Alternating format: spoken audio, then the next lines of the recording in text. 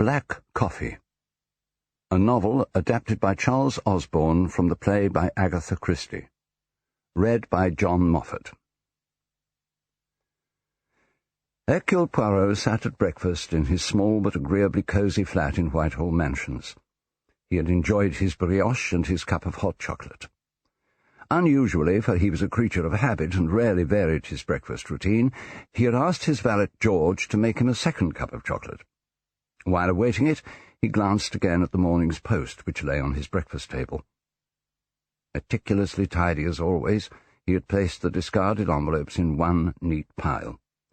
They had been opened very carefully, with the paper knife in the form of a miniature sword which his old friend Hastings had given him for a birthday many years ago.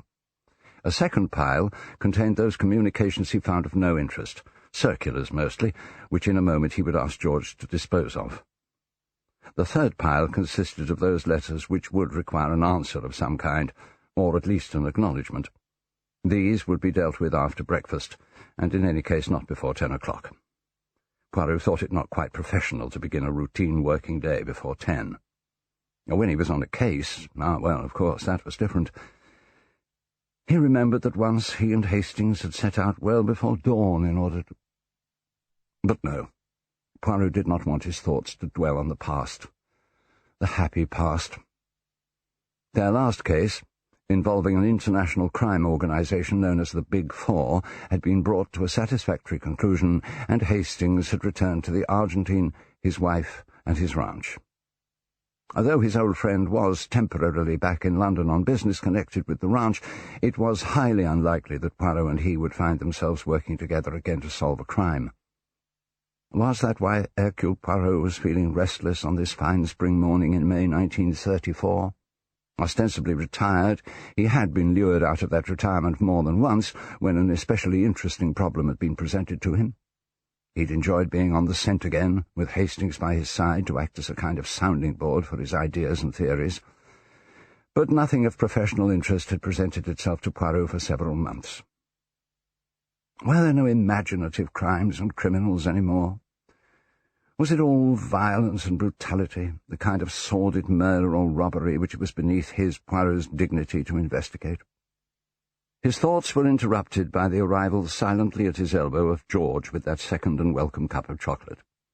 Welcome not only because Poirot would enjoy the rich, sweet taste, but also because it would enable him to postpone for a few more minutes the realization that the day, a fine sunny morning, stretched before him, with nothing more exciting in prospect than a constitutional in the park and a walk through Mayfair to his favourite restaurant in Soho, where he would lunch alone on— what now? Perhaps a little pâté to begin, and then the sole bonne femme, followed by— He became aware that George, having placed the chocolate on the table, was addressing him. The impeccable and imperturbable George, an intensely English, rather wooden-faced individual, had been with Poirot for some time now, and was all that he wished in the way of a valet.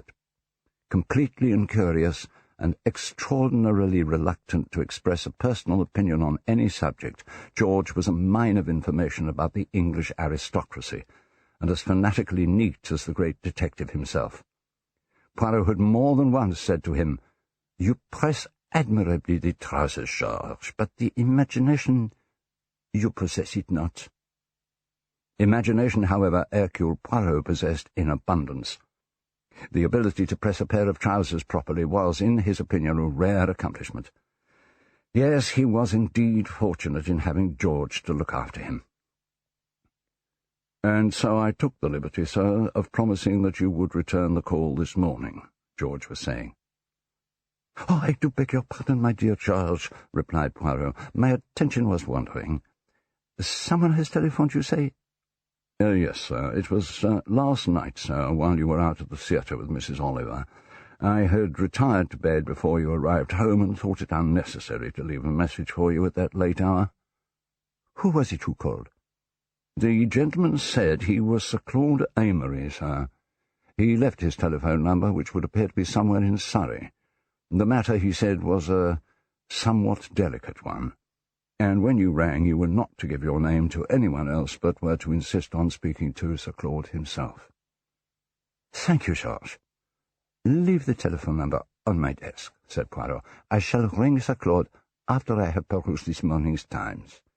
It is still a trifle early in the morning for telephoning, even on somewhat delicate matters." George bowed and departed, while Poirot slowly finished his cup of chocolate and then repaired to the balcony with that morning's newspaper. A few minutes later, the Times had been laid aside. The international news was, as usual, depressing. That terrible Hitler had turned the German courts into branches of the Nazi Party. The fascists had seized power in Bulgaria, and worst of all, in Poirot's own country, Belgium, 42 miners were feared dead after an explosion at a mine near Mons. The home news was little better. Despite the misgivings of officials, women competitors at Wimbledon were to be allowed to wear shorts this summer. Nor was there much comfort in the obituaries, for people Poirot's age and younger seemed intent on dying. His newspaper abandoned, Poirot lay back in his comfortable wicker chair, his feet on a small stool. Sir Claude Amory, he thought to himself. The name struck a chord, surely. He'd heard it somewhere. Yes, this Sir Claude was well known in some sphere or other, but what was it? Was he a politician? A barrister? A retired civil servant? Sir Claude Amory. Amory. The balcony faced the morning sun, and Poirot found it warm enough to bask in for a moment or two. Soon it would become too warm for him, for he was no sun-worshipper. "When the sun drives me inside," he mused, "then I will exert myself and consult the who's who. If this Sir Claude is a person of some distinction, he will surely be included in that so admirable volume. If he is not—" The little detective gave an expressive shrug of his shoulders. An inveterate snob, he was already predisposed in Sir Claude's favour by virtue of his title. If he were to be found in Who's Who, a volume in which the details of Poirot's own career could also be discovered, then perhaps this Sir Claude was someone with a valid claim on his, Hercule Poirot's, time and attention. The quickening of curiosity and a sudden cool breeze combined to send Poirot indoors. Entering his library, he went to a shelf of reference books and took down the thick red volume whose title Who's Who was embossed in gold on its spine. Turning the pages, he came to the entry he sought and read aloud, Amory, Sir Claude Herbert, Night, 1927, born 24th November 1878, married 1907, Helen Graham, deceased 1929, one son, educated Weymouth Grammar School, King's College, London, research physicist, GEC Laboratories, 1905, R.A.E. Farnborough, Radio Department, 1916, Air Ministry Research Establishment, Swanage, 1921, demonstrated a new principle for accelerating particles, the Travelling Wave Linear Accelerator, 1924. Awarded Monroe Medal of Physical Society. Publications, papers in learned journals.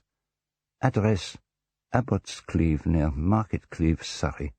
Telephone, Market Cleeve 314. Club, Athenaeum. Ah, yes, Poirot mused, the famous scientist. He remembered a conversation he had had some months previously with a member of His Majesty's government after Poirot had retrieved some missing documents whose contents could have proved embarrassing to the government.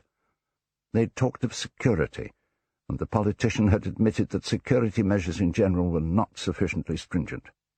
For instance, he had said, what Sir Claude Amory is working on now is of such fantastic importance in any future war, but he refuses to work under laboratory conditions where he and his invention could be properly guarded. He insists on working alone at his house in the country. No security at all. Frightening. I wonder, Poirot thought to himself as he replaced Who's Who on the bookshelf, I wonder, can Sir Claude want to engage Hercule Poirot to be a tired old watchdog? The inventions of war, these secret weapons, they are not for me. If Sir Claude— The telephone in the next room rang, and Poirot could hear George answering it. A moment later the valet appeared. "It's Sir Claude Amory again, sir," he said. Poirot went to the phone. "Allô, it is Hercule Poirot who speaks," he announced into the mouthpiece. "Poirot? We've not met, though we have acquaintances in common. My name is Amory, Claude Amory." "I have heard of you, of course, Sir Claude," Poirot responded. "Now look here, Poirot. I've got a devilishly tricky problem on my hands. Or rather, I might have. I can't be certain. I've been working on a formula to bombard the atom. Now, I won't go into details, but the Ministry of Defence regards it as of the utmost importance. My work is now complete, and I've produced a formula from which a new and deadly explosive can be made. I have reason to suspect that a member of my household is attempting to steal the formula. I can't say any more now, but I should be greatly obliged if you would come down to Abbots Cleeve for the weekend as my house guest. I want you to take the formula back with you to London and hand it over to a certain person at the Ministry. There are good reasons why a Ministry courier can't do the job. I need someone who is ostensibly an unobtrusive, unscientific member of the public, but who is also astute enough." Sir Claude talked on. Hercule Poirot, glancing across at the reflection in the mirror of his bald, egg-shaped head and his elaborately waxed moustache, told himself that he had never before, in a long career, been considered unobtrusive. Nor did he so consider himself. But a weekend in the country and a chance to meet the distinguished scientist could be agreeable, as no doubt could the suitably expressed thanks of a grateful government, and merely for carrying in his pocket from Surrey to Whitehall an obscure, if deadly, scientific formula. "I shall be delighted to oblige you, my dear Sir Claude," he interrupted. "I shall arrange to arrive on Saturday afternoon, if that is convenient to you, and return to London with whatever you wish me to take with me on Monday morning. I look forward greatly to making your acquaintance." Curious, he thought, as he replaced the receiver. Foreign agents might well be interested in Sir Claude's formula, but could it really be the case that someone in the scientist's own household? Ah, well, doubtless more would be revealed during the course of the weekend. "George," he called, "please take my heavy tweed suit and my dinner jacket and trousers to the cleaners. I must have them back by Friday, as I am going to the country for the weekend." He made it sound like the steppes of Central Asia, and for a lifetime. Then, turning to the phone, he dialed a number and waited for a few moments before speaking.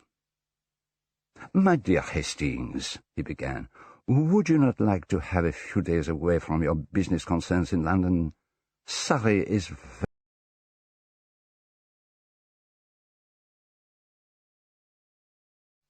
Sir Claude Amory's house, Abbots Cleeve, stood just on the outskirts of the small town, or rather overgrown village, of Market Cleeve, about 25 miles southeast of London. The house itself, a large but architecturally nondescript Victorian mansion, was set amid an attractive few acres of gently undulating countryside, here and there heavily wooded. The gravel drive from the gatehouse up to the front door of Abbots Cleeve twisted its way through trees and dense shrubbery. A terrace ran along the back of the house, with a lawn sloping down to a somewhat neglected formal garden.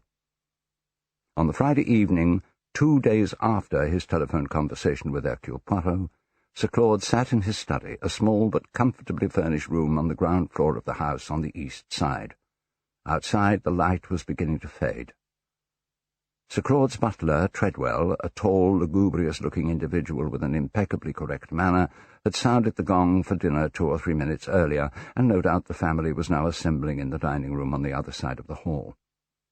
Sir Claude drummed on the desk with his fingers, his habit when forcing himself to a quick decision.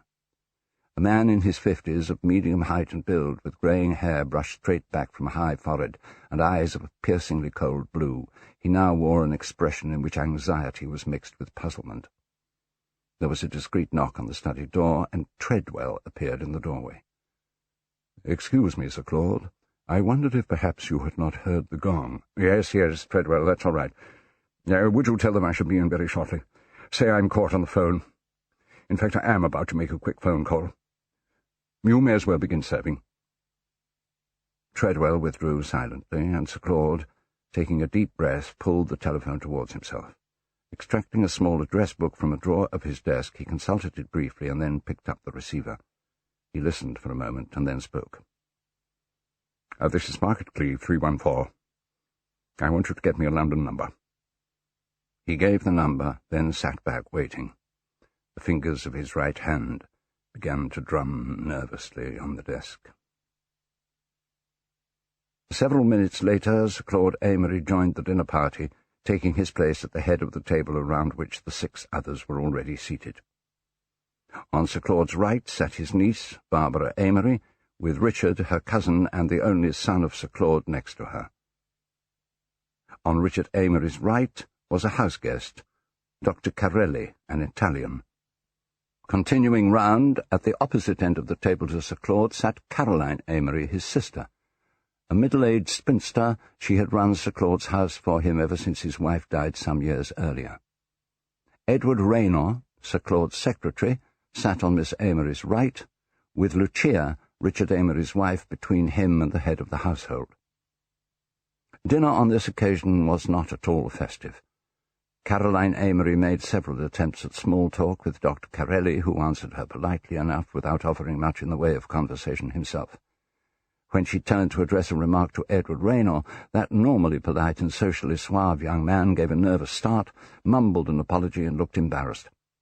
Sir Claude was as taciturn as he normally was at mealtimes, or perhaps even more so. Richard Amory cast an occasional anxious glance across the table at his wife Lucia. Barbara Amory alone seemed in good spirits, and made spasmodic light conversation with her Aunt Caroline.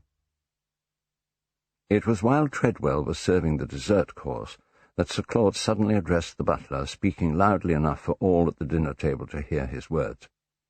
"Treadwell," he said, "would you ring Jackson's garage in Market Cleeve and ask them to send a car and driver to the station to meet the 8:50 from London? A gentleman who is visiting us after dinner will be coming by that train." "Very well, Sir Claude," replied Treadwell as he left. He was barely out of the room when Lucia, with a murmured apology, got up abruptly from the table and hurried out, almost colliding with the butler as he was about to close the door behind him. Crossing the hall, she hurried along the corridor and proceeded to the large room at the back of the house. The library, as it was generally called, served normally as a drawing-room as well. It was a comfortable room rather than an elegant one. French windows opened from it onto the terrace, and another door led to Sir Claude's study. On the mantelpiece, above a large open fireplace, stood an old-fashioned clock and some ornaments, as well as a vase of spills for use in lighting the fire. The library furniture consisted of a tall bookcase with a tin box on the top of it, a desk with a telephone on it, a stool, a small table with a gramophone and records, a settee, a coffee table, an occasional table with bookends and books on it, 2 upright chairs, an armchair, and another table on which stood a plant in a brass pot. The furniture in general was old-fashioned, but not sufficiently old or distinguished to be admired as antique. Lucia, a beautiful young woman of 25, had luxuriant dark hair which flowed to her shoulders, and brown eyes which could flash excitingly, but were now smouldering with a suppressed emotion not easy to define. She hesitated in the middle of the room, then crossed to the French windows, and, parting the curtains slightly, looked out at the night. Uttering a barely audible sigh, she pressed her brow to the cool glass of the window, and stood lost in thought. Miss Amory's voice could be heard outside in the hall, calling, "Lucia, Lucia, where are you?" A moment later, Miss Amory, a somewhat fussy elderly lady a few years older than her brother, entered the room. Going across to Lucia, she took the younger woman by the arm and propelled her towards the settee. "There, my dear, you sit down here," she said, pointing to a corner of the settee. "You'll be all right in a minute or two." As she sat, Lucia gave a wan smile of gratitude to Caroline Amory. "Yes, of course," she agreed. "It's passing already, in fact." Though she spoke English impeccably, perhaps too impeccably, an occasional inflection betrayed that English was not her native tongue. "I just came over all faint, that's all," she continued. "How ridiculous of me. I've never done such a thing before. I can't imagine why it should have happened. Please go back, Aunt Caroline. I shall be quite all right here." She took a handkerchief from her handbag as Caroline Amory looked on solicitously. Dabbing at her eyes with it, she then returned the handkerchief to her bag and smiled again. "I shall be quite all right," she repeated. "Really I shall." Miss Amory looked unconvinced. "You've really not looked well, dear, all the evening, you know," she remarked, anxiously studying Lucia. "Haven't I?" "No, indeed," replied Miss Amory. She sat on the settee close to Lucia. "Perhaps you've caught a little chill, dear," she twittered anxiously. "Our English summers can be rather treacherous, you know, not at all like the hot sun in Italy, which is what you're more used to. So delightful, Italy, I always think." "Italy," murmured Lucia with a faraway look in her eyes, as she placed her handbag beside her on the settee. "Italy. I know, my child, you must miss your own country badly. It must seem such a dreadful contrast. I mean, the weather, for one thing, and the different customs, and we must seem such a cold lot. Now, Italians— No, never. I never miss Italy," cried Lucia with a vehemence that surprised Miss Amory. "Never." "Oh, come now, child, there's no disgrace in feeling a little homesick, but never," Lucia repeated. "I hate Italy. I always hated it. It is like a heaven for me to be here in England with all you kind people. Absolute heaven."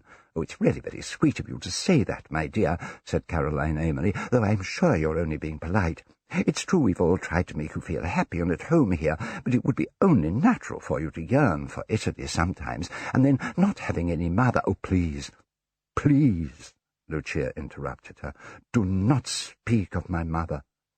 "No, of course not, dear, if you'd rather I didn't. I didn't mean to upset you. Oh, shall I get you some smelling salts? I've got some in my room." "No, thank you," Lucia replied. "Really, I'm perfectly all right now." "It's no trouble at all, you know," Caroline Amory persisted. "I've got some very nice smelling salts, lovely pink colour, and in the most charming little bottle, and very pungent. Sal ammoniac, you know. Or is it spirits of salts? I can never remember. But anyway, it's not the one you clean the bath with." Lucia smiled gently, but made no reply. Miss Amory had risen and apparently could not decide whether to go in search of smelling salts or not. She moved indecisively to the back of the settee and rearranged the cushions. "Yes, I think it must be a sudden chill," she continued. "You were looking the absolute picture of health this morning. Perhaps it was the excitement of seeing this Italian friend of yours, Dr. Corelli. He turned up so suddenly and unexpectedly, didn't he? It must have given you quite a shock." Lucia's husband, Richard, had entered the library while Caroline Amory was speaking. Evidently Miss Amory did not notice him, for she could not understand why her words appeared to have upset Lucia, who leaned back, closed her eyes, and shivered. "Oh, my dear, what is it?" asked Miss Amory. "Are you coming over faint again?" Richard Amory closed the door and approached the two women. A conventionally handsome young Englishman of about 30, with sandy hair, he was of medium height, with a somewhat thick-set, muscular figure. "Do go and finish your dinner, Aunt Caroline," he said to Miss Amory. "Lucia will be all right with me. I'll look after her." Miss Amory still appeared irresolute. "Oh, it's you, Richard. Well, perhaps I'd better go back," she said, taking a reluctant step or two in the direction of the door leading to the hall. "You know how your father does hate a disturbance of any kind, and particularly with a guest here. It's not as though it was someone who was a close friend of the family." She turned back to Lucia. "I was just saying, dear, wasn't I? What a very strange thing it was that Dr. Corelli should turn up in the way he did, with no idea that you were living in this part of the world.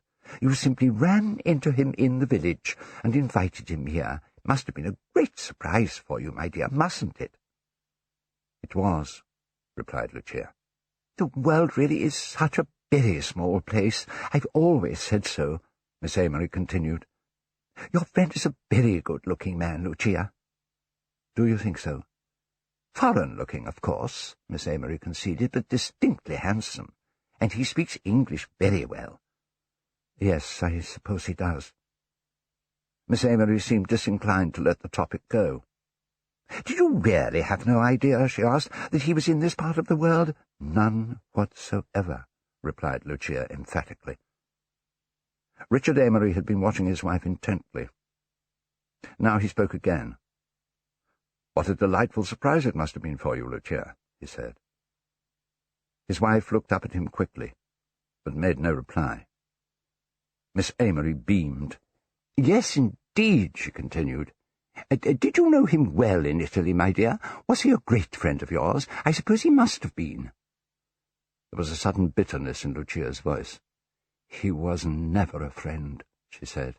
"I see, merely an acquaintance. But he accepted your generous invitation to stay. I often think foreigners are inclined to be a little pushy." "Oh, I don't mean you, of course, dear." Miss Amory had the grace to pause and blush. "I mean, well, you're half English in any case." She looked archly at her nephew and continued, "In fact, she's quite English now, isn't she, Richard?" Richard Amory did not respond to his aunt's archness, but moved towards the door and opened it, as though in invitation to Miss Amory to return to the others. "Well," said that lady, as she moved reluctantly to the door, "if you're sure I can't do anything more—" "No, no." Richard's tone was as abrupt as his words as he held the door open for her. With an uncertain gesture and a last nervous smile at Lucia, Miss Amory left. Emitting a sigh of relief, Richard shut the door after her and came back to his wife. "Natter, natter, natter," he complained. "Thought she'd never go." "She was only trying to be kind, Richard." "No, I dare say she was. She tries a damn sight too hard." "I think she's fond of me," murmured Lucia. "What?" "Oh, of course."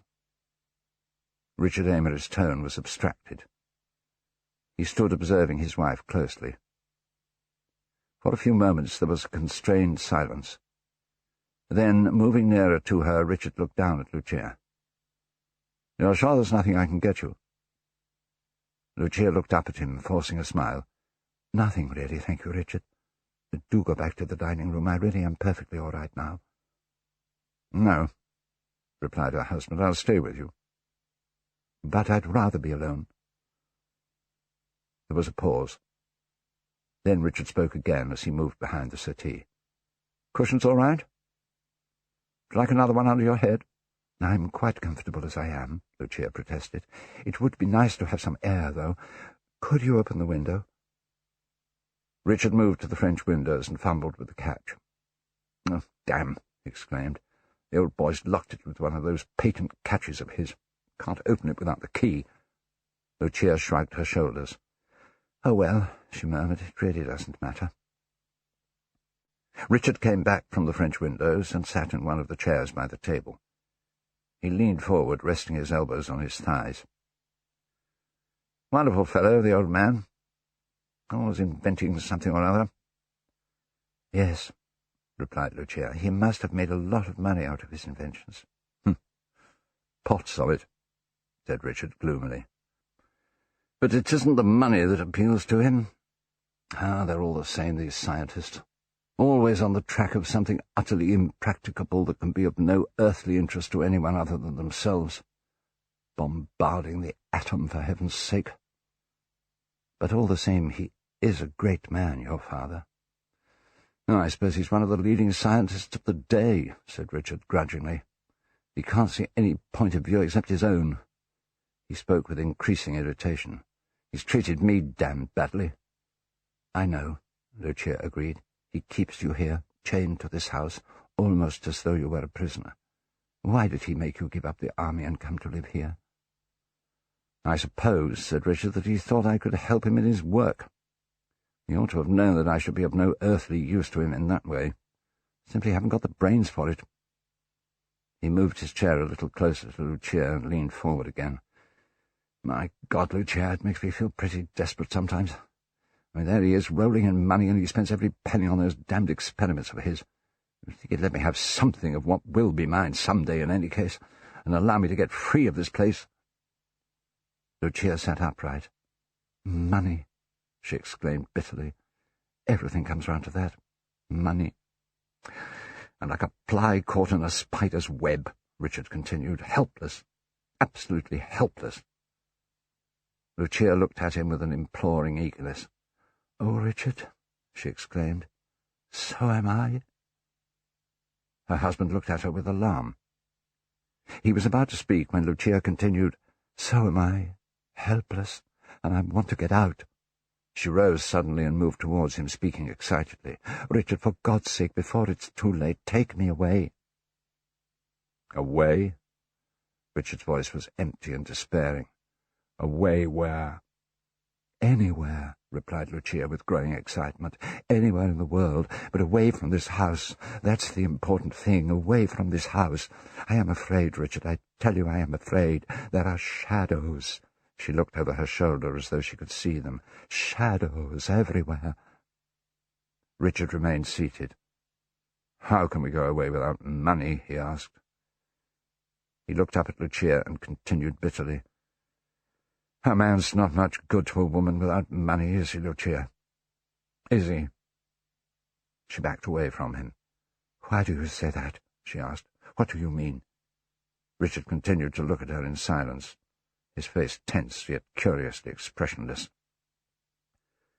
"What's the matter with you tonight, Richard?" Lucia asked him. "You're different somehow."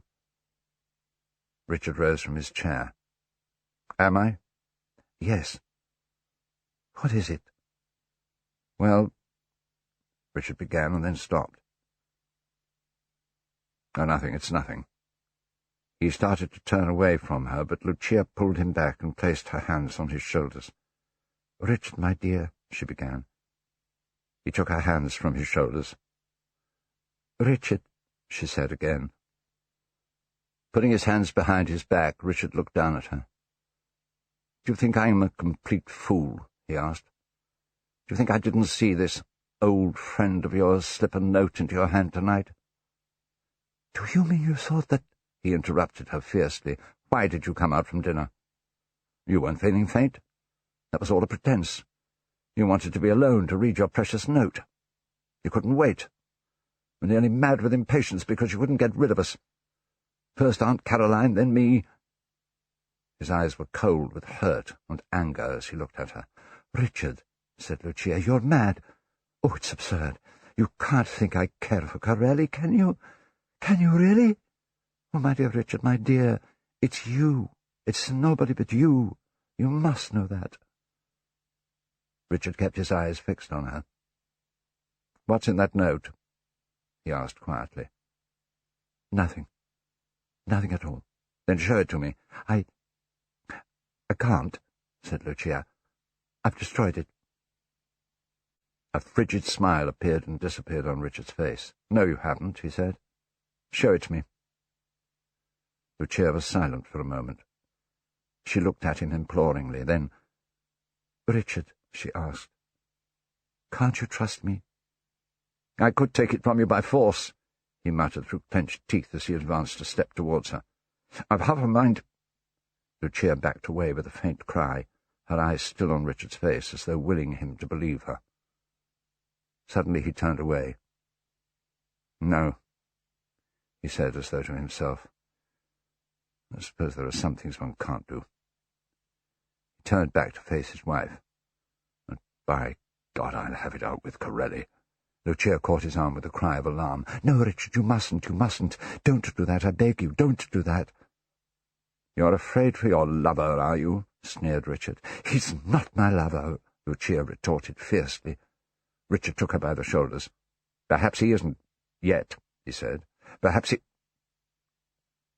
Hearing voices outside in the hall, he stopped speaking. Making an effort to control himself, he moved to the fireplace, took out a cigarette case and lighter, and lit a cigarette. As the door from the hall opened and the voices grew louder, Lucia moved to the chair Richard had recently vacated and sat. Her face was white, her hands clasped together in tension. Miss Amory entered, accompanied by her niece Barbara, an extremely modern young woman of 21. Swinging her handbag, Barbara crossed the room towards her. "Hello, Lucia. You all right now?" she asked. Lucia forced a smile as Barbara Amory approached her. "Yes, thank you, darling," she replied. "I'm perfectly all right, really." Barbara looked down at her cousin's beautiful black-haired wife. "Not broken any glad tidings to Richard, have you?" she asked. "Is that what it's all about?" "Glad tidings? What glad tidings? I don't know what you mean," protested Lucia. Barbara clasped her arms together and made a rocking motion as though cradling a baby. Lucia's reaction to this pantomime was a sad smile and a shake of the head. Miss Amory, however, collapsed in horror onto a chair. "Really, Barbara," she admonished. "Well," said Barbara, "accidents will happen, you know." Her aunt shook her head vigorously. "I cannot think what young girls are coming to nowadays," she announced to no one in particular. "In my young days we did not speak flippantly of motherhood, and I would never have allowed—" She broke off at the sound of the door opening and looked around in time to see Richard leave the room. "There, you've embarrassed Richard," she continued, addressing Barbara, "and I can't say I'm at all surprised." "Well, Aunt Caroline," Barbara replied, "you're a Victorian, you know, born when the old Queen still had a good 20 years of life ahead of her. You're thoroughly representative of your generation, and I dare say I am of mine." "I'm in no doubt as to which I prefer," her aunt began, only to be interrupted by Barbara, who chuckled and said, "I think the Victorians were too marvellous. Fancy telling children that babies were found under gooseberry bushes. I think it's sweet." She fumbled in her handbag, found a cigarette and a lighter, and lit the cigarette. She was about to begin speaking again when Miss Amory silenced her with a gesture. "Oh, do stop being silly, Barbara. I'm really very worried about this poor child here, and I wish you wouldn't make fun of me." Lucia suddenly broke down and began to weep. Trying to wipe the tears from her eyes, she said between sobs, "You are all so good to me. No one was ever kind to me until I came here, until I married Richard. It's been wonderful to be here with you. I can't help it. There."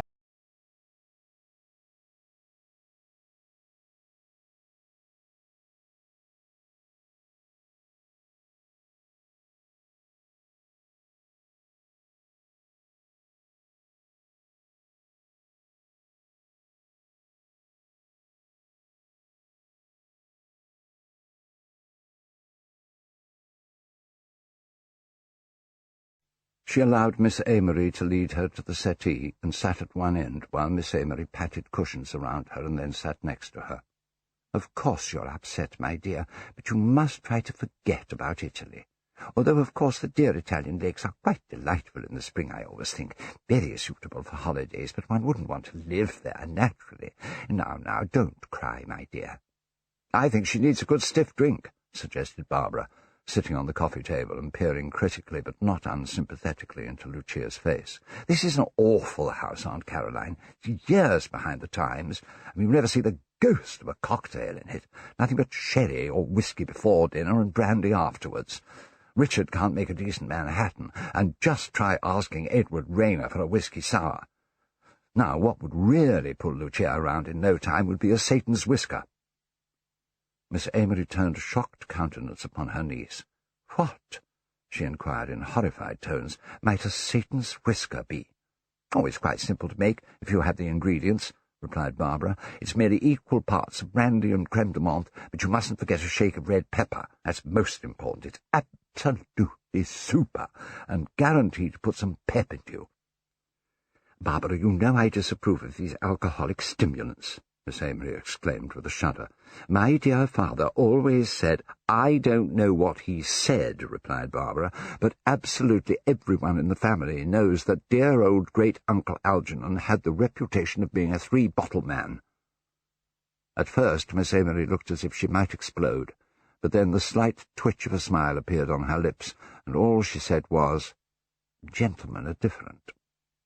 Barbara was having none of this. "They're not in the least different," she said. "Or at any rate I can't imagine why they should be allowed to be different. They simply got away with it in those days." She produced from her handbag a small mirror, a powder puff, and lipstick.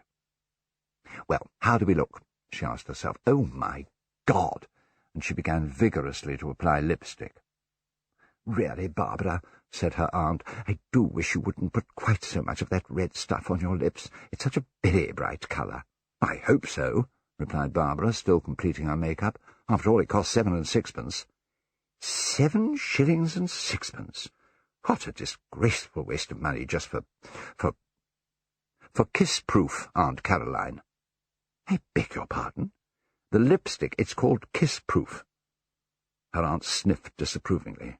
I know, of course, she said, that one's lips are inclined to chap if one has been out in a high wind, and that a little grease is advisable. Lanolin, for instance, I always use. Barbara interrupted her. My dear Aunt Caroline, take it from me, a girl simply can't have too much lipstick on. After all, she never knows how much of it she's going to lose in the taxi coming home. As she spoke, she replaced the mirror, powder puff and lipstick in her handbag.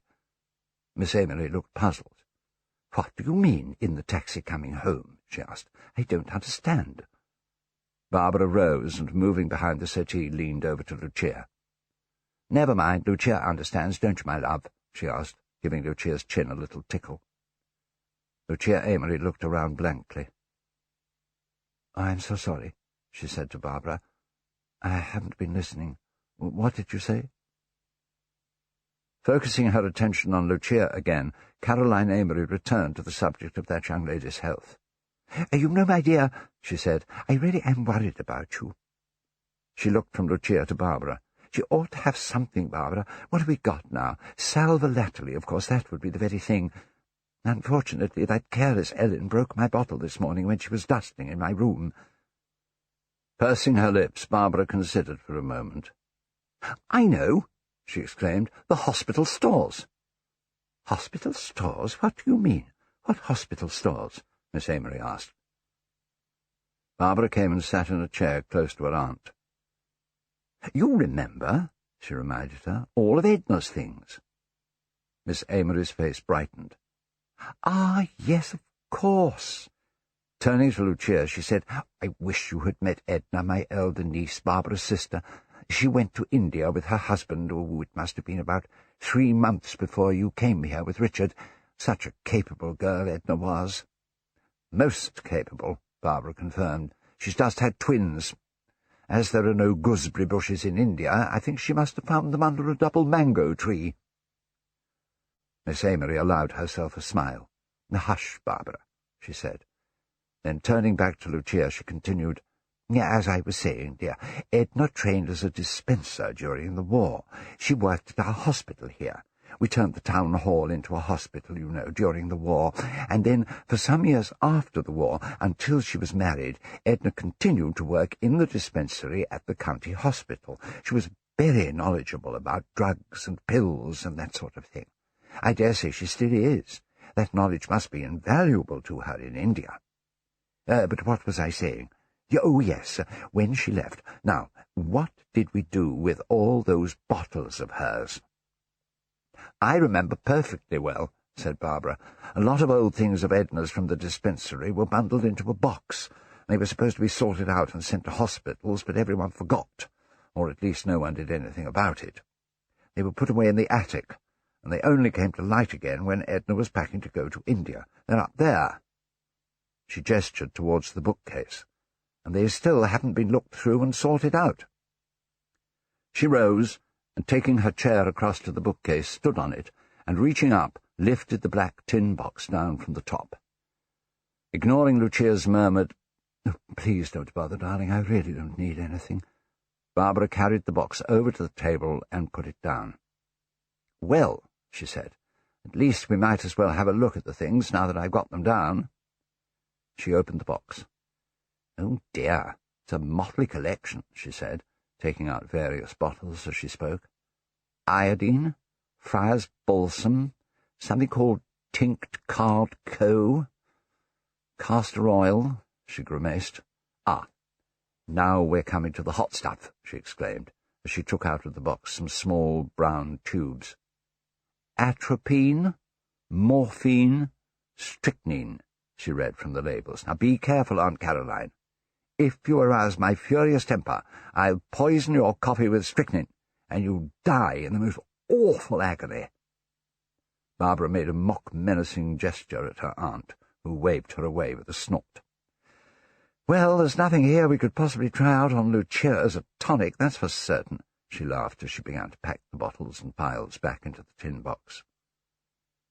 She was holding a tube of morphine aloft in her right hand as the door to the hall opened, and Treadwell ushered in Edward Rayner, Dr. Carelli, and Sir Claude Amory.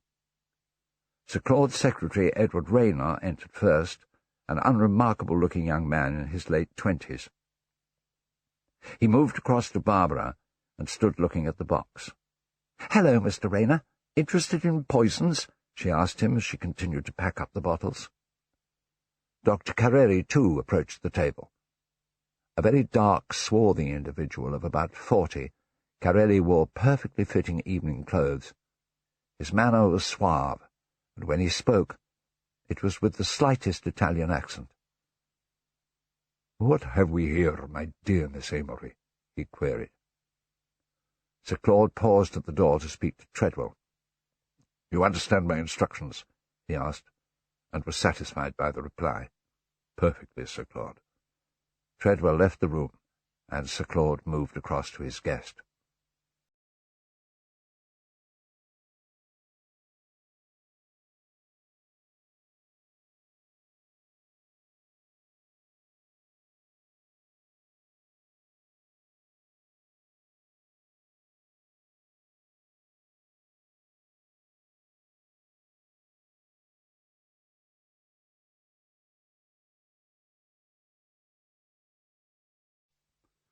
Dr. Carelli stepped forward quickly and picked up the tube Barbara had dropped.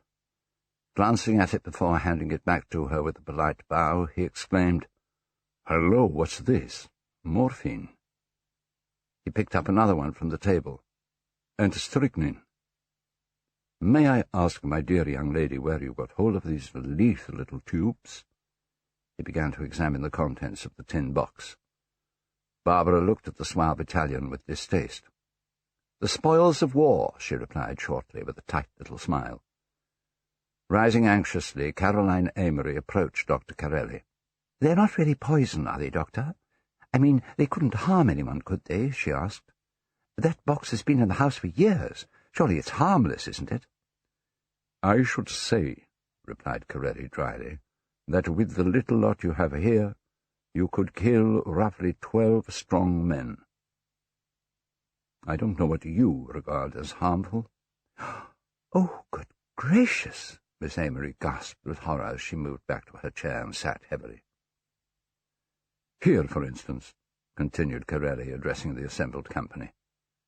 He picked up a tube and read slowly from the label, "Strychnine, hydrochloride, 1/16 of a grain. 7 or 8 of these little tablets, and you would die a very unpleasant death indeed, an extremely painful way out of the world." He picked up another tube. "Atropine sulfate. Now, atropine poisoning is sometimes very hard to tell from ptomaine poisoning. It is also a very painful death." Replacing the 2 tubes he had handled, he picked up another. "Now here," he continued, now speaking very slowly and deliberately, "here we have hyoscine hydrobromide, 1/100th of a grain. That doesn't sound very potent, does it? Yet I assure you, you would only have to swallow half of the little white tablets in this tube, and—" He made a graphic gesture. "There would be no pain at all, just a swift and completely dreamless sleep, but a sleep from which there would be no awakening." He moved towards Lucia and held out the tube to her as though inviting her to examine it. There was a smile on his face, but not in his eyes. Lucia stared at the tube as though she were fascinated by it. Stretching out her hand, she spoke in a voice that sounded almost as though it were hypnotized. "A swift and completely dreamless sleep," she murmured, reaching for the tube. Instead of giving it to her, Dr. Carelli glanced at Caroline Amory with an almost questioning look. That lady shuddered and looked distressed, but said nothing. With a shrug of the shoulders, Carelli turned away from Lucia, still holding the tube of hyoscine hydrobromide. The door to the hallway opened, and Richard Amory entered. Without speaking, he strolled across to the stool by the desk and sat down. He was followed into the room by Treadwell, who carried a tray containing a jug of coffee with cups and saucers. Placing the tray on the coffee table, Treadwell left the room as Lucia moved to pour out the coffee. Barbara went across to Lucia, took 2 cups of coffee from the tray, and then moved over to Richard to give him one of them, keeping the other for herself. Dr. Corelli, meanwhile, was busy replacing the tubes in the tin box on the centre table. "You know," said Miss Amory to Corelli, "you make my flesh creep, Doctor, with your talk of swift, dreamless sleep and unpleasant deaths. I suppose that being Italian as you are, you know a lot about poisons." "My dear lady," laughed Corelli, "is that not an extremely unjust, what do you say, non sequitur? Why should an Italian know any more about poisons than an Englishman? I have heard it said," he continued playfully, "that poison is a woman's weapon rather than a man's. Perhaps I should ask you— but perhaps, dear lady, it is an Italian woman you were thinking of, Perhaps you were about to mention a certain Borgia. Is that it, eh?" He took a cup of coffee from Lucia at the coffee table and handed it to Miss Amory, returning to take another cup for himself. "Lucrezia Borgia, oh, that dreadful creature. Yes, I suppose that's what I was thinking of," admitted Miss Amory. "I used to have nightmares about her when I was a child, you know. I imagined her as very pale, but tall, and with jet-black hair, just like our own dear Lucia." Dr. Corelli approached Miss Amory with the sugar bowl. She shook her head in refusal, and he took the bowl back to the coffee tray. Richard Amory put his coffee down, took a magazine from the desk, and began to browse through it as his aunt developed her Borgia theme. "Yes, dreadful nightmares I used to have," Miss Amory was saying. "I would be the only child in a room full of adults, all of them drinking out of very elaborate goblets, and then this glamorous woman, and now I come to think of it, dear, she did look remarkably like you, Lucia, dear, would approach me and force a goblet upon me. I could tell by the way she smiled somehow that I ought not to drink, but I knew I wasn't going to be able to refuse, and somehow she hypnotized me into drinking, and then I would begin to feel a dreadful burning sensation in my throat, and I would find myself fighting for breath, and then, of course, I woke up." Dr. Corelli had moved close to Lucia. Standing in front of her, he gave an ironic bow. "My dear Lucrezia Borgia," he implored, "have a mercy on us all." Lucia did not react to Corelli's joke. She appeared not to have heard him. There was a pause. Smiling to himself, Dr. Corelli turned away from Lucia, drank his coffee, and placed his cup on the centre table. Finishing her coffee rapidly, Barbara seemed to realize that a change of mood was called for. "What about a little tune?" she suggested, moving across to the gramophone. "Now, what shall we have? There's a marvellous record here that I bought up in town the other day." She began to sing, accompanying her words with a jazzy little dance. "Ikey, oh crikey, what have you got on?" Or what else is there? "Oh, Barbara, dear, not that vulgar song," implored Miss Amory, moving across to her and helping to look through the gramophone records. "There are some much nicer records here. If we must have popular music, there are some lovely songs by John McCormack here somewhere. Or what about the Holy City? I can't remember the soprano's name. Or why not that nice Melba record? Yes, here's Handel's Largo." "Oh, come on, Aunt Caroline, we're not likely to be cheered up by Handel's Largo," Barbara protested. "There's some Italian opera here, if we must have classical music. Now, come on, Dr. Corelli, this ought to be your province. Come and help us choose." Corelli joined Barbara and Miss Amory around the gramophone, and all three of them began to sort through the pile of records. Richard now seemed engrossed in his magazine. Lucia rose, moved slowly and apparently aimlessly across to the centre table, and glanced at the tin box. Then, taking care to establish that the others were not observing her, she took a tube from the box and read the label, Hyoscine hydrobromide. Opening the tube, Lucia poured nearly all of the tablets into the palm of her hand. As she did so, the door to Sir Claude's study opened, and Sir Claude's secretary, Edward Rayner, appeared in the doorway. Unknown to Lucia, Rayner watched her as she put the tube back into the tin box before moving over to the coffee table. At that moment Sir Claude's voice was heard to call from the study. His words were indistinct, but Raynor, turning to answer him, said, "Yes, of course, Sir Claude. I'll bring you your coffee now."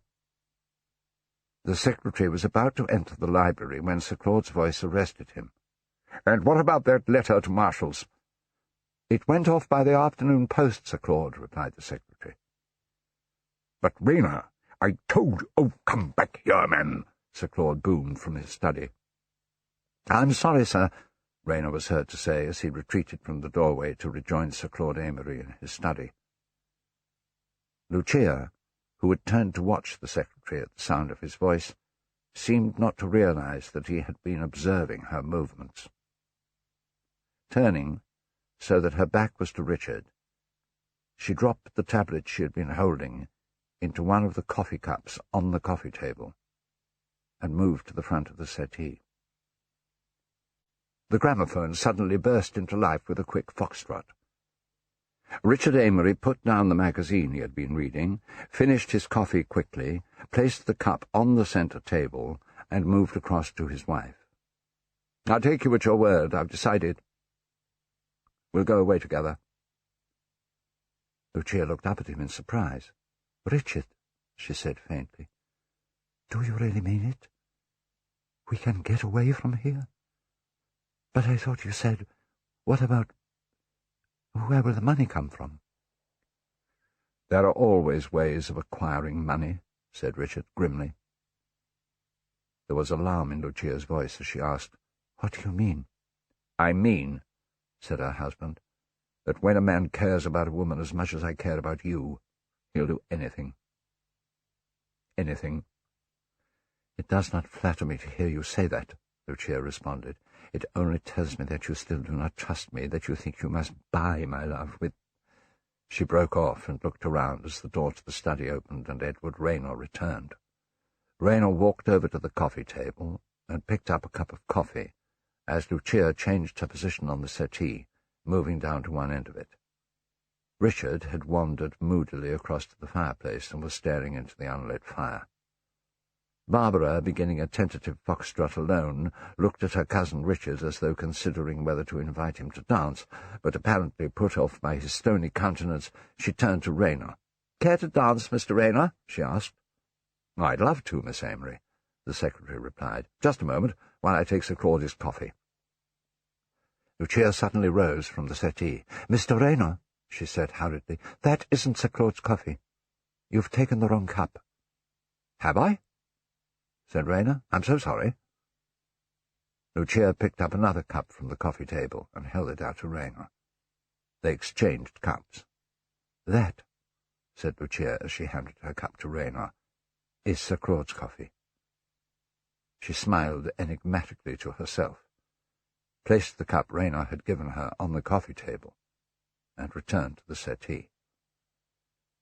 Turning his back to Lucia, the secretary took some tablets from his pocket and dropped them into the cup he was holding. As he was walking with it towards the study door, Barbara intercepted him. "Do come and dance with me, Mr. Raynor," she pleaded with one of her most engaging smiles. "I'd force Dr. Corelli to, except that I can tell he's simply dying to dance with Lucia." As Raynor hovered indecisively, Richard Amory approached. "You may as well give in to her, Raynor," he advised. "Everyone does, eventually. Here, give the coffee to me. I'll take it to my father." Reluctantly, Raynor allowed the coffee cup to be taken from him. Turning away, Richard paused momentarily, and then went through into Sir Claude's study. Barbara and Edward Raynor, having first turned over the gramophone record on the machine, were now slowly waltzing in each other's arms. Corelli watched them for a moment or two with an indulgent smile before approaching Lucia, who, wearing a look of utter dejection, was still seated on the settee. Corelli addressed her. "It was most kind of Miss Amory to allow me to join you for the weekend," he said. Lucia looked up at him. For a few seconds she did not speak, but then said finally, "She is the kindest of people." "And this is such a charming house," continued Corelli, moving behind the settee. You must show me over it sometime. I am extremely interested in the domestic architecture of this period." While he was speaking, Richard Amory had returned from the study. Ignoring his wife and Corelli, he went across to the box of drugs on the centre table and began to tidy its contents. "Miss Amory can tell you much more about this house than I can," Lucia told Dr. Corelli. "I know very little of these things." Looking around first to confirm that Richard Amory was busying himself with the drugs, that Edward Raynor and Barbara Amory were still waltzing at the far end of the room, and that Caroline Amory appeared to be dozing, Corelli moved to the front of the settee and sat next to Lucia. In low, urgent tones he muttered, "Have you done what I asked?"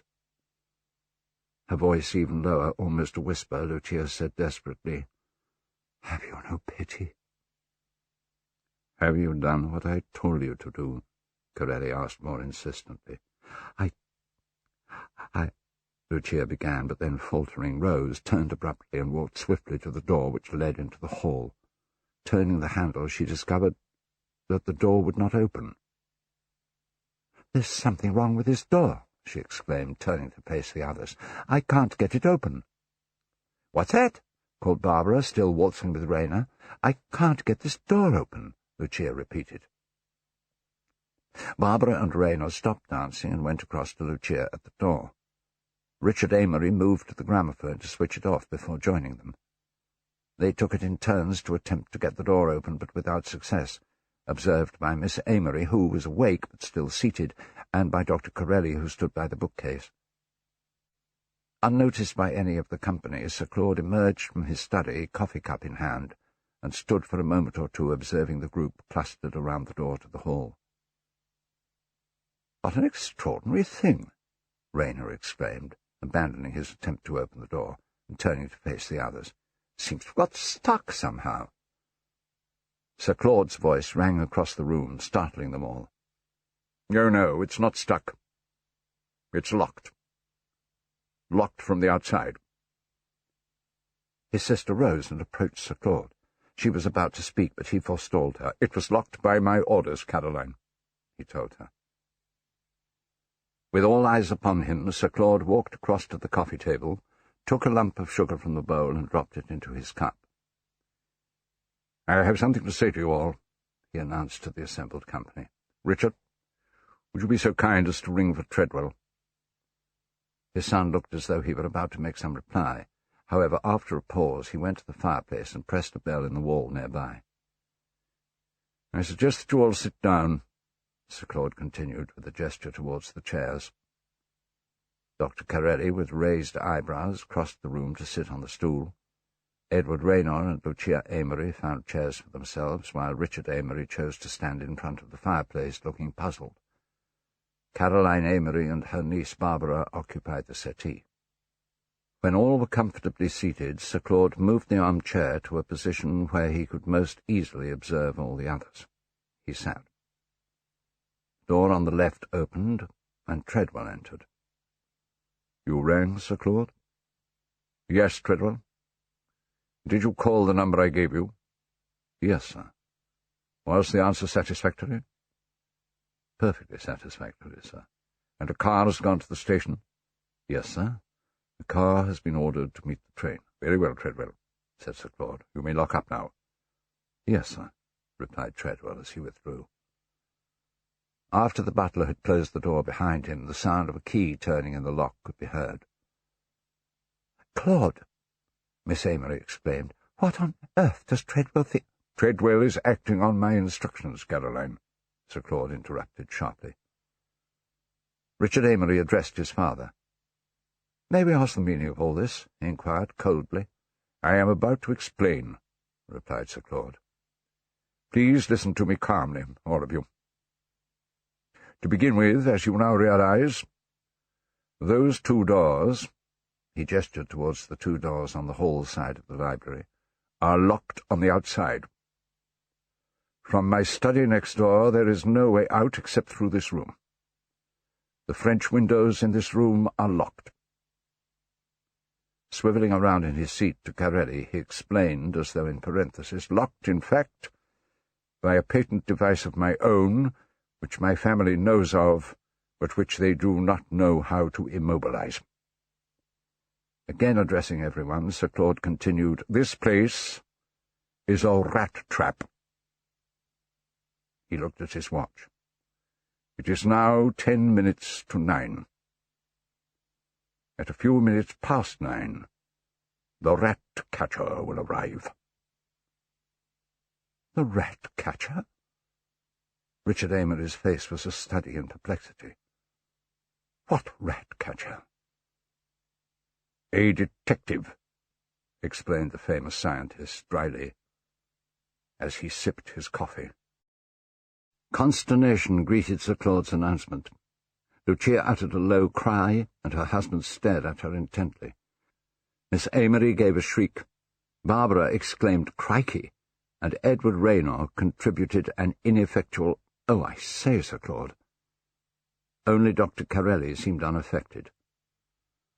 Sir Claude settled in his armchair, holding his coffee cup in his right hand and the saucer in his left. "I seem to have achieved my little effect," he observed with satisfaction.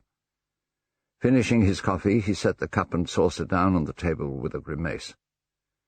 "The coffee is unusually bitter this evening," he complained. His sister's countenance registered a certain annoyance at the aspersion cast on the coffee, which she took as a direct criticism of her housekeeping. She was about to say something when Richard Amory spoke. "What detective?" he asked his father. "His name is Hercule Poirot," replied Sir Claude. "He is a Belgian." "But why?" Richard persisted. "Why did you send for him?" "A leading question," said his father, with an unpleasantly grim smile. "Now we come to the point. For some time past, as most of you know, I have been engaged in atomic research. I have made a discovery of a new explosive. Its force is such that everything hitherto attempted in that line will be mere child's play beside it. Most of this you know already." Carelli got to his feet quickly. "I did not know," he exclaimed eagerly. "I am much interested to hear of this." "Indeed, Dr. Carelli."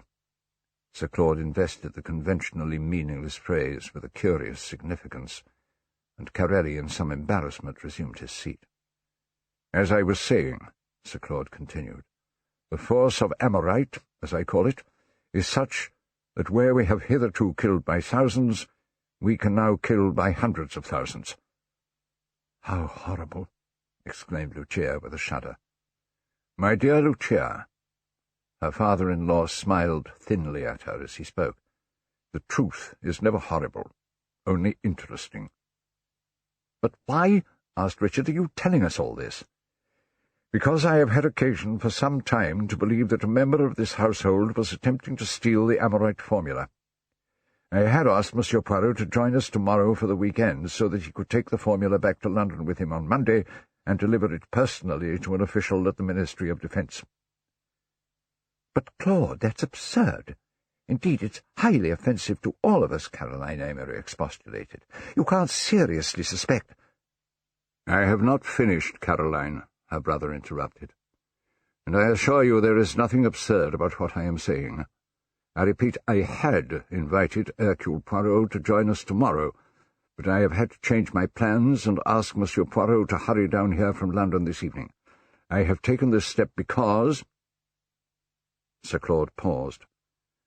When he resumed speaking, it was more slowly, and with a much more deliberate emphasis. "Because," he repeated, as his glance swept around the assembled company, "the formula, written on an ordinary sheet of notepaper and enclosed in a long envelope, was stolen from the safe in my study some time before dinner this evening. It was stolen by someone in this room."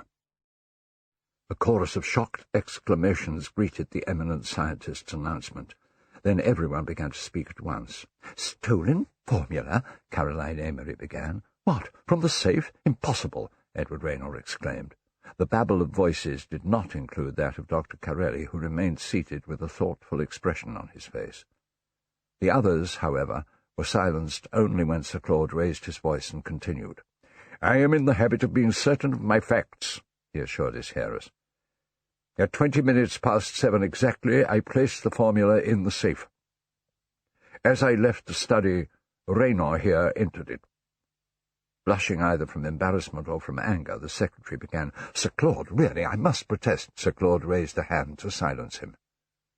"Raynor remained in the study," he went on, "and was still there working when Dr. Corelli appeared at the door.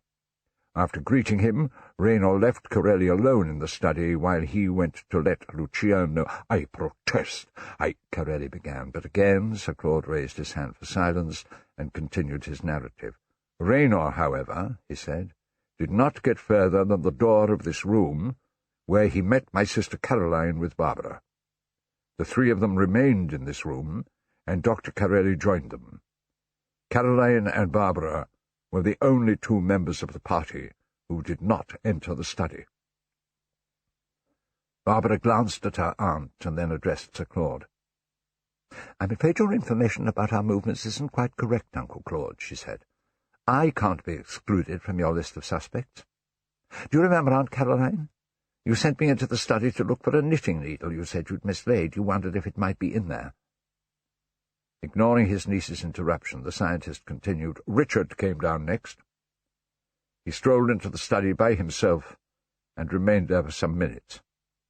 "My God!" Richard exclaimed. "Really, Father, you surely don't suspect that I'd steal your wretched formula, do you?" Looking directly at his son, Sir Claude replied meaningfully, "That piece of paper was worth a great deal of money." "I see." His son regarded him steadily. "And I'm in debt. That's what you mean, isn't it?" Sir Claude made no reply to him. His gaze sweeping over the others, he continued, "As I was saying, Richard remained in the study for some minutes. He reappeared in this room just as Lucia came in. When dinner was announced a few minutes later, Lucia was no longer with us. I found her in the study, standing by the safe." "Father!" exclaimed Richard, moving to his wife and putting an arm protectively about her. "I repeat, standing by the safe," Sir Claude insisted. "She seemed very much agitated, and when I asked what was the matter, she told me she felt unwell. I suggested that a glass of wine might be good for her. She assured me, however, that she was quite all right again, and then left me to join the others. Instead of following Lucia immediately to the dining room, I remained behind in my study. I don't know why, but some instinct urged me to look in the safe. The envelope with the formula in it had disappeared." There was a pause. No one spoke.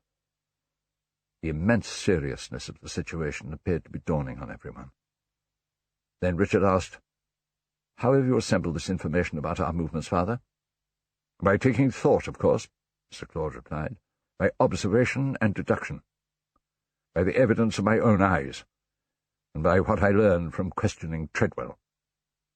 "I notice you don't include Treadwell or any of the other servants among your suspects, Claude," Caroline Amory observed tartly. "Only your family."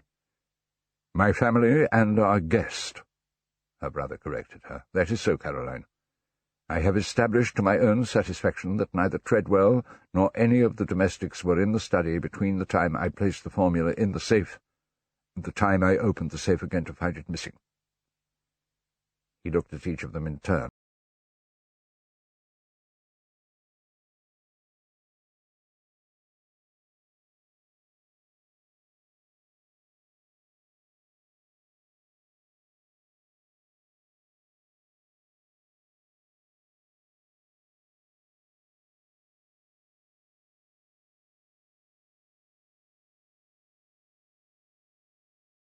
For some moments there was a tense silence, broken only when Dr. Corelli asked politely, "Is it your suggestion, then, Sir Claude, that we should all be searched?" "That is not my suggestion," replied Sir Claude, consulting his watch. "It is now 2 minutes to 9. Hercule Poirot will have arrived at Market Cleeve, where he is being met. At 9 o'clock precisely, Treadwell has orders to switch off the lights from the main switch in the basement. We shall be in complete darkness in this room for 1 minute, and 1 minute only. When the lights go on again, matters will be out of my hands. Hercule Poirot will be here shortly, and he will be in charge of the case. But if, under cover of darkness, the formula is placed here—" and Sir Claude slapped his hand down on the table, "then I shall inform Monsieur Poirot that I have made a mistake, and that I have no need of his services." "That's an outrageous suggestion," Richard declared heatedly. He looked around at the others. "I say we should all be searched. I'm certainly willing." "So am I, of course," Edward Rayner made haste to announce. Richard Amory looked pointedly at Corelli. The Italian smiled and shrugged his shoulders. "And I?" Richard's glance moved to his aunt. "Oh, very well, if we must, we must," Miss Amory grumbled. "Lucia?" Richard asked, turning to his wife. No, Richard," Lucia replied breathily. "Your father's plan is best." Richard looked at her in silence for a moment. "Well, Richard?" queried Sir Claude. A heavy sigh was at first his only reply, and then, "Very well, I agree." He looked at his cousin Barbara, who gave a gesture of assent. Sir Claude leaned back in his chair wearily and spoke in a slow, dragging voice. "The taste of red coffee is still in my mouth," he said, and then yawned. The clock on the mantelpiece began to strike, and there was complete silence as all turned to listen. Sir Claude turned slowly in his chair and looked steadily at his son Richard. On the last stroke of 9, the lights suddenly went out, and the room was plunged into darkness. There were a few gasps, and some stifled exclamations from the women, and then Miss Amory's voice rang out clearly. "I don't care for this at all." "Do be quiet, Aunt Caroline," Barbara ordered her. "I'm trying to listen." For a few seconds there was absolute silence, followed by the sounds of heavy breathing, and then a rustling of paper. Silence again, before they all heard a kind of metallic clink, the sound of something tearing, and a loud bang, which must surely have been a chair being knocked over. Suddenly Lucia screamed, Sir Claude, I can't bear it. I must have light. Somebody, please." The room remained in darkness. There was a sharp intake of breath, and then a loud knock at the door leading to the hall. Lucia screamed again. As though in response, the light suddenly came on again. Richard was now standing by the door, apparently unable to decide whether or not to attempt to open it. Edward Rayner was on his feet by his chair, which had overturned. Lucia lay back in her chair as though about to faint. Sir Claude sat absolutely still in his armchair with his eyes closed. His secretary suddenly pointed to the table beside his employer. "Look!" he exclaimed. "The formula!" On the table beside Sir Claude was a long envelope of the type he had earlier described. "Thank God!" cried Lucia. "Thank God!" There was another knock at the door, which now opened slowly. Everyone's attention was fixed on the doorway as Treadwell ushered in a stranger, and then withdrew. The assembled company stared at the stranger. What they saw was an extraordinary-looking little man, hardly more than 5 feet 4 inches in height, who carried himself with great dignity. His head was exactly the shape of an egg, and he carried it at a slight angle like an inquiring terrier. His moustache was distinctly stiff and military. He was very neatly dressed. "Hercule Poirot, at your service," said the stranger, and bowed. Richard Amory held out a hand. "Monsieur Poirot," he said, as they shook hands. "Sir Claude?" asked Poirot. "Ah, no. You are too young, of course. You are his son, perhaps?" He moved past Richard into the centre of the room. Behind him, another man, tall, middle-aged, and of military bearing, had unobtrusively entered. As he moved to Poirot's side, the detective announced, "My colleague, Captain Hastings." "What a delightful room," Hastings observed as he shook hands with Richard Amory. Richard turned back to Poirot. "I'm sorry, Monsieur Poirot," he said, "but I fear we brought you down here under a misapprehension. The need for your services has passed." "Indeed," replied Poirot. "Yes, I'm sorry," Richard continued. "It's too bad, dragging you all the way down here from London. Of course, your fee and expenses, they'll be all right, of course." "I comprehend perfectly," said Poirot, "but for the moment it is neither my fee nor my expenses which interest me." "No? Then what— What does interest me, Mr. Emery? I will tell you. It is just a little point of no consequence, of course, but it was your father who sent for me to come. Why is it not he who tells me to go?" "Oh, of course, I'm sorry," said Richard, turning towards Sir Claude. "Father, would you please tell Monsieur Poirot that we no longer have any need of his services?" Sir Claude did not answer. "Father!" Richard exclaimed, moving quickly to Sir Claude's armchair. He bent over his father and then turned around wildly. "Dr. Corelli!" he called. Miss Amory rose, white-faced. Corelli swiftly crossed to Sir Claude and felt his pulse. Frowning, he placed his hand over Sir Claude's heart, and then shook his head. Poirot moved slowly to the armchair and stood looking down at the motionless body of the scientist. "Yes, I fear," he murmured as though to himself. "I very much fear." "What do you fear?" asked Barbara, moving towards him. Poirot looked at her. "I fear that Sir Claude has sent for me too late, mademoiselle." Stunned silence followed Hercule Poirot's statement. Dr. Corelli continued his examination of Sir Claude for a few moments before straightening himself and turning to the others. Addressing Richard Amory, "I am afraid your father is dead," he confirmed.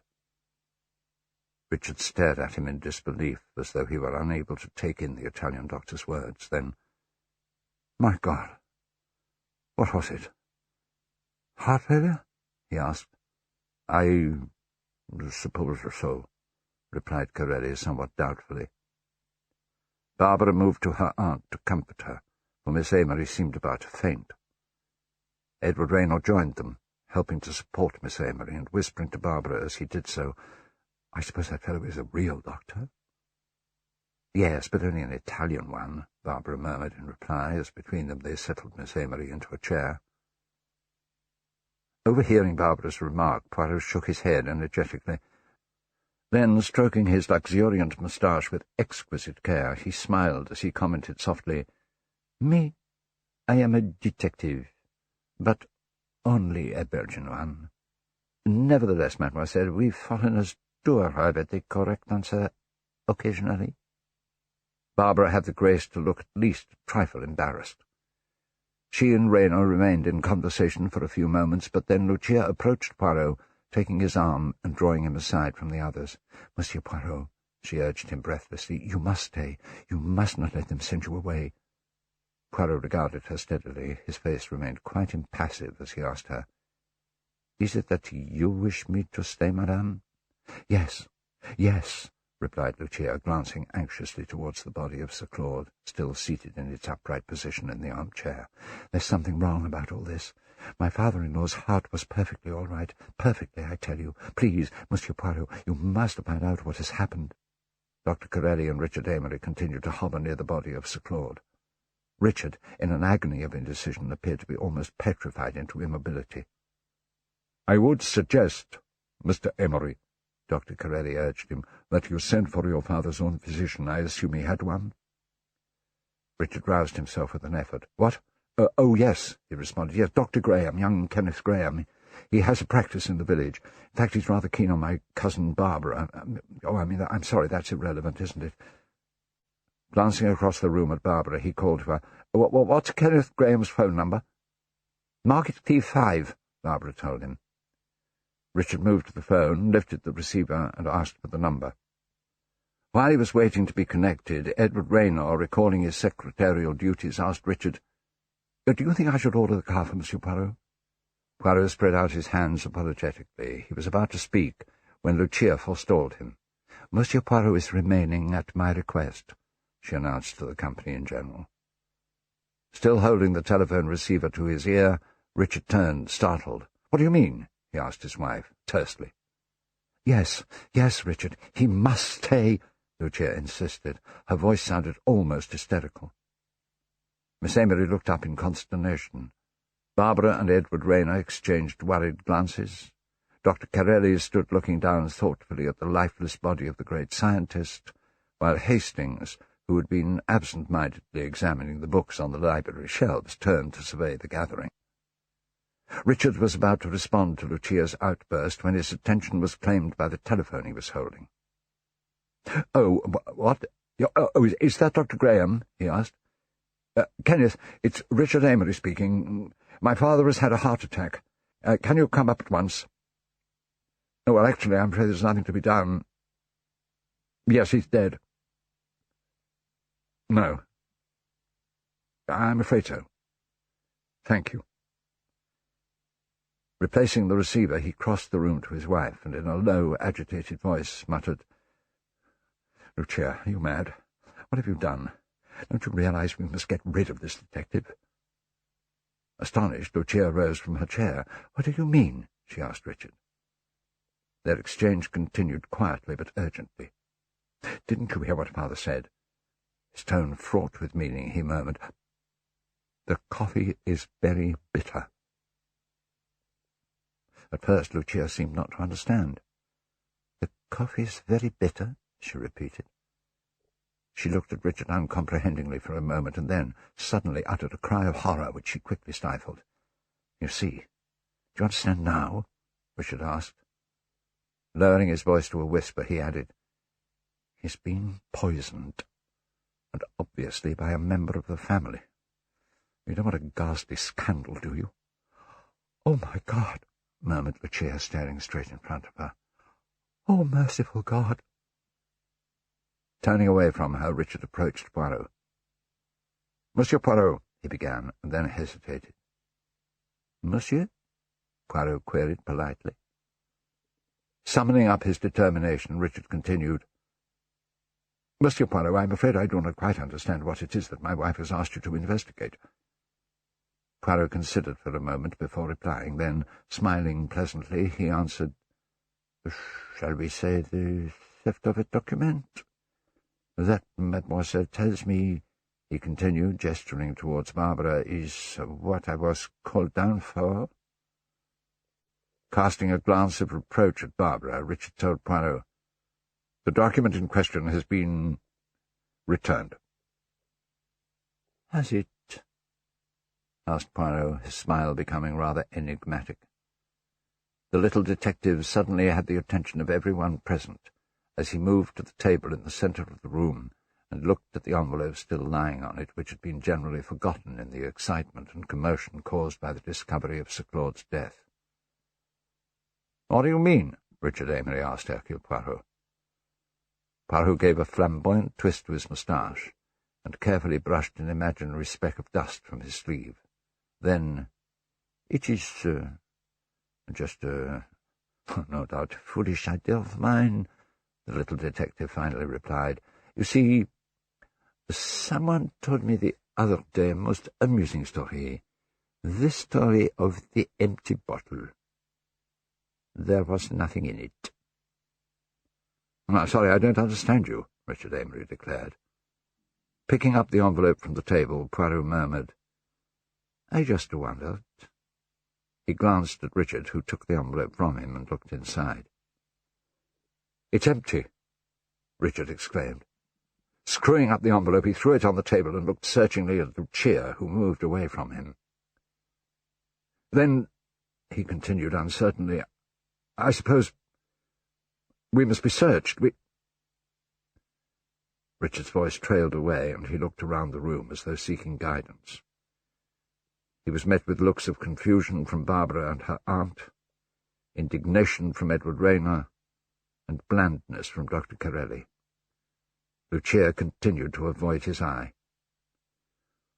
"Why do you not take my advice, monsieur?" Poirot suggested. "Do nothing until the doctor comes." "Tell me," he asked, pointing towards the study. "That doorway. Where does he go?" "Oh, that's my father's study in there," Richard told him. Poirot crossed the room to the door, put his head around it to look into the study, and then turned back into the library, nodding as though satisfied. "I see," he murmured. Then, addressing Richard, he added, "Eh bien, monsieur, I see no need why any of you should remain in this room if you would prefer not to." There was a general stir of relief. Dr. Corelli was the first to move. "It is understood, of course," Poirot announced, looking at the Italian doctor, "that no one should leave the house." "I will hold myself responsible for that," Richard declared, as Barbara and Rayner left together, followed by Corelli. Caroline Amory lingered by her brother's chair. "Poor dear Claude," she murmured to herself. "Poor dear Claude." Poirot approached her. "You must have courage, mademoiselle," he told her. "This shock to you has been great, I know." Miss Amory looked at him with tears in her eyes. "I'm so glad that I ordered the cook to prepare fried sole tonight," she said. "It was one of my brother's favourite dishes."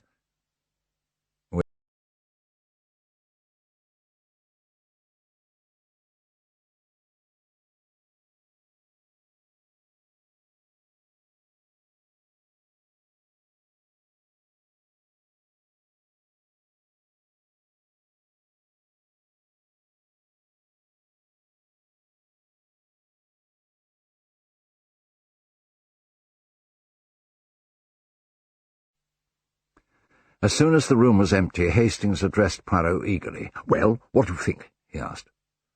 "Shut the door, please, Hastings," was the only reply he received. As his friend complied, Poirot shook his head slowly and looked around the room. He moved about, casting an eye over the furniture and occasionally looking down at the floor. Suddenly he stooped down to examine the overturned chair, the chair in which the secretary, Edward Rayner, had been sitting when the lights had gone out. From beneath the chair, Poirot picked up a small object. "What have you found?" Hastings asked him. "A key," Poirot replied. "It looks to me as though it might be the key to a safe. I observed this safe in Sir Claude's study. Will you have the goodness, Hastings, to try this key and tell me if it fits?" Hastings took the key from Poirot and went into the study with it. Meanwhile, Poirot approached the body of the scientist, and feeling in the trouser pocket, removed from it a bunch of keys, each of which he examined closely. Hastings returned, informing Poirot that indeed the key fitted the safe in the study.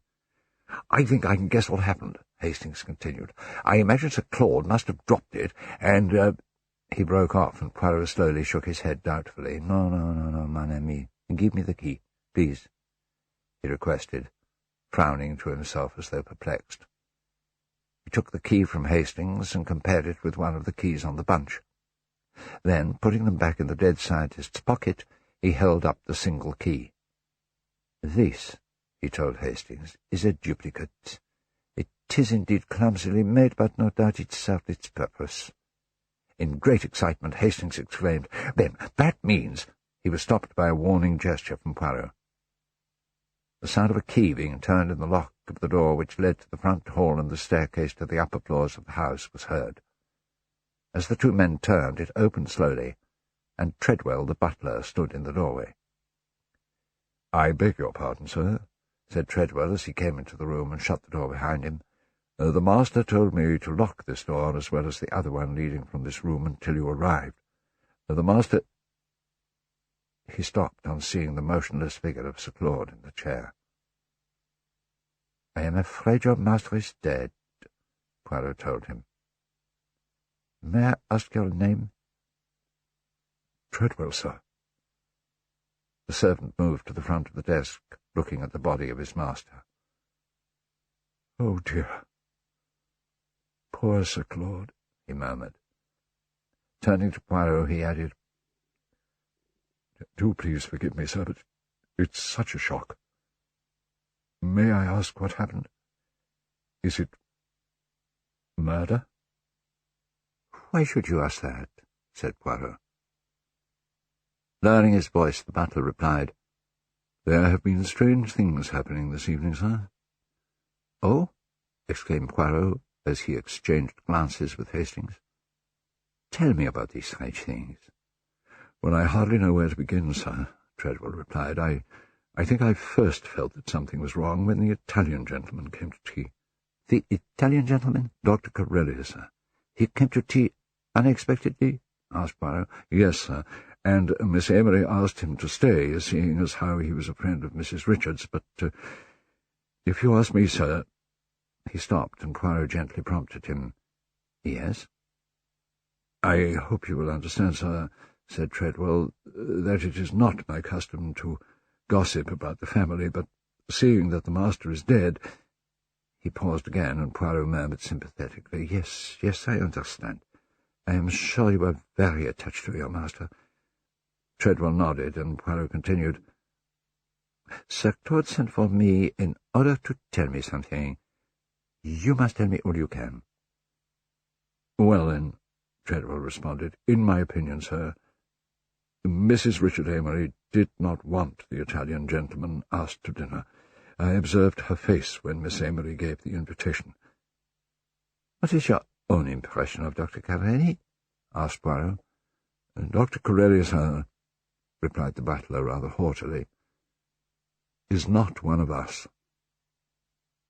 Not quite understanding Treadwell's remark, Poirot looked inquiringly at Hastings, who turned away to hide a smile.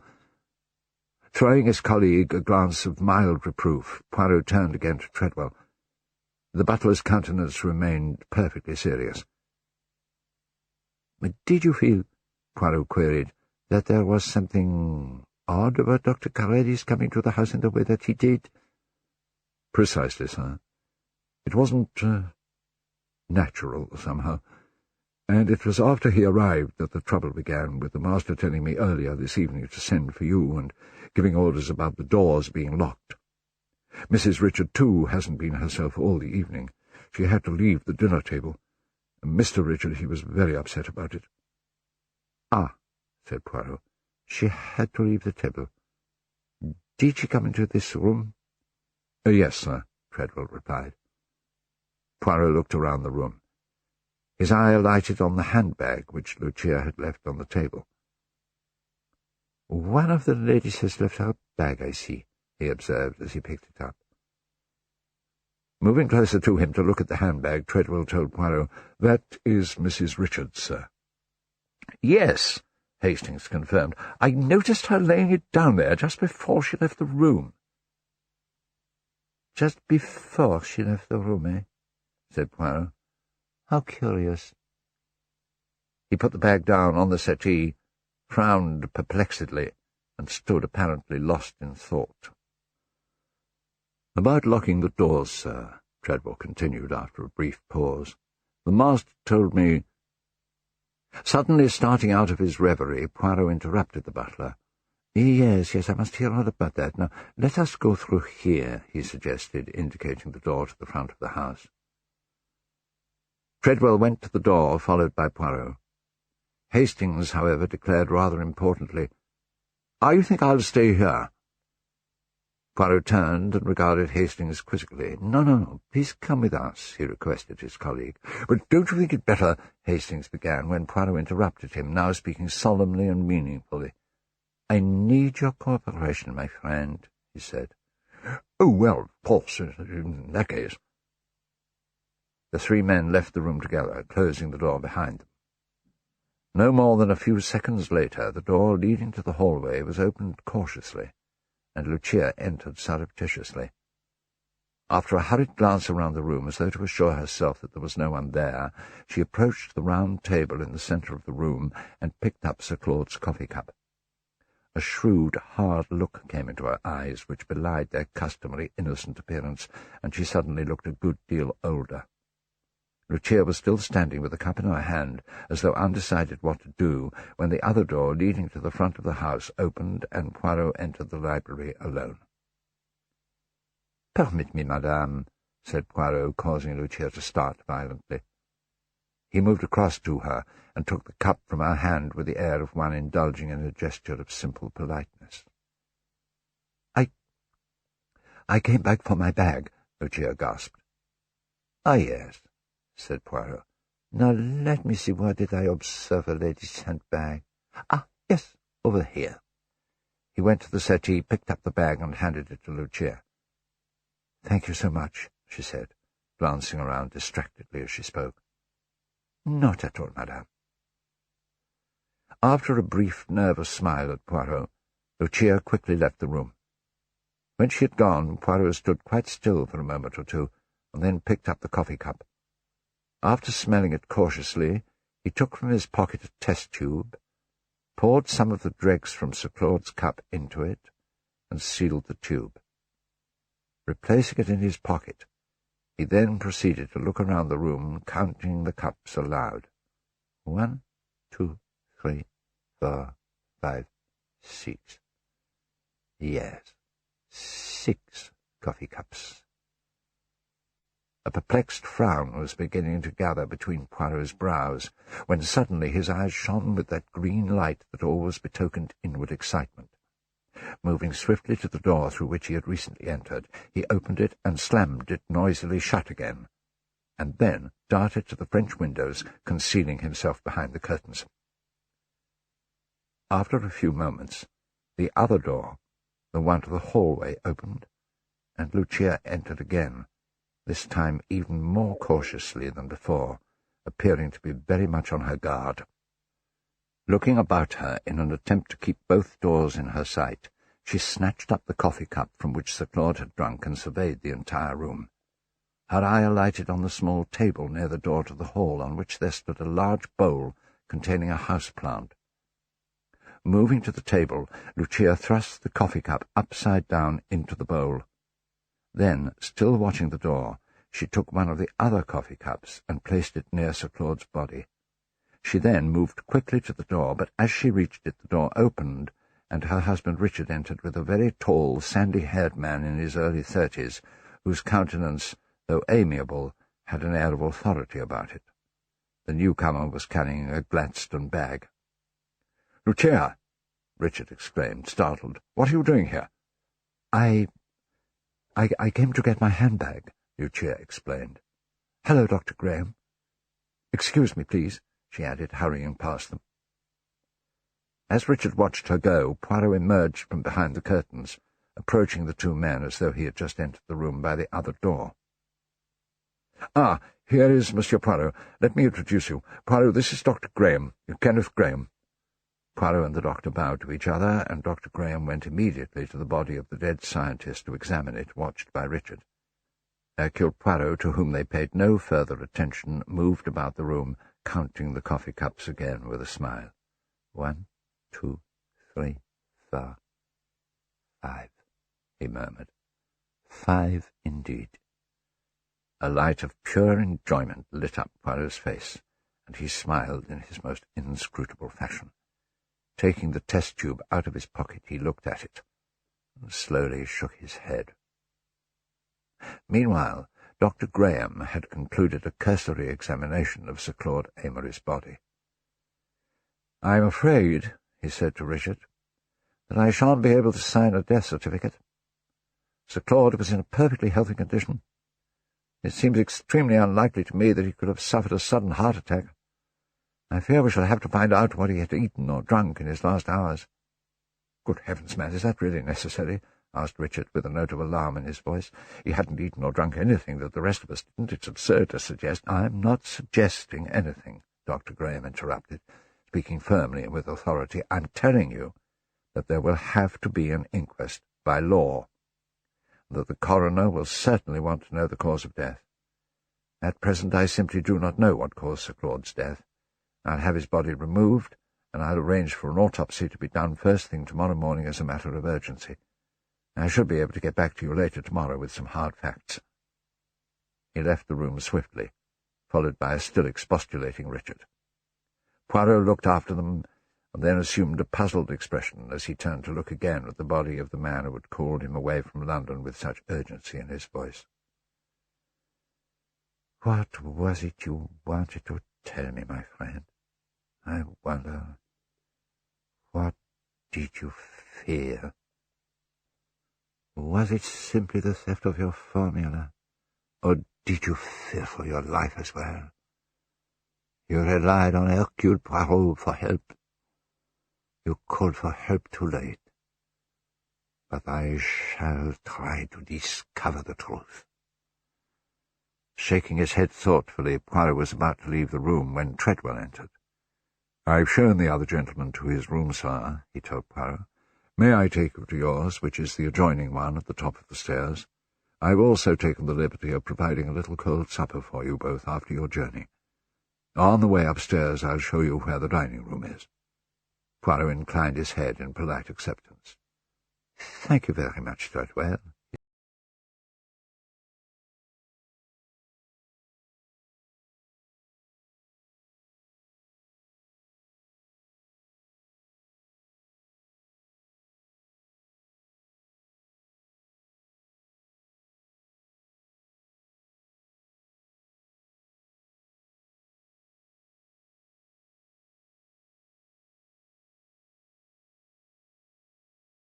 When Hastings came down to breakfast late the following morning, after having slept long and well, he found himself eating alone.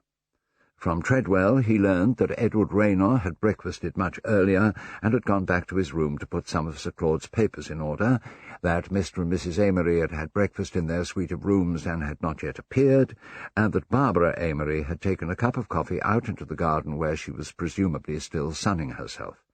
Miss Caroline Amory had ordered breakfast in her room, pleading a slight headache, and Treadwell had not seen her subsequently. "Have you caught sight of Monsieur Poirot at all this morning, Treadwell?" Hastings asked, and was told that his friend had risen early and had decided to take a walk to the village. "I understood Monsieur Poirot to say that he had some business to conduct there," Treadwell added. After finishing a lavish breakfast of bacon, sausage and eggs, toast and coffee, Hastings returned to his comfortable room on the first floor, which offered a splendid view of part of the garden and, for a few minutes, which Hastings found rewarding, of the sunbathing Barbara Amory as well. It was not until Barbara had come indoors that Hastings settled down in an armchair with that morning's Times, which had, of course, gone to press too early to contain any mention of Sir Claude Amory's death the previous evening. Hastings turned to the editorial page and began to read. A good half-hour later he awakened from a light slumber to find Hercule Poirot standing over him. "Ah, mon cher, you are hard at work on the case, I see," Poirot chuckled. "Well, as a matter of fact, Poirot, I was thinking about last night's event for quite some time," Hastings asserted. I must have dozed off." "And why not, my friend?" Poirot assured him. "Me, I have been thinking about the death of Sir Claude as well, and of course the theft of his so important formula.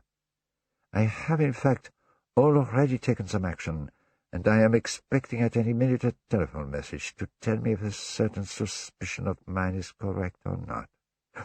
"What or whom do you suspect, Poirot?" Hastings asked eagerly. Poirot looked out of the window before replying. "No, I do not think I can reveal that to you at this stage of the game, my friend," he replied mischievously. "Let us say that, as the magicians on the stage like to assure us, the quickness of the hand deceives the eye."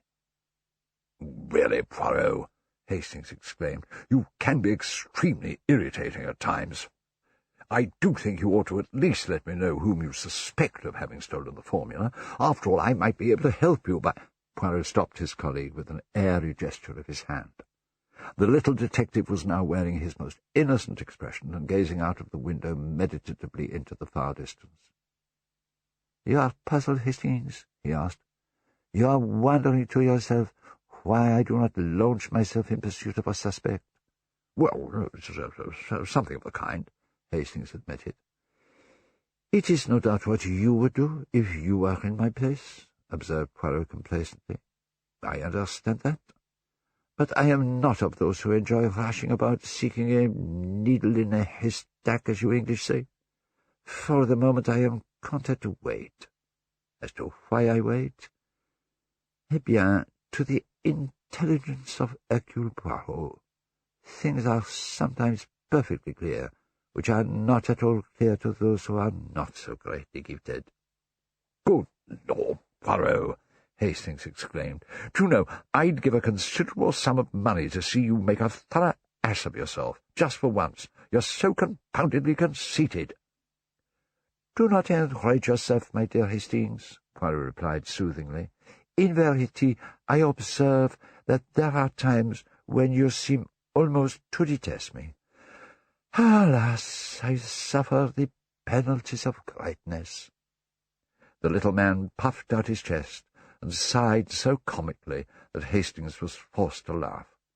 "Poirot, you really have the best opinion of yourself of anyone I've ever known," he declared. What will you? When one is unique, one knows it. But now to serious matters, my dear Hastings. Let me tell you that I have asked Sir Claude's son, Mr. Richard Emery, to meet us in the library at noon. I say ask, Hastings, for I need you to be there, my friend, to observe closely. "As always, I shall be delighted to assist you, Poirot," his friend assured him. At noon, Poirot, Hastings, and Richard Emery met in the library, from which the body of Sir Claude had been removed late the previous evening. While Hastings listened and observed from a comfortable position on the settee, the detective asked Richard Emery to recount in detail the events of the evening prior to his, Poirot's, arrival. When he had concluded his recital of events, Richard, sitting in the chair which his father had occupied the previous evening, added, "Well, that's about everything, I think. I hope I've made myself clear." "But perfectly, Monsieur Emery, perfectly," Poirot replied, leaning against an arm of the only armchair in the room. "I now have a clear tableau." Shutting his eyes, he attempted to conjure up the scene. There is Sir Claude in his chair, dominating the situation. Then the darkness, the knocking on the door. Yes, indeed, a dramatic little scene. "Well," said Richard, making as if to rise, "if that's all—" "Just one little minute," said Poirot, with a gesture as though to detain him. Lowering himself to his chair again with an air of reluctance, Richard asked, "Yes?" "What about earlier in the evening, Monsieur Emery?" "Earlier in the evening?" "Yes," Poirot reminded him. "After dinner." "Oh, that," said Richard. "Oh, there's really nothing more to tell. My father and his secretary Rayner, Edward Rayner, went straight into my father's study. The rest of us were in here." Poirot beamed at Richard encouragingly. "And you did—" "What?" "Oh, we just talked. We had the gramophone on for most of the time." Poirot thought for a moment, then, "Nothing took place that strikes you as worth recalling?" he asked. "Nothing whatever," Richard affirmed very quickly. Watching him closely, Poirot pressed on. "When was the coffee served?" "Immediately after dinner," was Richard's reply. Poirot made a circular motion with his hand. "Did the butler hand it round, or did he leave it here to be poured out?" "I really can't remember," said Richard. Poirot gave a slight sigh. He thought for a moment, and then asked, "Did you all take coffee?" "Yes, I think so. All except Rayner, that is. He doesn't drink coffee." "And Sir Claude's coffee was taken to him in the study?" "I suppose so," replied Richard, with some irritation beginning to show in his voice. "Are all these details really necessary?" Poirot lifted his arms in a gesture of apology. "I am so sorry," he said. "It is just that I am very anxious to get the whole picture straight in my mind's eye. And after all, we do want to get this precious formula back, do we not?" "I suppose so," was again Richard's rather sullen rejoinder, at which Poirot's eyebrows shot up exaggeratedly, and he uttered an exclamation of surprise. "No, of course we do," Richard hastened to add. Poirot, looking away from Richard Emery, asked, "Now, when did Sir Claude come from the study into this room?" "Oh, just as they were trying to get that door open," Emery told him. "They?" queried Poirot, rounding on him. "Yes, Rayner and the others." "May I ask who wanted it opened?" "My wife, Lucia," said Richard. "She hadn't been feeling very well all the evening." Poirot's tone was sympathetic as he replied, "Ah, la pauvre dame. I hope she finds herself better this morning. There are one or two things I urgently desire to ask her." "Oh, I'm afraid that's quite impossible," said Richard. "She's not up to seeing anyone or answering any questions. In any case, there's nothing she could tell you that I couldn't." "Quite so, Poirot assured him. "But women, Monsieur Amory, have a great capacity for observing things in detail. Still, doubtless your aunt, Miss Amory, will do as well." "She's in bed," said Richard hastily. "My father's death was a great shock to her." "Yes, I see," murmured Poirot thoughtfully. And there was a pause. Richard, looking distinctly uncomfortable, rose and turned to the French windows. "Let's have some air," he announced. "It's very hot in here." "Ah, you are like all the English," Poirot declared, smiling. "The good open air, you will not leave it in the open. No, it must be brought inside the house." "Well, you don't mind, I hope?" Richard asked. "Me?" said Poirot. "No, of course not. I have adopted all the English habits. Everywhere I am taken for an Englishman." On the settee, Hastings could not help but smile to himself. "But pardon me, Monsieur Amory, is not that window locked by some ingenious device?" "Yes, 'tis," replied Richard, "but the key to it's on my father's bunch of keys, which I have here." Taking a bunch of keys from his pocket, he moved to the French windows and undid the catch, flinging the windows open wide. Moving away from him, Poirot sat on the stool, well away from the French windows and the fresh air, and shivered, while Richard took a deep breath of air and then stood for a moment, looking out at the garden, before coming back to Poirot with the air of someone who has arrived at a decision. "Monsieur Poirot," Richard Amory declared, "I won't beat about the bush. I know my wife begged you last night to remain, but she was upset and hysterical and hardly knew what she was doing. I'm the person concerned, and I tell you frankly that I don't care a damn about the formula. My father was a rich man. This discovery of his was worth a great deal of money, but I don't need more than I've got, and I can't pretend to share his enthusiasm in the matter. There are explosives enough in the world already." "I see," murmured Poirot thoughtfully. "What I say," continued Richard, "is that we should let the whole thing drop." Poirot's eyebrows shot up as he made his familiar gesture of surprise. "You prefer that I should depart?" he asked. "That I should make no further investigations?" "Well, yes, that's it." Richard Amory sounded uncomfortable as he half turned away from Poirot. "But," the detective persisted, "whoever stole the formula would not do so in order to make no use of it." "No," Richard admitted. He turned back to Poirot, "but still—" Slowly and meaningfully, Poirot continued. "Then you do not object to the— how shall I put it, the stigma?" "Stigma?" exclaimed Richard sharply. 5 people, Poirot explained to him. 5 people had the opportunity of stealing the formula. Until one is proved guilty, the other 4 cannot be proved innocent. Treadwell had entered the room while Poirot was speaking.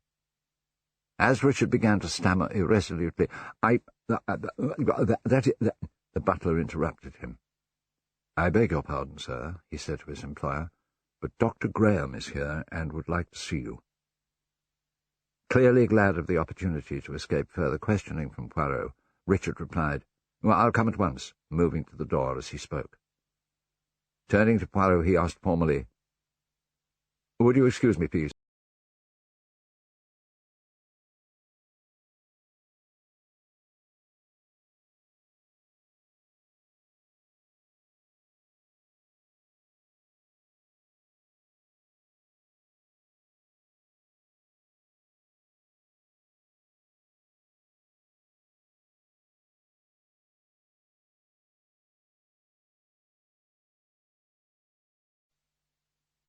Poirot surveyed his friend with an amused twinkle in his eye. "How dramatic you are, my dear Hastings," he exclaimed. "With what swiftness and brilliance you leap to conclusions." "Now then, Poirot," Hastings protested, "you can't put me off that way. You're not going to pretend that you think the old fellow died of heart disease. What happened last night positively leaps to the eye. But I must say Richard Amory can't be a very bright sort of chap. I mean, the possibility of poison doesn't seem to have occurred to him." "You think not, my friend?" asked Poirot. "I spotted it last night when Dr. Graham announced that he couldn't issue a death certificate and said that there'd have to be an autopsy." Poirot gave a slight sigh. Yes, he murmured placatingly. "It is the result of the autopsy that Dr. Graham comes to announce this morning. We shall know whether you are right or not in a very few minutes." Poirot seemed to be about to say something further, but then checked himself. He moved to the mantelpiece and began to adjust the vase containing the spills used for lighting the fire. Hastings watched him affectionately. "I say, Poirot," he laughed, "what a fellow you are for neatness." "Is not the effect more pleasing now?" asked Poirot as he surveyed the mantelpiece with his head on one side. Hastings snorted. "Can't say it worried me greatly before." "Beware," said Poirot, shaking an admonishing finger at him. "This symmetry, it is everything. Everywhere there should be neatness and order, especially in the little grey cells of the brain." He tapped his head as he spoke. "Oh, come on, don't leap onto your hobby-horse," Hastings begged him. "Just tell me what your precious little grey cells make of this business." Poirot moved to the settee and sat before replying. He regarded Hastings steadily, his eyes narrowing like a cat's until they showed only a gleam of green. "If you would use your grey cells and attempt to see the whole case clearly, as I attempt to do, you would perhaps perceive the truth, my friend," he announced smugly.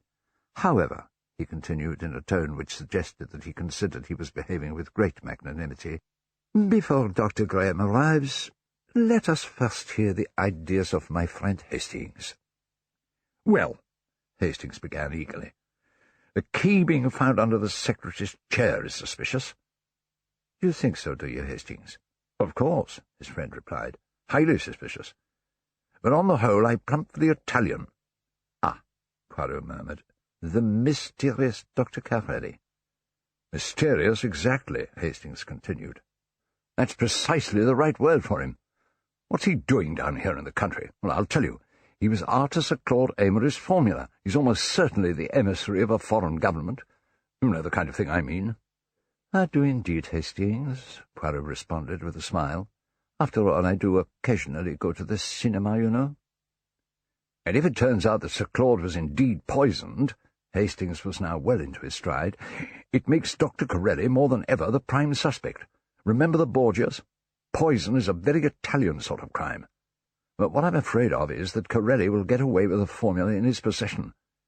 "He will not do that, my friend," said Poirot, shaking his head. "Well, how on earth can you be so sure?" Hastings inquired. Poirot leaned back in his chair and brought the tips of his fingers together in his familiar manner. "I do not exactly know, Hastings," he admitted. "I cannot be sure, of course, but I have a little idea." "What do you mean?" "Where do you think that formula is now, my clever collaborator?" Poirot asked. "Well, how should I know?" Poirot looked at Hastings for a moment, as though giving his friend a chance to consider the question. Then, "Think, my friend," he said encouragingly. "Arrange your ideas. Be methodical. Be orderly. That is the secret of success." When Hastings merely shook his head with a perplexed air, the detective attempted to give his colleague a clue. "There is only one place where it can be," Poirot told him. "And where's that, for heaven's sake?" Hastings asked, with a distinct note of irritation in his voice. "In this room, of course," Poirot announced, a triumphant Cheshire cat-like grin appearing on his face. "What on earth do you mean?" "But yes, Hastings, just consider the facts. We know from the good Treadwell that Sir Claude took certain precautions to prevent the formula from being removed from this room. When he sprang his little surprise and announced our imminent arrival, it is quite certain, therefore, that the thief still had the formula on his person. What must he do? He dare not risk having it found on him when I arrived. He can do only two things. He can return it in the manner suggested by Sir Claude, or else he can hide it somewhere, under cover of that 1 minute of total darkness. Since he did not do the first, he must have done the second. Voila! It is obvious to me that the formula is hidden in this room." "By God, Poirot!" Hastings exclaimed in great excitement. "I believe you're right. Let's look for it." He rose quickly and moved to the desk. "By all means, if it amuses you," Poirot responded, "but there is someone who will be able to find it more easily than you can." "Oh? And who is that?" asked Hastings. Poirot twirled his moustache with enormous energy. "Why, the person who hid it, parbleu!" he exclaimed, accompanying his words with the kind of gesture more suitably employed by a magician pulling a rabbit out of a hat. "You mean that—" "I mean," Poirot explained patiently to his colleague, "that sooner or later the thief will try to recapture his booty. One or the other of us, therefore, must constantly remain on guard." Hearing the door being opened slowly and cautiously, he broke off and beckoned Hastings to join him by the gramophone, out of the immediate sight of anyone entering the room. The door opened, and Barbara Amory entered the room cautiously. Taking a chair from near the wall, she placed it in front of the bookcase, climbed on it, and reached for the tin box containing the drugs. At that moment Hastings suddenly sneezed, and Barbara, with a start, dropped the box. "Oh!" she exclaimed in some confusion. I didn't know there was anyone here." Hastings rushed forward and retrieved the box, which Poirot then took from him. "Permit me, mademoiselle," said the detective. "I am sure that it is too heavy for you." He moved to the table and placed the tin box upon it. "It is a little collection of yours?" he asked. "The birds' eggs, the seashells, perhaps?" "No, I'm afraid it's much more prosaic, Monsieur Poirot," replied Barbara with a nervous laugh. "Nothing but pills and powders." "But surely," said Poirot, "one so young, so full of health and vigour, has no need of these bagatelles." "Oh, it's not for me," Barbara assured him. "It's for Lucia. She's got such an awful headache this morning." "Ah, la pauvre dame," murmured Poirot, his voice dripping with sympathy. "She sent you for these pills, then?" "Yes," replied Barbara. "I gave her a couple of aspirin, but she wanted some real dope. I said I'd bring up the whole outfit. That is, if no one were here." Poirot, leaning his hands on the box, spoke thoughtfully. "If no one were here. And why would that matter, mademoiselle?" "Well, you know what it is in a place like this," Barbara explained. "Fuss, fuss, fuss. I mean Aunt Caroline, for instance, like a clucky old hen, and Richard's a damned nuisance and completely useless into the bargain, as men always are when you're ill." Poirot nodded in comprehension. I understand," he told Barbara, bowing his head as a sign that he accepted her explanation. He rubbed his fingers along the lid of the case containing the drugs and then looked quickly at his hands. Pausing for a moment, he cleared his throat with a slightly affected sound and then went on, "Do you know, mademoiselle, that you are very fortunate in your domestic servants?" "What do you mean?" asked Barbara. Poirot showed her the tin box. "See," he pointed out. "On this box there is no speck of dust. To mount on a chair and bother to dust so high up there, not all domestics would be so conscientious." "Yes," Barbara agreed. "I thought it odd last night that it wasn't dusty." "You had this case of drugs down last night?" Poirot asked her. "Yes, after dinner. It's full of old hospital stuff, you know." "Let us have a look at these hospital drugs," suggested Poirot as he opened the box. Taking out some phials and holding them up, he raised his eyebrows exaggeratedly. "Strychnine, atropine. Very pretty little collection. Here is a tube of hyacinth, nearly empty." "What?"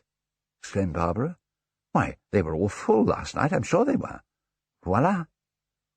Poirot held out a tube to her, and then replaced it in the box. "This is very curious. You say that all these little, what do you call them, phials were full? Where exactly was this case of drugs last night, mademoiselle?" "Well, when we took it down, we placed it on this table," Barbara informed him, "and Dr. Corelli was looking through the drugs, commenting on them, and—" She broke off as Lucia entered the room. Richard Amory's wife looked surprised to see the two men. Her pale, proud face seemed careworn in the daylight, and there was something wistful in the curve of her mouth. Barbara hastened to her. "Oh, darling, you shouldn't have got up," she told Lucia. "I was just coming up to you." "My headache is much better, Barbara, dear," Lucia replied, her eyes fixed on Poirot. "I came down because I wanted to speak to Monsieur Poirot." "Oh, but my pet, don't you think you should—" "Please, Barbara." "Oh, very well, you know best," said Barbara as she moved to the door, which Hastings rushed to open for her.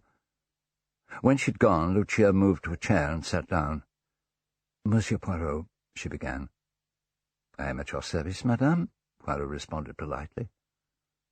Lucia spoke hesitantly, and her voice trembled a little. "Monsieur Poirot," she began again, "last night I made a request to you. I asked you to stay on here. I begged you to do so. This morning I see that I made a mistake." "Are you sure, madame?" Poirot asked her quietly. "Quite sure. I was nervous last night and overwrought. I am most grateful to you for doing what I asked, but now it is better that you should go." "Ah, c'est comme ça," Poirot murmured beneath his breath. Aloud, his response was merely a non-committal, "I see, madame." Rising, Lucia glanced at him nervously as she asked, "That is settled, then?"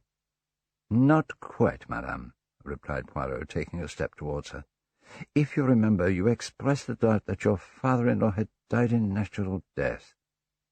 "I was hysterical last night," Lucia insisted. "I did not know what I was saying."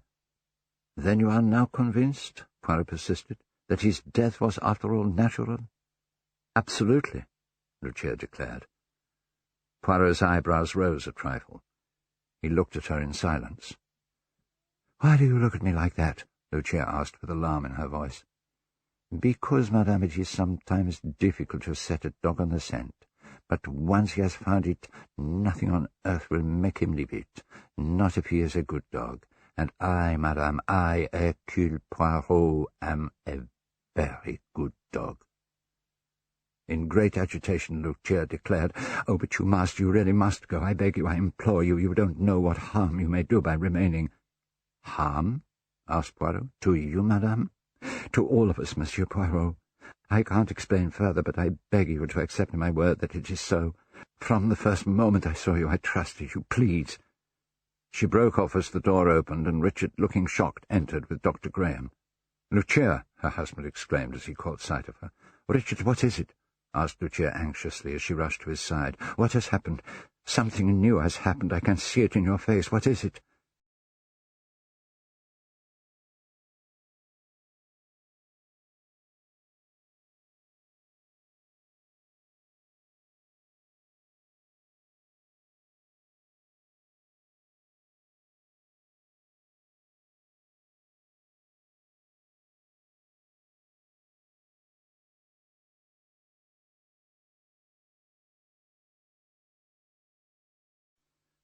Putting his Gladstone bag on the coffee table, Dr. Graham crossed to the settee and sat down. "I'm afraid this is a bad business, Monsieur Poirot," he announced to the detective. "A bad business, you say? You have discovered what caused the death of Sir Claude?" asked Poirot. "His death was due to poisoning by a powerful vegetable alkaloid," Graham declared. "Such as hyoscine, perhaps?" Poirot suggested, picking up the tin box of drugs from the table. "Why, yes, exactly." Dr. Graham sounded surprised at the detective's accurate surmise. Poirot took the case to the other side of the room, placing it on the gramophone table, and Hastings followed him there. Meanwhile, Richard Amory joined the doctor on the settee. "What does this mean, actually?" Richard asked Dr. Graham. "Oh, for one thing, it means the involvement of the police," was Graham's prompt reply. "Oh, my God!" exclaimed Richard. "This is terrible. Can't you possibly hush it up?"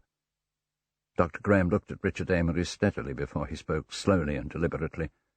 "My dear Richard," he said, "believe me, nobody could be more pained and grieved at this horrible calamity than I am, especially since, under the circumstances, it does not seem likely that the poison could have been self-administered." Richard paused for several seconds before he spoke.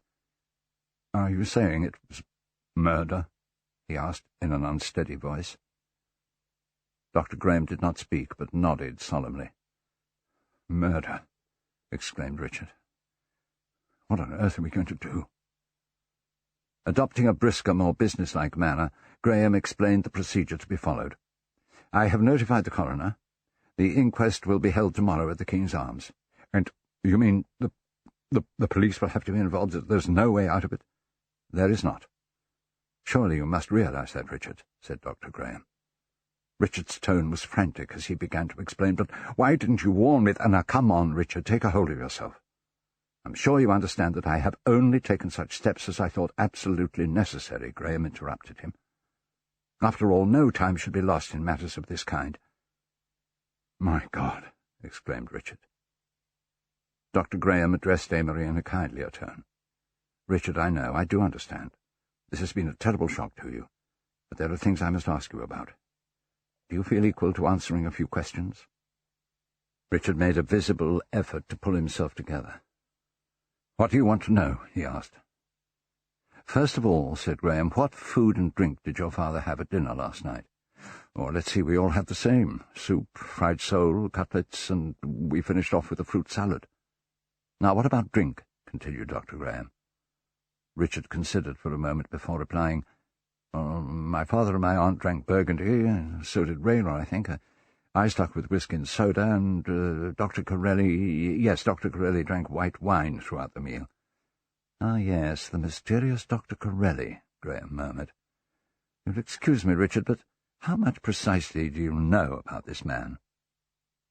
Interested to hear Richard Amory's reply to this, Hastings moved closer to the two men.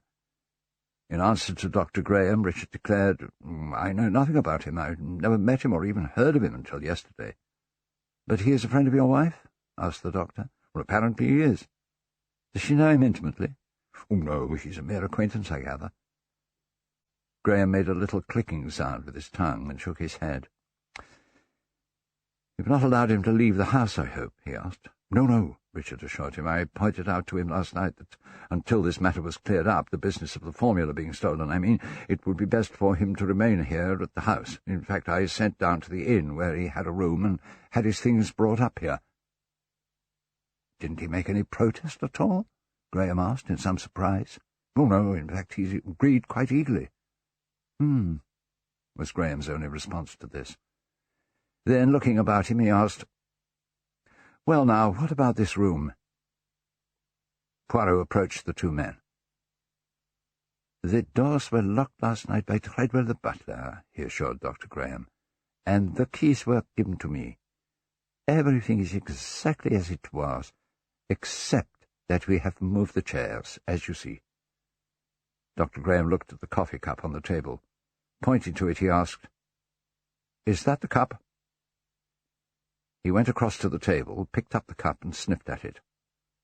"Richard," he asked, "is this the cup your father drank from? I'd better take it. It'll have to be analysed." Carrying the cup over to the coffee table, he opened his bag. Richard sprang to his feet. "Well, surely you don't think—" he began, but then broke off. "It seems highly unlikely," Graham told him, "that the poison could have been administered at dinner. The most likely explanation is that the hyoscine was added to Sir Claude's coffee." I... Richard tried to utter as he rose and took a step towards the doctor, but then broke off with a despairing gesture and left the room abruptly through the French windows into the garden. Dr. Graham took a small cardboard box of cotton wool from his bag and carefully packed the cup in it, talking to Poirot as he did so. "A nasty business," he confided. "I'm not at all surprised that Richard Amory is upset. The newspapers will make the most of this Italian doctor's friendship with his wife, and mud tends to stick, Monsieur Poirot, mud tends to stick. Poor lady. She was probably wholly innocent. The man obviously made her acquaintance in some plausible way. They're astonishingly clever, these foreigners. Of course, I suppose I shouldn't be talking this way as though the thing were a foregone conclusion, but what else is one to imagine?" "You think it leaps to the eye, yes?" Poirot asked him, exchanging glances with Hastings. "Well, after all," Dr. Graham explained, "Sir Claude's invention was valuable. This foreigner comes along, of whom nobody knows anything, an Italian. Sir Claude is mysteriously poisoned." "Ah, yes, the butchers," exclaimed Poirot. "I beg your pardon?" asked the doctor. Nothing. Dr. Graham picked up his bag and prepared to leave, holding out his hand to Poirot. "Well, I'd best be off." "Goodbye for the present, Monsieur le Docteur," said Poirot as they shook hands. At the door, Graham paused and looked back. "Goodbye, Monsieur Poirot. You will see that nobody disturbs anything in this room until the police arrive, won't you? That's extremely important." "Most certainly. I shall make myself responsible for it," Poirot assured him. As Graham left, closing the door behind him, Hastings observed dryly, "You know, Poirot, I shouldn't like to be ill in this house. For one thing, there appears to be a poisoner at loose in the place, and for another, I'm not at all sure I'd trust that young doctor." Poirot gave Hastings a quizzical look. "Let us hope that we will not be in this house long enough to become ill," he said. moving to the fireplace and pressing the bell. "And now, my dear Hastings, to work," he announced, as he rejoined his colleague, who was contemplating the coffee table with a puzzled expression. "What are you going to do?" Hastings asked. "You and I, my friend," replied Poirot with a twinkle in his eye, "are going to interview Cesare Borgia." Treadwell entered in response to Poirot's call. "You rang, sir?" the butler asked. "Yes, Treadwell. Will you please ask the Italian gentleman, Dr. Carelli, if he would be kind enough to come here?" "Certainly, sir," Treadwell replied. He left the room, and Poirot went to the table to pick up the case of drugs. "It would be well, I think," he confided to Hastings, "if we were to put this box of so very dangerous drugs back in its proper place. Let us, above all things, be neat and orderly." Handing the tin box to Hastings, Poirot took a chair to the bookcase and climbed onto it. "The old cry for neatness and symmetry, eh?" Hastings exclaimed. "But there's more to it than that, I imagine." "What do you mean, my friend?" asked Poirot. "I know what it is. You don't want to scare Corelli. After all, who handled those drugs last night? Amongst others, he did. If he saw them down on the table, it might put him on his guard, eh, Poirot?" Poirot tapped Hastings on the head. "How astute is my friend Hastings," he declared, taking the case from him. "I know you too well," Hastings insisted. "You can't throw dust in my eyes." As Hastings spoke, Poirot drew a finger along the top of the bookshelf, sweeping dust down into his friend's upturned face. "It seems to me, my dear Hastings, that is precisely what I have done," Poirot exclaimed as he gingerly drew a finger along the shelf again, making a grimace as he did so. "It appears that I have praised the domestics too soon. This shelf is thick with dust. I wish I had a good wet duster in my hand to clean it up." "My dear Poirot," Hastings laughed, "you're not a housemaid." "Alas, no," observed Poirot sadly. "I am only a detective." "Well, there's nothing to detect up there," Hastings declared, "so get down." "As you say, there is nothing," Poirot began, and then stopped dead, standing quite still on the chair as though turned to stone. "What is it?" Hastings asked him impatiently, adding, "Do get down, Poirot. Dr. Corelli will be here at any minute. You don't want him to find you up there, do you?" "You are right, my friend," Poirot agreed as he got down slowly from the chair. His face wore a solemn expression. "What on earth's the matter?" asked Hastings. "It is that I am thinking of something," Poirot replied with a faraway look in his eyes. "What are you thinking of?" "Dust, Hastings." "Dust," said Poirot in an odd voice. The door opened, and Dr. Carelli entered the room. He and Poirot greeted each other with the greatest of ceremony, each politely speaking the other's native tongue. "Ah, Monsieur Poirot," Carelli began, "vous voulez me questionner?" "Si, signor dottore, se lei permette," Poirot replied. "Ah, lei parla italiano?" "Si, ma preferisco parlare in francese." "Alors," said Carelli, "qu'est-ce que vous voulez me demander?" "I say," Hastings interjected, with a certain irritation in his voice, "what the devil is all this?" "Ah, the poor Hastings is not a linguist. I had forgotten," Poirot smiled. "We had better speak English." "I beg your pardon, of course," Carelli agreed. He addressed Poirot with an air of great frankness. "I am glad that you have sent for me, Monsieur Poirot," he declared. "Had you not done so, I should myself have requested an interview." "Indeed," remarked Poirot, indicating a chair by the table.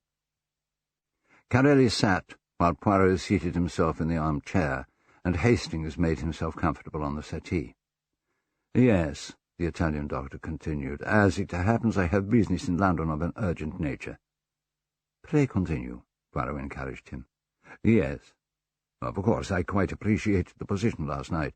A valuable document has been stolen. I was the only stranger present. Naturally, I was only too willing to remain, to permit myself to be searched, in fact, to insist on being searched. As a man of honor, I could do nothing else." "Quite so," Poirot agreed. "But today?" "Today is different," replied Corelli. "I have, as I say, urgent business in London. And you wish to take your departure? Exactly. It seems most reasonable, Poirot declared. Do you not think so, Hastings? Hastings made no reply, but looked as though he did not think it at all reasonable. Perhaps a word from you, Monsieur Poirot, to Mr. Amory would be in order, Corelli suggested. I should like to avoid any unpleasantness. My good officers are at your disposal, Monsieur le Docteur, Poirot assured him. And now, perhaps you can assist me with one or two details. I should be only too happy to do so, Corelli replied. Poirot considered for a moment before asking, Is Madame Richard Amory an old friend of yours? A very old friend, said Corelli. He sighed. It was a delightful surprise, running across us so unexpectedly in this out-of-the-way spot. Unexpectedly, you say? Poirot asked. Quite unexpectedly, Corelli replied, with a quick glance at the detective. Quite unexpectedly, Poirot repeated. Fancy that. A certain tension had crept into the atmosphere. Corelli looked at Poirot sharply, but said nothing. You are interested in the latest discoveries of science? Poirot asked him. Certainly. I am a doctor. Ah, but that does not quite follow, surely, Poirot observed. A new vaccine, a new ray, a new germ, all this, yes, but a new explosive? Surely that is not quite the province of a doctor of medicine. Science should be of interest to all of us, Corelli insisted. It represents the triumph of man over nature. Man wrings his secrets from nature in spite of her bitter opposition. Poirot nodded his head in agreement. It is indeed admirable what you say there. It is poetic, but, as my friend Hastings reminded me just now, I am only a detective. I appreciate things from a more practical standpoint. This discovery of Sir Claude's, it was worth a great amount of money, eh? Possibly. Corelli's tone was dismissive. I have not given that side of the matter much thought. You are evidently a man of lofty principles, observed Poirot, and also, no doubt, a man of means. Travelling, for instance, is an expensive hobby. One should see the world one lives in, said Corelli dryly. Indeed, Poirot agreed, and the people who live in it. Curious people, some of them. The thief, for instance. What a curious mentality he must have. As you say, Corelli agreed, most curious. And the blackmailer, Poirot continued. What do you mean? Corelli asked sharply. I said the blackmailer, Poirot repeated. There was an awkward pause before he continued. But we are wandering from our subject, the death of Sir Claude Amory. The death of Sir Claude Amory? Why is that our subject? Ah, of course, Poirot recalled. You do not yet know. I am afraid that Sir Claude did not die as the result of a heart attack. He was poisoned. He watched the Italian closely for his reaction. Ah, murmured Corelli with a nod of the head. That does not surprise you? Asked Poirot. Frankly, no, Corelli replied. I suspected as much last night. You see, then, Poirot continued, that the matter has become much more serious. His tone changed. You will not be able to leave the house today, Dr. Corelli? Leaning forward to Poirot, Corelli asked, Do you connect Sir Claude's death with the stealing of the formula? Certainly, Poirot replied. Do not you? Corelli spoke quickly and urgently. Is there no one in this house, no member of his family, who desired the death of Sir Claude, quite apart from any questions of the formula? What does his death mean to most of the people in this house? I will tell you. It means freedom, Monsieur Poirot. Freedom. And what you mentioned just now, money. That old man was a tyrant, and apart from his beloved work, he was a miser. Did you observe all this last night, Monsieur le Docteur? Asked Poirot innocently. What if I did? Replied Corelli. I have eyes. I can see. At least 3 of the people in this house wanted Sir Claude out of the way. He rose and looked at the clock on the mantelpiece. But that does not concern me now. Hastings leaned forward, looking very interested, as Corelli continued, I am vexed that I cannot keep my appointment in London. "I am desolated, Monsieur le Docteur," said Poirot, "but what can I do?" "Well, then, you have no further need of me?" asked Corelli. "For the moment, no," Poirot told him.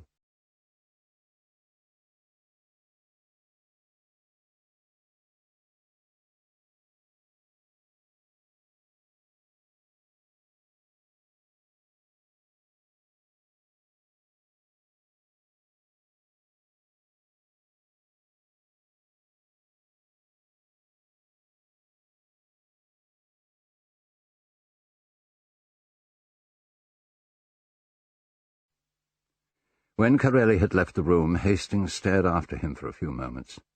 "I say, Poirot," he asked finally, "what do you think he meant by that?" Poirot shrugged his shoulders.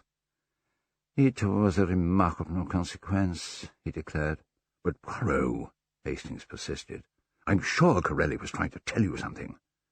"Ring the bell once more, Hastings," was the little detective's only response. Hastings did as he was bidden, but could not refrain from a further inquiry. "What are you going to do now?" Poirot's reply was in his most enigmatic vein. "You will see, my dear Hastings. Patience is a great virtue." Treadwell entered the room again with his usual respectful inquiry of, "Yes, sir?" Poirot beamed at him genially. "Ah, Treadwell, will you present my compliments to Miss Caroline Emery and ask her if she will be good enough to allow me a few minutes of her time?" "Certainly, sir. I thank you, Treadwell." When the butler had left, Hastings exclaimed, "But the old soul's in bed. Surely you're not going to make her get up if she isn't feeling well." "My friend Hastings knows everything. So, she is in bed, yes?" "Well, isn't she?" Poirot patted his friend's shoulder affectionately. "That is just what I want to find out." "But surely," Hastings elaborated, "don't you remember? And Richard Amory said so." The detective regarded his friend steadily. "Hastings," he declared, "here is a man killed. And how does his family react? With lies, lies, lies everywhere. Why does Madame Emery want me to go? Why does Monsieur Emery want me to go? Why does he wish to prevent me from seeing his aunt? What can she tell me that he does not want me to hear? I tell you, Hastings, what we have here is drama. Not a simple, sordid crime, but drama. Poignant, human drama." He looked as though he would have expanded on this theme, had not Miss Amory entered at that moment. "Oh, Monsieur Poirot," she addressed him as she closed the door, "Treadwell tells me you wanted to see me." "Ah, yes, mademoiselle," Poirot declared as he went to her. "It is just that I would like to ask you a few questions. Will you not sit down?" He led her to a chair by the table, and she sat, looking at him nervously. "But I understood that you were prostrated, ill," Poirot continued as he sat on the other side of the table and regarded her with an expression of anxious solicitude.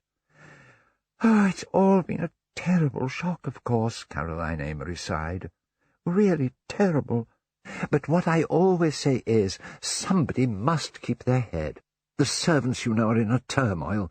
Well," she continued, speaking more quickly, "you know what servants are, Monsieur Poirot. They positively delight in funerals. They prefer a death to a wedding, I do believe. Now, dear Dr. Graham, he is so kind, such a comfort, a really clever doctor, and of course he's so fond of Barbara. I think it's a pity that Richard doesn't seem to care for him, but... what was I saying? Oh, yes, Dr. Graham, so young, and he quite cured my neuritis last year, not that I'm often ill. Now, this rising generation doesn't seem to be at all strong. There was poor Lucia last night having to come out from a dinner feeling faint, and of course, poor child, she's a mass of nerves, and what else can you expect with Italian blood in her veins? Though she was not so bad, I remember, when her diamond necklace was stolen." Miss Amory paused for breath. Poirot, while she was speaking, had taken out his cigarette case and was about to light a cigarette, but he paused and took the opportunity to ask her, "Madame Amory's diamond necklace was stolen? When was this, mademoiselle?" Miss Amory assumed a thoughtful expression. "Let me see, it must have been... yes, it was 2 months ago, just about the same time that Richard had such a quarrel with his father." Poirot looked at the cigarette in his hand. "You permit that I smoke, mademoiselle?" he asked, and on receiving a smile and a gracious nod of assent, he took a box of matches from his pocket, lit his cigarette, and looked at Miss Amory encouragingly. When that lady made no effort to resume speaking, Poirot prompted her. "I think you are saying that Monsieur Amory quarrelled with his father," he suggested. "Oh, it was nothing serious," Miss Amory told him. "It was only over Richard's debts. Of course, all young men have debts, although indeed Claude himself was never like that. He was always so studious, even when he was a lad. Later, of course, his experiments always used up a lot of money. I used to tell him he was keeping Richard too short of money, you know. But yes, about 2 months ago they had quite a scene, and what with that and Lucia's necklace missing and her refusing to call in the police, it was a very upsetting time, and so absurd, too. Nerves, all nerves." "You are sure that my smoke is not deranging you, mademoiselle?" asked Poirot, holding up his cigarette. "Oh, no, not at all," Miss Amory assured him. "I think gentlemen ought to smoke." Only now noticing that his cigarette had failed to light properly, Poirot retrieved his box of matches from the table in front of him. "Surely it is a very unusual thing for a young and beautiful woman to take the loss of her jewels so calmly?" he asked, as he lit his cigarette again, carefully replacing 2 dead matches in the box, which he then returned to his pocket. "Yes, it is odd. That's what I call it," Miss Amory agreed. "Distinctly odd. But there, she didn't seem to care a bit. Oh, dear, here I am gossiping on about things which can't possibly interest you, Monsieur Poirot." "But you interest me enormously, mademoiselle," Poirot assured her. "Tell me, when Madame Amory came out from dinner last night feeling faint, did she go upstairs?" "Oh, no," replied Caroline Amory. "No, she came into this room. I settled her here on the sofa, and then I went back to the dining-room, leaving Richard with her. Young husbands and wives, you know, Monsieur Poirot. Not that young men are nearly so romantic as they used to be when I was a girl. Oh, dear. I remember a young fellow called Aloysius Jones. We used to play croquet together. Foolish fellow, foolish fellow. Oh, but there, I'm wandering from the point again. No, we were talking about Richard and Lucia, a very handsome couple they make. Don't you think so, Monsieur Poirot? He met her in Italy, you know, on the Italian lakes last November. It was love at first sight. They were married within a week. She was an orphan, alone in the world. Very sad, although I sometimes wonder whether it wasn't a blessing in disguise. If she'd had a lot of foreign relations, that would be a bit trying, don't you think?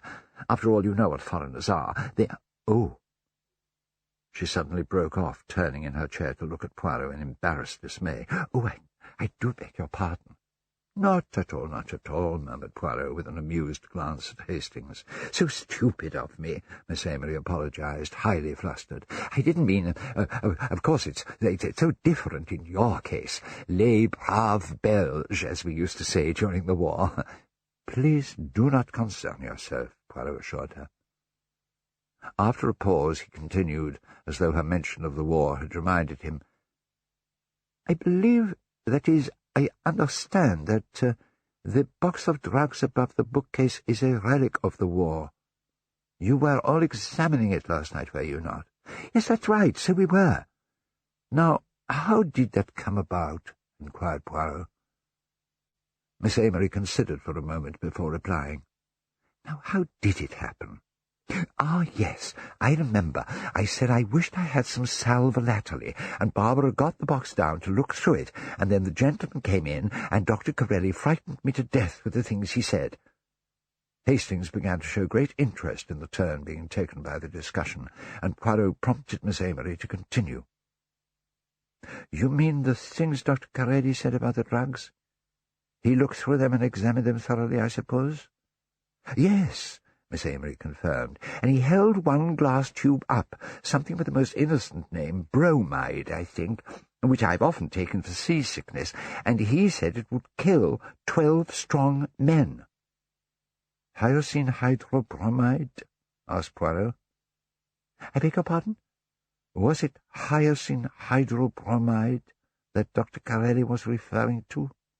Yes, that was it," Miss Amory exclaimed. "How clever of you! And then Lucia took it from him and repeated something he had said about a dreamless sleep. I detest this modern neurotic poetry. I always say that ever since dear Lord Tennyson died, no one has written poetry of any—" "Oh, dear," muttered Poirot. I beg your pardon? Asked Miss Amory. I was just thinking of the dear Lord Tennyson. But please go on. What happened next? Next? You were telling us about last night. Here, in this room. Ah, yes. Well, Barbara wanted to put on an extremely vulgar song. On the gramophone, I mean. Fortunately, I stopped her. I see, murmured Poirot. And this little tube that the doctor held up, was it full? Oh, yes, Miss Amory replied without hesitation. Because when the doctor made his quotation about dreamless sleep, he said that half the tablets in the tube would be sufficient. Miss Amory got up from her chair and moved away from the table. You know, Monsieur Poirot, she continued as Poirot rose to join her, I've said all along that I didn't like that man, that Dr. Carelli. There's something about him not sincere, and so oily in manner. Of course, I couldn't say anything in front of Lucia, since he is supposed to be a friend of hers, but I did not like him. You see, Lucia is so trusting. I'm certain that the man must have wormed his way into her confidence with a view to getting asked to the house and stealing the formula. Poirot regarded Miss Amory quizzically before he asked, You have no doubt, then, that it was Dr. Carelli who stole Sir Claude's formula? Miss Amory looked at the detective in surprise. Oh, dear Monsieur Poirot, she exclaimed. Who else could have done so? He was the only stranger present. Well, naturally, my brother would not have liked to accuse a guest, so he made an opportunity for the document to be returned. I thought it was very delicately done, very delicately indeed. Quite so, Poirot agreed tactfully, putting a friendly arm around Miss Amory's shoulder, to that lady's evident displeasure. Now, mademoiselle, I am going to try a little experiment in which I would like your cooperation. He removed his arm from her. Where were you sitting last night when the lights went out? There, Miss Amory declared, indicating the settee. Then would you be so good as to sit there once again? Miss Amory moved to the settee and sat. Now, mademoiselle, announced Poirot, I want you to make a strong effort of the imagination. Shut your eyes, if you please. Miss Amory did as she was asked. That is right, Poirot continued. Now, imagine that you are back again where you were last night. It is dark. You can see nothing, but you can hear. Throw yourself back. Interpreting his words literally, Miss Amory flung herself backwards on the settee. No, said Poirot. I mean, throw your mind back. What can you hear? That is right, cast your mind back. Now, tell me what you hear in the darkness. Impressed by the detective's evident earnestness, Miss Amory made an effort to do as he requested. Pausing for a moment, she then began to speak slowly and in jerks. Gasps, she said. A lot of little gasps, and then the noise of a chair falling and a metallic kind of clink. Was it like this? Asked Poirot, taking a key from his pocket and throwing it down on the floor. It made no sound, and Miss Amory, after waiting for a few seconds, declared that she could hear nothing. Well, like this, perhaps. Poirot tried again, retrieving the key from the floor and hitting it sharply against the coffee table. Why, that's exactly the sound I heard last night, Miss Amory exclaimed. How curious. Continue, I pray, mademoiselle, Poirot encouraged her. Well, I heard Lucia scream and call out to Sir Claude, and then the knocking came on the door. That was all? You are sure? Yes, I think so. Oh, wait a minute. No, right at the beginning there was a curious noise, like the tearing of silk. Somebody's dress, I suppose. Whose dress, do you think? Asked Poirot. Well, it must have been Lucia's. It wouldn't have been Barbara's, because she was sitting right next to me here. That is curious, murmured Poirot thoughtfully. And that really is all, Miss Amory concluded. May I open my eyes now? Oh, yes, certainly, mademoiselle. As she did so, Poirot asked her, Who poured out Sir Claude's coffee? Was it you? No, Miss Amory told him. Lucia poured out the coffee. When was that exactly? It must have been just after we were talking about those dreadful drugs. Did Mrs. Amory take the coffee to Sir Claude herself? Caroline Amory paused for thought. No, she finally decided. No? Asked Poirot. Then who did? I don't know. I'm not sure. Let me see now. Oh, yes, I remember. Sir Claude's coffee cup was on the table beside Lucia's own cup. I remember that because Mr. Raynor was carrying the cup to Sir Claude in the study, and Lucia called him back and said he had taken the wrong cup, which was really very silly because they were both exactly the same, black without sugar. So, Poirot observed, Monsieur Raynor took the coffee to Sir Claude. Yes, or at least... No, that's right. No, Richard took it from him because Barbara wanted to dance with Mr. Raynor. Oh, so Monsieur Amory took the coffee to his father. Yes, that's correct, Miss Amory confirmed. Ah, exclaimed Poirot. Tell me, what had Monsieur Amory been doing just before that? Dancing? Oh, no, Miss Amory replied. He'd been packing away the drugs, putting them all back in the box, tidily, you know. I see. Sir Claude then drank his coffee in his study. Well, I suppose he began to do so, Miss Amory remembered, but he came back in here with the cup in his hand. I remember his complaining about the taste, saying that it was bitter. And I assure you, Monsieur Poirot, it was the very best coffee. I mean, a special mixture that I had ordered myself from the Army and Navy stores in London.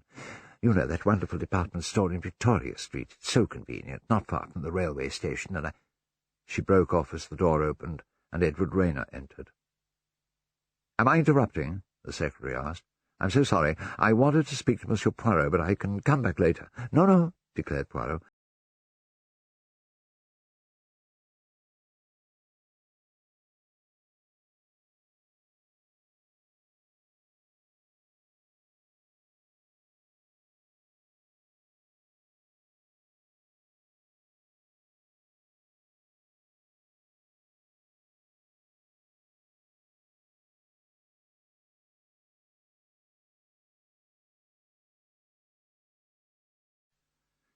After seeing Miss Amory out, Poirot turned his attention to Edward Raynor. "Now, Monsieur Raynor," he said as he gestured the secretary to a chair, "let me hear what you have to tell me." Raynor sat and regarded Poirot earnestly. "Mr. Amory has just told me the news about Sir Claude. The cause of his death, I mean. This is the most extraordinary business, monsieur." "It has come as a shock to you?" asked Poirot. "Well, certainly, I never suspected such a thing." Approaching him, Poirot handed Raynor the key that he had found, watching the secretary keenly as he did so.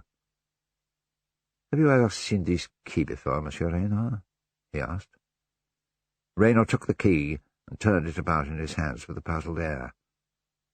"Well, it looks rather like the key to Sir Claude's safe," he observed, "but I understand from Mr. Amory that Sir Claude's key was in its proper place on his chain." He handed the key back to Poirot.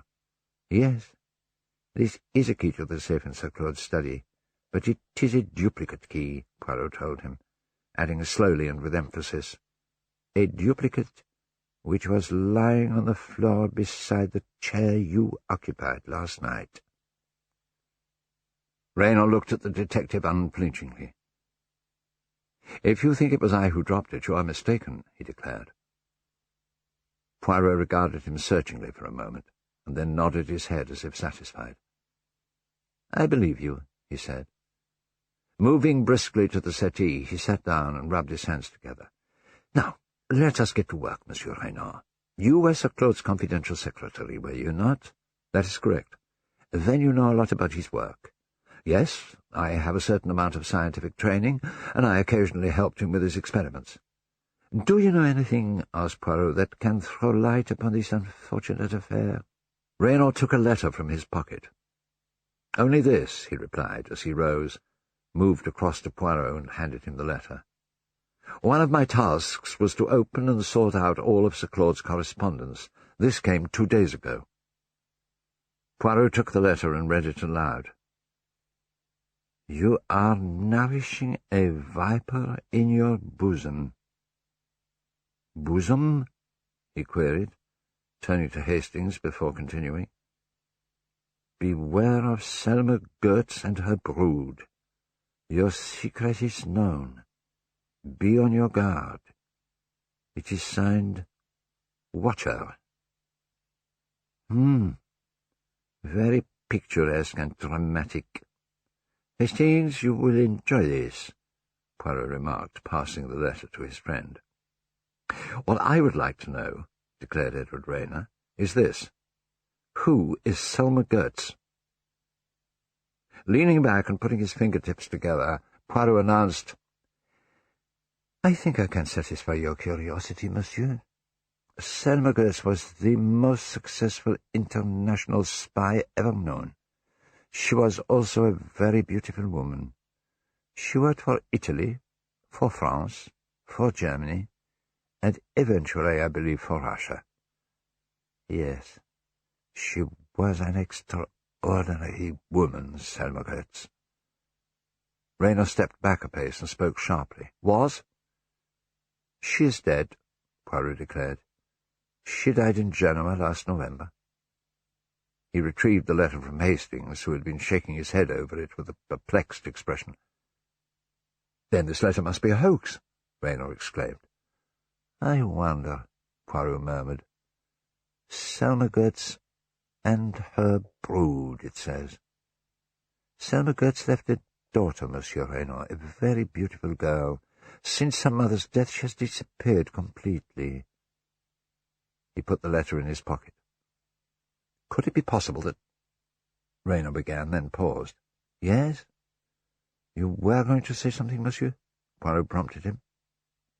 Moving to the detective, Rayner spoke eagerly.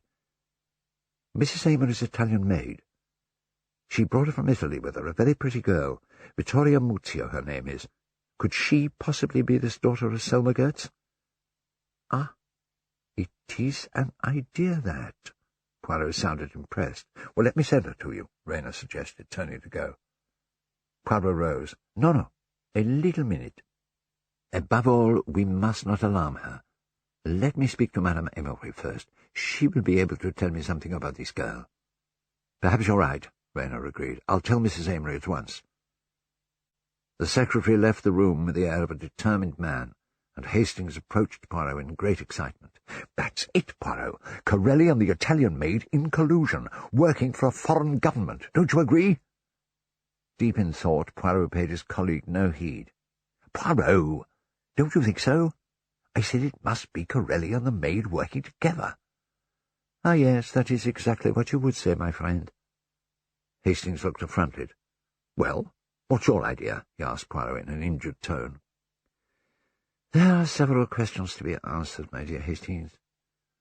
Why was Madame Amory's necklace stolen 2 months ago? Why did she refuse to call in the police on that occasion? Why— He broke off as Lucia Amory entered the room, carrying her handbag. I understand you wanted to see me, Monsieur Poirot. Is that correct? She asked. Yes, madame. I would like simply to ask you a few questions. He indicated a chair by the table. Won't you sit down? Lucia moved to the chair and sat as Poirot turned to Hastings. My friend, the garden outside that window is very fine, Poirot observed, taking Hastings by the arm and propelling him gently towards the French windows. Hastings looked distinctly reluctant to leave, but Poirot's insistence, though gentle, was firm. Yes, my friend. Observe the beauties of nature. Do not ever lose a chance of observing the beauties of nature. Somewhat unwillingly, Hastings allowed himself to be bundled out of doors. Then, the day being warm and sunny, he decided to make the best of his present situation and explore the Amory's garden. Ambling across the lawn, he made his way towards a hedge, beyond which a formal garden looked extremely inviting. As he walked along the length of the hedge, Hastings became aware of voices quite close by, voices which, as he approached, he recognized as those of Barbara Amory and Dr. Graham, who were, it seemed, enjoying a tete-a-tete on a bench just the other side of the hedge. in the hope that he might overhear something relevant to Sir Claude Amory's death, or the disappearance of the formula that it would be useful for Poirot to know, Hastings stopped to listen. "You're perfectly clear that he thinks his beautiful young cousin can do better for herself than a country doctor. That seems to be the basis of his lack of enthusiasm for our seeing each other," Kenneth Graham was saying. "Oh, I know Richard can be an old stick-in-the-mud at times, and carry on like someone twice his age," Barbara's voice replied, "but I don't think you ought to allow yourself to be affected by it, Kenny. I certainly don't take any notice of him." "Well, I shan't either," said Dr. Graham. "But look here, Barbara, I asked you to meet me out here because I wanted to talk to you privately, without being seen or heard by the family. Now, first of all, I ought to tell you that there can be no doubt about it. Your uncle was poisoned last night." "Oh, yes." Barbara sounded bored. "You don't seem at all surprised to hear that." "Oh, I suppose I'm surprised. After all, members of one's family don't get poisoned every day, do they? And I have to admit that I'm not particularly upset that he's dead. In fact, I think I'm glad." "Barbara!" "Now, don't you start pretending you're surprised to hear that, Kenny. You've listened to me going on about the mean old so-and-so on countless occasions. He didn't really care for any of us. He was only interested in his mouldy old experiments. He treated Richard very badly, and he wasn't particularly welcoming to Lucia when Richard brought her back from Italy as his bride, and Lucia's so sweet, and so absolutely right for Richard." "Barbara, darling, I have to ask you this. Now, I promise that anything you say to me will go no further. I'll protect you if necessary.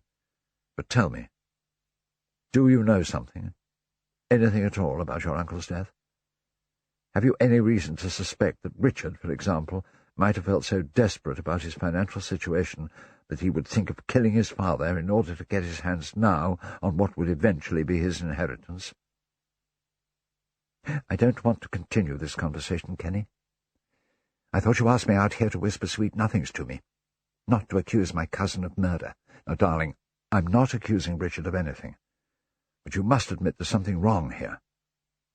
Richard doesn't seem to want a police investigation into his uncle's death. It's almost as though he were afraid of what it might reveal.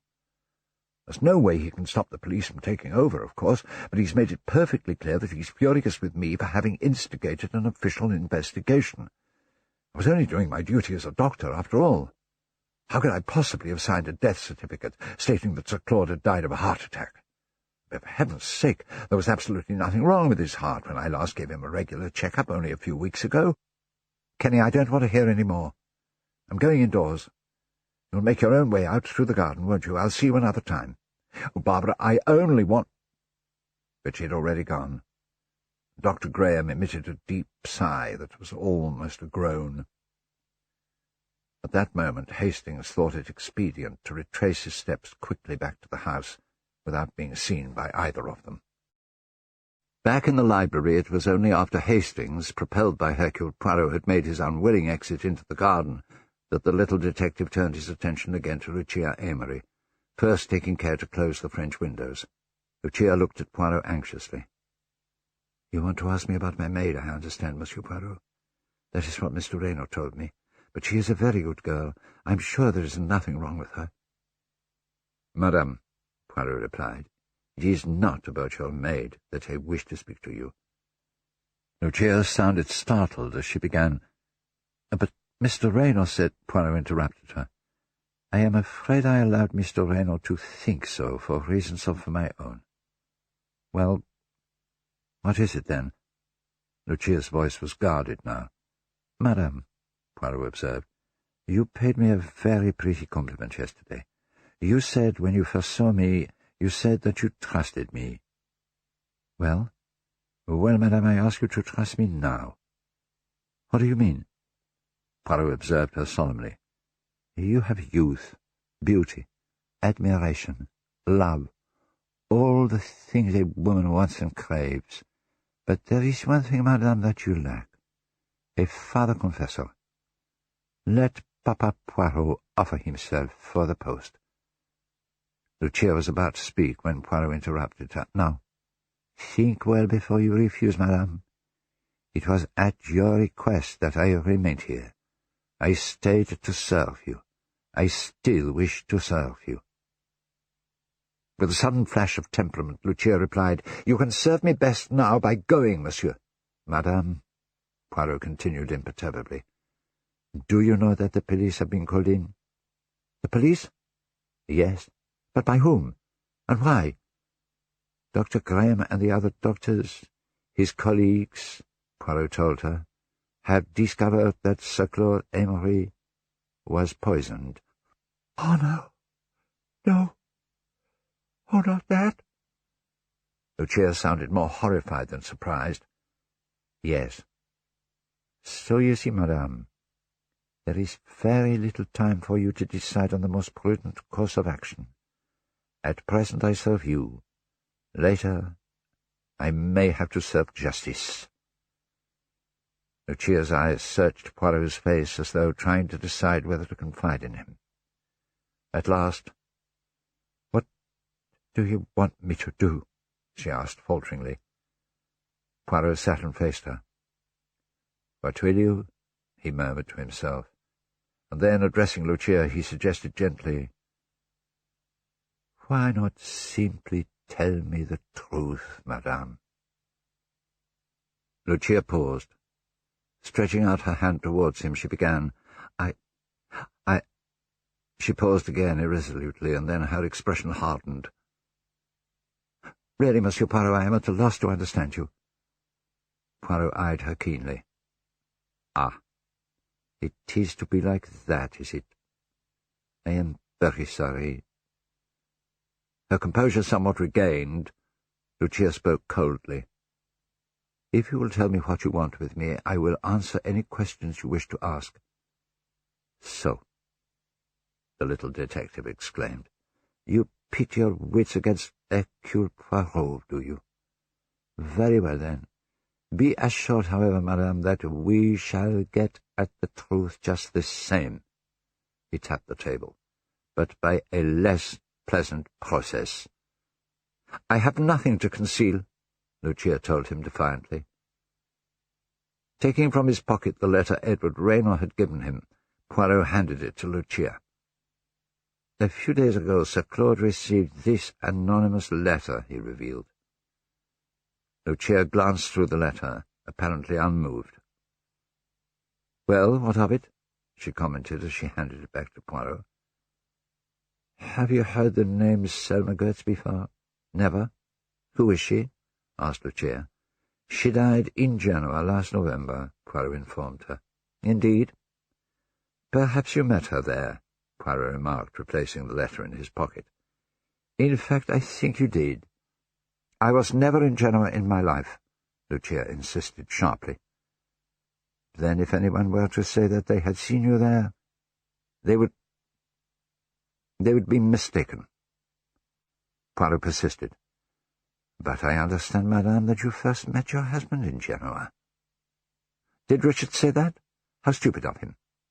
We met first in Milan." "Then the woman you were with in Genoa—" Lucia interrupted him angrily. "I tell you, I was never in Genoa." "Ah, pardon," exclaimed Poirot. "Of course. You said so just now. Yet it is odd." "What is odd?" Poirot closed his eyes and leaned back in his chair. His voice came purringly from between his lips. "I will tell you a little story, madame," he announced, taking out a pocket-book. "I have a friend who does the photography for certain London journals. He takes, how do you say, the snapshots of countesses and other fashionable ladies who bathe themselves on the Lido, that sort of thing." Poirot searched in the pocket-book before continuing. "Last November, this friend of mine, he finds himself in Genoa, and he recognizes a very notorious lady. The Baronne de Gières, she calls herself at this time, and she is the chère amie of a very noted French diplomat. The world talks, but that does not matter to the lady, because the diplomat, he talks also, and that is what she wants. He is more amorous than discreet, you understand." Poirot broke off with an innocent air. "I do not bore you, I hope, madame?" "Not at all, but I hardly see the point of the story." Looking through the contents of his pocket-book, Poirot continued, "I am arriving at the point I assure you, madame. My friend, he shows me a snapshot he has taken. We agree with each other that the Baronne de Giers is une très belle femme, and we are not at all surprised at the behaviour of the diplomat." "Is that all?" "No, madame. You see, the lady was not alone. She was photographed walking with her daughter, and that daughter, madame, had a very beautiful face, and one, moreover, that it would not be at all easy to forget." Poirot rose, made his most gallant bow, and closed his pocket-book. "Of course, I recognized that face as soon as I arrived here." Lucia looked at Poirot and drew her breath in sharply. "Ah!" she exclaimed. After a moment she pulled herself together and laughed. "Oh, my dear Monsieur Poirot, what a curious mistake! Of course I see the point of all your questions now. I remember the Baronne de Giers perfectly, and her daughter as well. The daughter was rather a dull girl, but the mother fascinated me. I was quite romantic about her, and went out walking with her on several occasions.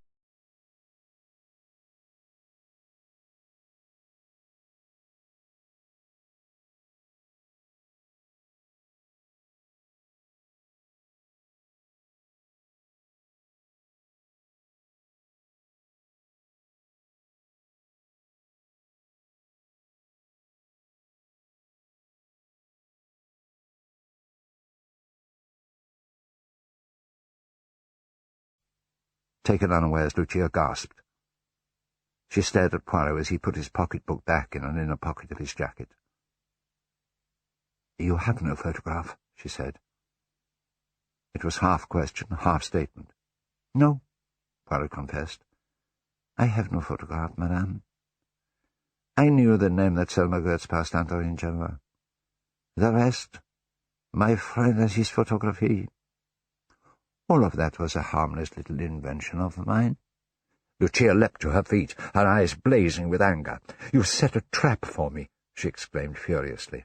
Poirot shrugged his shoulders. "Yes, madame," he affirmed. "I fear I had no alternative." "What has all this to do with Sir Claude's death?" Lucia muttered, as though to herself, looking wildly about the room. Poirot affected a tone of indifference as, instead of answering, he posed another question. "Madame," he asked, brushing an imaginary speck of dust from his jacket as he spoke, "is it true that you lost a valuable diamond necklace a little while ago?" Lucia glared at him. "Again I ask," her words emerging as though through clenched teeth, "what has that to do with Sir Claude's death?" Poirot spoke slowly and deliberately. "First, a stolen necklace, then a stolen formula. Both would bring in a very large sum of money." "What do you mean?" Lucia gasped. "I mean, madame, that I would like you to answer this question. How much did Dr. Corelli want this time?" Lucia turned away from Poirot. I will not answer any more questions," she whispered. "Because you are afraid?" asked Poirot, moving to her. Lucia turned to face him again, flinging her head back in a gesture of defiance. "No," she asserted, "I'm not afraid. I simply don't know what you are talking about. Why should Dr. Corelli ask me for money?" "To buy his silence," Poirot replied. "The Amorys are a proud family, and you would not have wanted them to know that you are the daughter of Selma Goetz." Lucia glared at Poirot for a moment without replying, and then, her shoulders sagging, she collapsed onto a stool, resting her head in her hands. At least a minute elapsed before she looked up with a sigh. "Does Richard know?" she murmured. "He does not know yet, madame," Poirot replied slowly. Lucia sounded desperate as she pleaded. "Don't tell him, Monsieur Poirot. Please, don't tell him. He is so proud of his family name, so proud of his honour. I was wicked to have married him, But I was so miserable. I hated that life, that awful life. I was forced to live with my mother. I felt degraded by it, but what could I do? And then, when Mamma died, I was at last free. Free to be honest, free to get away from that life of lies and intrigue. I met Richard. That was the most wonderful thing that ever happened to me. Richard came into my life. I loved him, and he wanted to marry me. How could I tell him who I was? Why should I tell him? And then, Poirot prompted her gently, Carelli recognized you somewhere with Monsieur Amory, and began to blackmail you? Yes, but I had no money of my own, Lucia gasped. I sold the necklace and paid him. I thought that was the end of it all, but yesterday he turned up here. He had heard of this formula that Sir Claude had invented. He wanted you to steal it for him. Yes. And did you? Asked Poirot, moving closer to her. You won't believe me now, murmured Lucia, shaking her head sorrowfully. Poirot contemplated the beautiful young woman with a look of sympathy. Yes, yes, my child, he assured her. I will still believe you. Have courage, and trust Papa Poirot, yes? Just tell me the truth. Did you take Sir Claude's secret formula? No, I didn't, Lucia declared vehemently. But it's true that I meant to. Carelli made a key to Sir Claude's safe from an impression I took. Taking a key from his pocket and showing it to her, Poirot asked, Is this it? Lucia looked at the key. Yes. It was all quite easy. Carelli gave me that key. I was in the study, just steeling myself to open the safe, when Sir Claude came in and found me. That's the truth, I swear it. I believe you, madame, said Poirot. He returned the key to his pocket, moved to the armchair and sat, placing the tips of his fingers together and pondering for a moment. And yet you acquiesced eagerly in Sir Claude's scheme of plunging the room into darkness. I didn't want to be searched, Lucia explained. Carelli had passed me a note at the same time as the key, and they were both in my dress. What did you do with them? Poirot asked her. When the lights went out, I threw the key as far from me as I could, over there. She pointed in the direction of the chair in which Edward Rayner had sat on the previous evening. And the note that Carelli passed to you? Poirot continued. I didn't know what to do with the note. Lucia rose and went to the table, so I slipped it between the leaves of a book. Taking a book from the table, she searched in it. Yes, it is still here, she declared, as she removed a piece of paper from the book. Do you wish to see it? No, madame, it is yours, Poirot assured her. Sitting in a chair by the table, Lucia tore the note into small pieces, which she put in her handbag. Poirot watched her, but paused before asking, One little thing more, madame. Did you by any chance tear your dress last night? I? No. Lucia sounded surprised. During those moments of darkness, asked Poirot, did you hear this sound of a dress tearing? Lucia considered for a few seconds, then, Yes, now that you mention it, she said, I believe I did, but it was not mine. It must have been Miss Amory's or Barbara's. Well, we will not worry about that, remarked Poirot dismissively. Now, let us pass on to something else. Who poured out Sir Claude's coffee last night? I did. And you put it down on that table beside your own cup? Yes. Poirot rose, leaned forward over the table towards Lucia, and suddenly shot his next question at her. Into which cup did you put the hyacinth? Lucia looked at him wildly. How did you know? She gasped. It is my business to know things. Into which cup, madame? Lucia sighed. My own. Why? Because I wanted to die. Richard suspected that there was something between Carelli and me, that we were having an affair. It could not have been further from the truth. I hated Carelli. I hate him now. But as I had failed to obtain the formula for him, I was sure he would expose me to Richard. To kill myself was a way out. The only way. A swift, dreamless sleep, and no awakening. That's what he said. Who said that to you? Dr. Corelli. I begin to see, said Poirot slowly. He pointed to the cup on the table. This is your cup, then? A full cup, untasted? Yes. What made you change your mind about drinking it? Richard came over to me. He said that he would take me away, abroad, that he would get the money to do so somehow. He gave me back hope. Now listen to me carefully, madame, said Poirot gravely. This morning Dr. Graham took away the cup that was beside Sir Claude's chair. Yes? His fellow doctors will have found nothing but the dregs of coffee in it. He paused.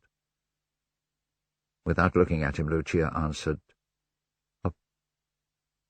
Of course. That is correct, yes? Poirot persisted. Lucia looked straight ahead of her without replying. Then, looking up at Poirot, she exclaimed, Why are you staring at me like that? You frighten me. I said, Poirot repeated, that they took away the cup that was beside Sir Claude's chair this morning. Let us suppose, instead, that they had taken away the cup that was by his chair last night. He moved to the table near the door and took a coffee cup from the plant bowl. Let us suppose that they had taken this cup. Lucia rose quickly, put her hands up to her face. You know, she gasped. Poirot moved to her. Madame, his voice now was stern, they will test their cup, if they have not already done so, and they will find nothing. But last night I took some of the dregs from the original cup. What would you say if I were to tell you that there was hyacinth in Sir Claude's cup? Lucia looked stricken. She swayed, but then recovered herself. For a moment she said nothing. Then, You are right, she whispered. You are quite right. I killed him. Her voice rang out suddenly. I killed him. I put the hyacinth in his cup. Going to the table, she grasped the full cup of coffee. This one is only coffee. She raised the full cup to her lips, but Poirot sprang forward, interposing his hand between the cup and her lips. They looked at each other intently for a time. Then Lucia burst into sobs. Poirot took the cup from her and placed it on the table. Madame, he exclaimed. Why did you stop me? Lucia murmured. Madame, Poirot told her, the world is very beautiful. Why should you wish to leave it? Oh! Lucia collapsed onto the settee, sobbing bitterly. When Poirot spoke, his voice was warm and gentle. You told me the truth. You put the hyacinth in your own cup. I believe you. But there was hyacinth in the other cup as well. Now speak the truth to me again. Who put the hyacinth in Sir Claude's cup? Lucia stared at Poirot in terror. No, you're wrong. He didn't. I killed him, she cried hysterically. Who didn't? Whom are you shilling, madame? Tell me, Poirot demanded. He didn't, I tell you, Lucia sobbed. There was a knock at the door.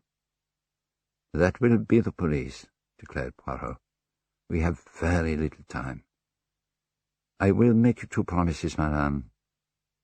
Promise number 1 is that I will save you. But I killed him, I tell you,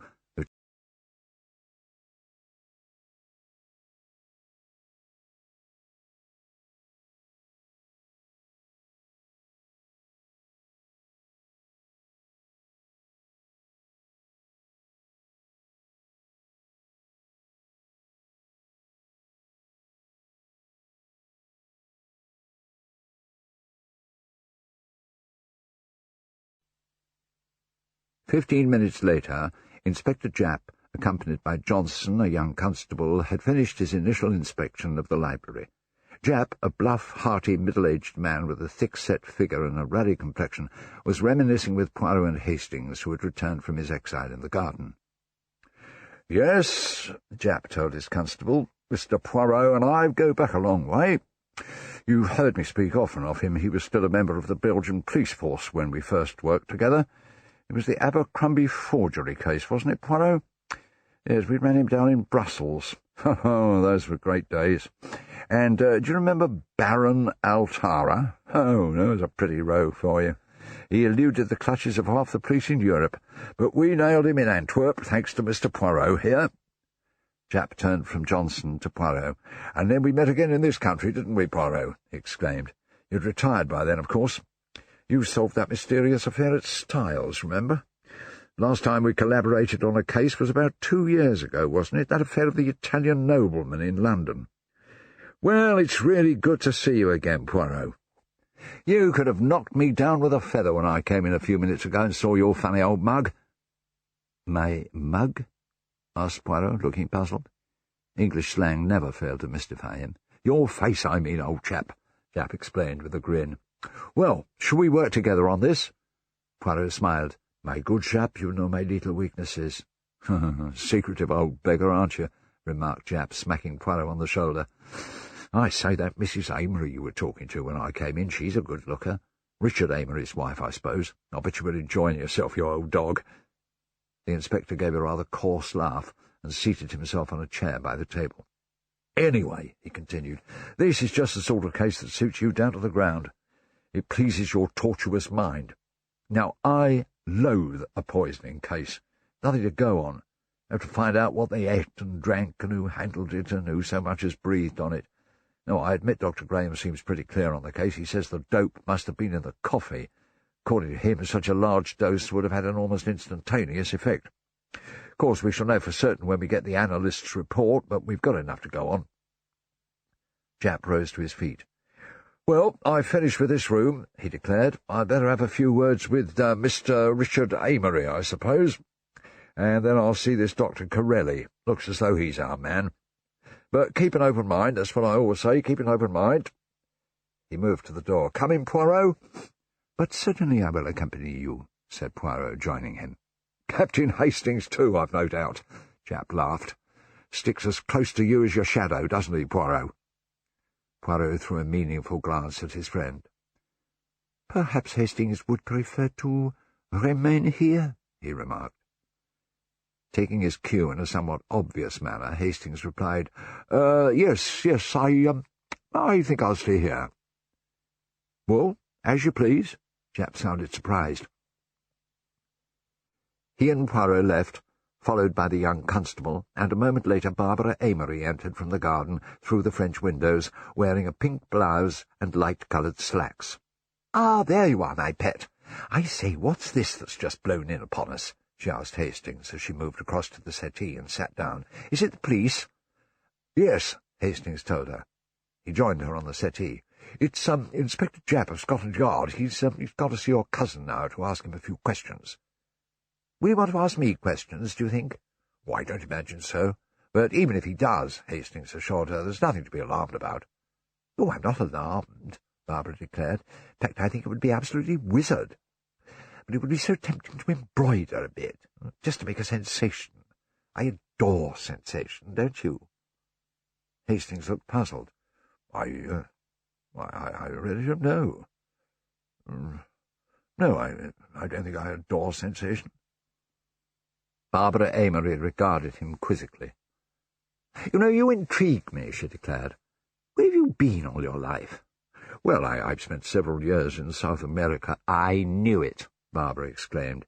She gestured with her hand over her eyes. "The wide open spaces. That's why you're so deliciously old-fashioned." Hastings now looked offended. "Oh, I'm sorry," he said stiffly. "Oh, but I adore it," Barbara hastened to explain. "I think you're a pet, absolute pet." "Oh, what exactly do you mean by old-fashioned?" "Well," Barbara continued, "I'm sure you believe in all sorts of stuffy old things like decency and not telling lies except for very good reason and putting a good face on things." "Oh, quite," agreed Hastings in some surprise. Don't you? Me? Well, for example, do you expect me to keep up the fiction that Uncle Claude's death is a regrettable incident? Oh, isn't it? Hastings sounded shocked. My dear, exclaimed Barbara. She rose and perched herself on the edge of the coffee table. As far as I'm concerned, it's the most marvellous thing that ever happened. You don't know what an old skinflint he was. You don't know how he ground us all down. She stopped, overcome by the strength of her feelings. Embarrassed, Hastings began, I wish you wouldn't, but was interrupted by Barbara. You don't like honesty? She asked. That's just what I thought you'd be like. You'd prefer me to be wearing black instead of this, and be talking in a hushed voice about poor Uncle Claude, so good to us all. Oh, really? Hastings exclaimed. Oh, you needn't pretend, Barbara went on. I knew that's what you'd turn out to be like if I got to know you properly. But what I say is that life isn't long enough for all that lying and pretence. Uncle Claude wasn't good to us at all. I'm certain we're all glad he's dead, really, in our heart of hearts. Yes, even Aunt Caroline. Poor dear, she stood him longer than any of us. Barbara suddenly calmed down. When she spoke again, it was in a milder tone. You know, I've been thinking. Scientifically speaking, Aunt Caroline might have poisoned Uncle Claude. That heart attack last night was really very queer. I don't believe it was a heart attack at all. I just suppose that suppressing her feelings all these years had led to Aunt Caroline developing some powerful complex. Well, I suppose it's theoretically possible, Hastings murmured guardedly. I wonder who pinched the formula, though, Barbara continued. Everyone says it was the Italian, but personally I suspect Treadwell. Your butler? Good heavens, why? Because he never went near the study. Hastings looked perplexed. But then— I'm very orthodox in some ways, Barbara remarked. I've been brought up to suspect the least likely person. That's who it is in all the best murder mysteries, and Treadwell is certainly the least likely person. Well, except you, perhaps, Hastings suggested with a laugh. Oh, me? Barbara smiled uncertainly as she rose and moved away from him. How curious, she murmured to herself. What's curious? Hastings asked, rising to his feet. Well, something I've just thought of. Let's go out in the garden. I hate it in here. She moved towards the French windows. Oh, I am afraid I have to stay here, Hastings told her. Why? I mustn't leave this room. You know, Barbara observed, you've got a complex about this room. Do you remember last night? There we all were, completely shattered by the disappearance of the formula, and in you strode and produced the most marvellous anticlimax by saying in your best conversational manner, What a delightful room, Mr. Amory. It was so funny when the two of you walked in. There was this extraordinary little man with you, no more than 5'4", but with an air of immense dignity, and you being oh so polite. Poirot is rather odd at first sight, I admit, Hastings agreed, and he has all kinds of little foibles. For instance, he has an absolute passion for neatness of any kind. If he sees an ornament set crookedly, or a speck of dust, or even a slight disarray in someone's attire, it's absolute torture to him. You make such a wonderful contrast to each other, Barbara said, laughing. Poirot's methods of detection are very much his own, you know, Hastings continued. Order and method are his gods. He has a great disdain for tangible evidence, things like footprints and cigarette ash, you know what I mean. In fact, he maintains that, taken by themselves, they would never enable a detective to solve a problem. The true work, he says, is done from within. And then he taps that egg-shaped head of his and remarks with great satisfaction, The little grey cells of the brain. Always remember the little grey cells, mon ami. Oh, I think he's a poppet, Barbara declared. Not as sweet as you, with your what a delightful room. But it is a delightful room, Hastings insisted, sounding rather nettled.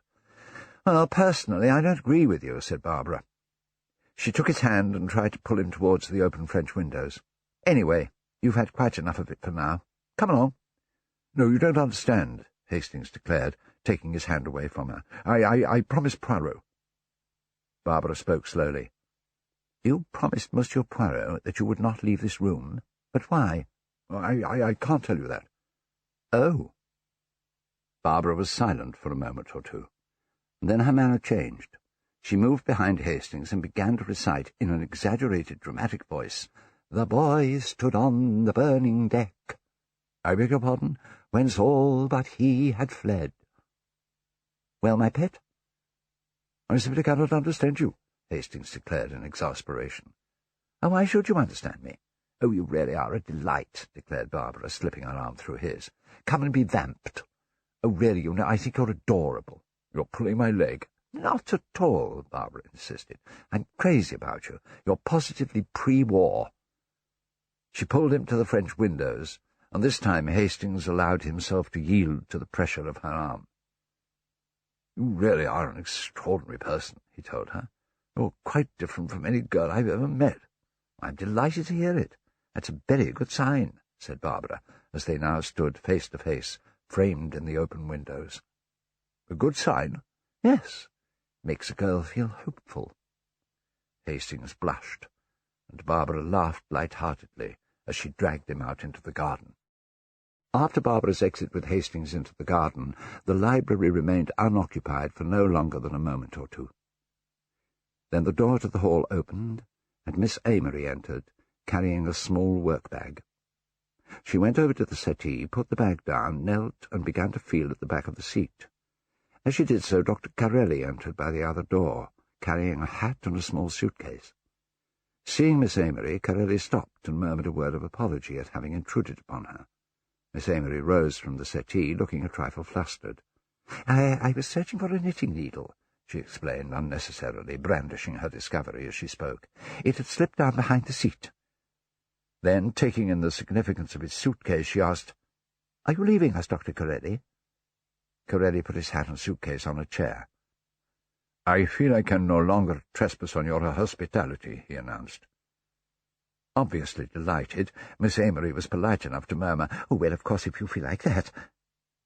Then, remembering the situation in which the occupants of the house currently found themselves, she added, But I thought there were some tiresome formalities, and—" Her voice trailed off indecisively. "Oh, that is all arranged," Corelli assured her. "Oh, well, if you feel you must go." "I do indeed." "Then I will order the car," Miss Amory declared, briskly moving to the bell above the fireplace. "No," Corelli insisted. "That, too, is all arranged." "But you even had to carry your suitcase down yourself. Really, the servants, they're all demoralized, completely demoralized." She returned to the settee and took her knitting from her bag. "They can't concentrate, Dr. Corelli. They cannot keep their heads. So curious, is it not?" Looking distinctly on edge, Corelli replied offhandedly, "Very curious." He glanced at the telephone. Miss Amory began to knit, keeping up a flow of aimless conversation as she did so. "I suppose you are catching the 12:15. You mustn't run it too fine. Oh, not that I want to fuss, of course. I always say that fussing about—" "Yes, indeed," Dr. Corelli interrupted her peremptorily. "There is plenty of time, I think. I wondered if I might use the telephone." Miss Amory looked up momentarily. "Oh, yes, of course," she said, as she continued to knit. It seemed not to have occurred to her that Dr. Corelli might have wanted to make his telephone call in private. "Thank you," murmured Corelli, moving to the desk and making a pretence of looking up a number in the telephone directory. He glanced across impatiently at Miss Amory. "I think your niece was looking for you," he remarked. Miss Amory's only reaction to this information was to talk about her niece while continuing with her knitting undisturbed. "Dear Barbara," she exclaimed, "such a sweet creature. You know she leads rather a sad life here, far too dull for a young girl. Oh, well, things will be different now, I dare say." She dwelt pleasurably on this thought for a moment before continuing. "Not that I haven't done all I could, but what a girl needs is a little gaiety. All the beeswax in the world won't make up for that." Dr. Corelli's face was a study in incomprehension, mixed with more than a little irritation. "Beeswax?" he felt obliged to ask. "Yes, beeswax. Or is it Bemax? Vitamins, you know, or at least that's what it says on the tin. A and B and C and D, all of them, except the one that keeps you from having beriberi. And I really think there's no need for that if one is living in England. It's not a disease one encounters here. It comes, I believe, from polishing the rice in native countries. So interesting. I made Mr. Raynor take it. Beeswax, I mean, after breakfast every day. He was looking pale, poor young fellow. I tried to make Lucia take it too, but she wouldn't." Miss Amory shook her head disapprovingly. "And to think when I was a girl I was strictly forbidden to eat caramels because of the beeswax. No, I mean beeswax. Times change, you know. Times do change." Though he attempted to disguise the fact, by now Dr. Corelli was positively fuming. "Yes, Miss Amory," he replied as politely as he could manage. Moving towards her, he tried a somewhat more direct approach. "I think your niece is calling you." "Calling me?" "Yes, do you not hear?" Miss Amory listened. No, she confessed. "How curious." She rolled up her knitting. "You must have keen ears, Dr. Corelli." "Not that my hearing is bad. Indeed, I've been told that—" She dropped her ball of wool, and Corelli picked it up for her. "Thank you so much," she said. "All the Amorys have keen hearing, you know." She rose from the settee. "My father kept his faculties in the most remarkable way. He could read without glasses when he was 80. She dropped the ball of wool again, and again Corelli stooped to retrieve it for her. "Thank you so much," Miss Amory continued. "A remarkable man, Dr. Corelli. My father, I mean. Such a remarkable man. He always slept in a 4-post feather bed, and the windows of his bedroom were never opened. The night air, he used to say, was most injurious. Unfortunately, when he had an attack of gout, he was nursed by a young woman who insisted on the window being opened at the top, and my poor father died of it." She dropped the ball of wool yet again. This time, after picking it up, Corelli planted it firmly in her hand and led her to the door. Miss Amory moved slowly, talking all the time. "I do not care at all for hospital nurses, Dr. Corelli," she informed him. "They gossip about their cases, they drink far too much tea, and they always upset the servants." "Very true, dear lady, very true," Corelli agreed hastily, opening the door for her. "Thank you so much," Miss Amory said as he propelled her out of the room. Shutting the door after her, Corelli moved quickly to the desk and lifted the telephone receiver. After a pause, he spoke into it softly but urgently. "This is Margaret Cleeve, 314. I want London. Soho 8853. No, 53. That's all right. Eh? Will you call me?" "Right." He replaced the receiver and then stood, biting his nails impatiently. After a moment, he crossed to the door of the study, opened it, and entered the room. Hardly had he done so when Edward Raynor came into the library from the hall. Glancing around, Raynor strolled casually to the fireplace. He touched the vase of spills on the mantelpiece, and as he did so, Corelli came back into the room from the study. As Corelli closed the study door, Raynor turned and saw him. "I didn't know you were in here," said the secretary. "I'm waiting for a phone call," Corelli explained. "Oh." After a pause, Corelli spoke again. "When did the police inspector come?" "About 20 minutes ago, I believe. Have you seen him?" "Only in the distance," replied Corelli. "He's a Scotland Yard man," Raynor informed him. "Apparently he happened to be down in the neighbourhood clearing up some other case, so he was called in by the local police." "Oh, that was a piece of luck, eh?" observed Corelli. "Wasn't it?" The telephone rang, and Raynor moved towards it. Walking quickly ahead of him to the phone, Corelli said, "I think that will be my call." He looked at Raynor. "I wonder if you'd mind—" "Oh, certainly, my dear fellow," the secretary assured him. "I'll clear out." Raynor left the room, and Corelli lifted the receiver. He spoke quietly. "Hello? Is that Miguel?" "Yes?" "No, damn it, I haven't. It's a mean impossible. No, you don't understand. The old gentleman died last night. I'm leaving at once. Jap's here." "Jap? You know, this Scotland Yard man?" "No, I've not met him yet." "I hope so, too." "At the usual place. 9:30 tonight." "Right." Replacing the receiver, Corelli moved to the recess, picked up his suitcase, put on his hat, and went towards the French windows. At that moment, Hercule Poirot entered from the garden, and he and Corelli collided. "I beg your pardon," said the Italian. "Not at all," replied Poirot politely, continuing to block the way out. "If you would allow me to pass." "Impossible," said Poirot mildly. "Quite impossible." "I insist." "I shouldn't," murmured Poirot with a friendly smile. Suddenly Corelli charged at Poirot. The little detective stepped briskly aside, tripping Corelli up neatly with an unexpected movement and taking the Italian doctor's suitcase from him at the same time. At that moment, Japp slid into the room behind Poirot, and Corelli fell into the inspector's arms. "Hullo, what's all this?" exclaimed Inspector Japp. "Why, bless me if it isn't Tonio." "Ah!" Poirot gave a little laugh as he moved away from them both. "I thought, my dear Japp, that you would probably be able to give a name to this gentleman." "Oh, I know all about him," Japp affirmed. "Tonio's quite a public character, aren't you, Tonio? I bet you were surprised at Monsieur Poirot's move just then. What do you call that stuff, Poirot? Jiu-jitsu or such like, isn't it? Poor old Tonio." As Poirot placed the Italian's suitcase on the table and opened it, Corelli growled at Japp. "You've got nothing against me. You can't hold me." "I wonder," said the inspector. "I'll bet we won't have far to look for the man who stole that formula and did in the old gentleman." Turning to Poirot, he added, "That formula is absolutely bang in Tonio's line, and since we've found him trying to make a getaway, I shouldn't be surprised if he's got the goods on him this minute." "I agree with you," declared Poirot.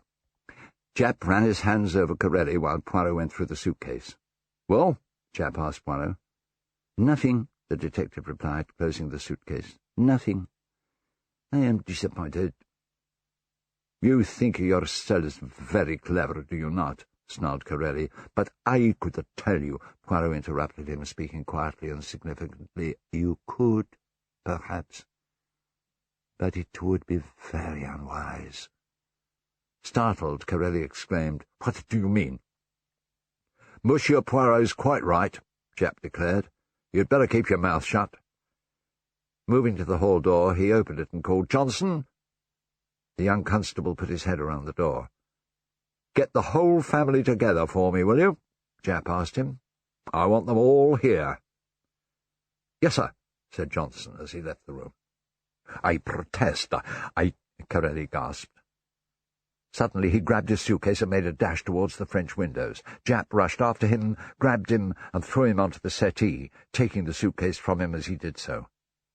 "No one's hurt you yet, so don't squeal," Japp barked at the now thoroughly cowed Italian. Poirot's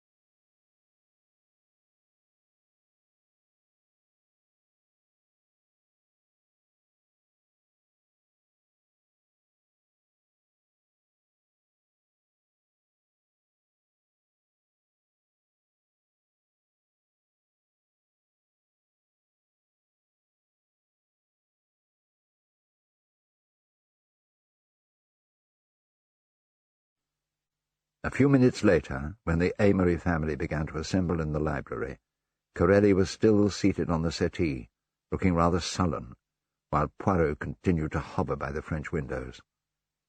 Barbara Amory, with Hastings in tow, returned from the garden through the French windows, and Barbara moved to share the settee with Corelli, while Hastings went to stand by Poirot's side. Poirot whispered to his colleague, "It would be helpful, Hastings, if you would make a mental note, you understand, of where they all choose to sit." "Helpful? How?" asked Hastings. "Psychologically, my friend," was Poirot's only reply. When Lucia entered the room, Hastings watched her as she sat in the chair to the right of the table.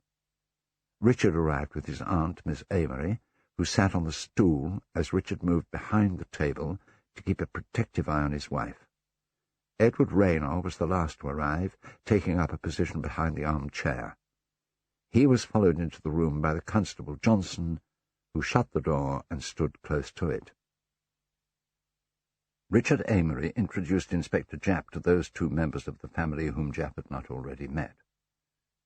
"My aunt, Miss Amory," he announced, "and my cousin, Miss Barbara Amory." Acknowledging the introduction, Barbara asked, "What's all the excitement, Inspector?" Japp avoided her question. "Now, I think we're all here, are we not?" he remarked, moving to the fireplace. Miss Amory looked bewildered and a little apprehensive. "I don't quite understand," she said to Richard. "What is this gentleman doing here?" "I think perhaps I ought to tell you something," Richard answered her.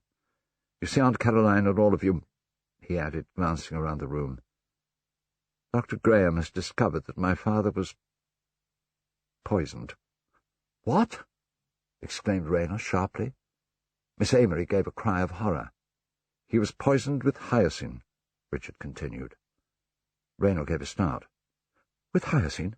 Why, I saw—" He stopped dead, looking at Lucia. Taking a step towards him, Inspector Japp asked, "What did you see, Mr. Rayner?" The secretary looked embarrassed. "Nothing, at least—" he began uncertainly. His voice trailed off into silence. "I'm sorry, Mr. Rayner," Japp insisted, "but I've got to have the truth. Come now. Everyone realizes you're keeping something back." "No, it's nothing, really," said the secretary. I mean, there's obviously some quite reasonable explanation." "Explanation for what, Mr. Rayner?" asked Japp. Rayner still hesitated. "Well?"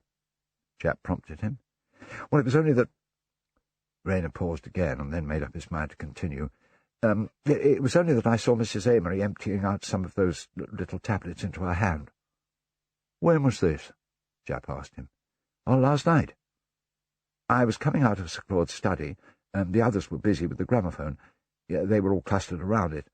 I noticed her pick up a tube of tablets, I thought it was the hyoscine, and pour most of them out into the palm of her hand. And then Sir Claude called me back into the study for something." "Oh, why didn't you mention this before?" asked Japp. Lucia began to speak, but the inspector silenced her. "1 minute, please, Mrs. Amory," he insisted. "I'd like to hear from Mr. Rayner first." "Well, I never thought of it again," Rayner told him.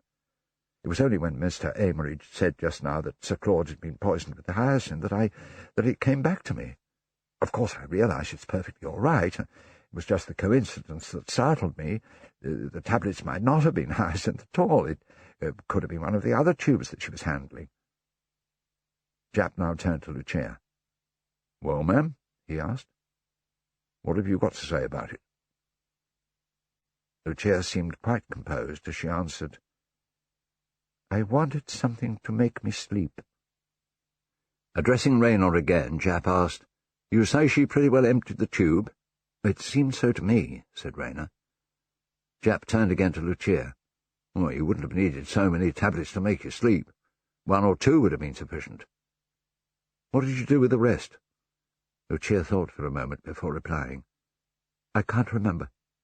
She was about to continue when Corelli rose to his feet and burst out venomously, "You see, Inspector, there's your murderess!"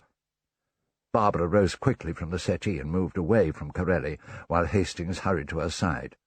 The Italian continued, "You shall have the truth, Inspector. I came down here especially to see that woman.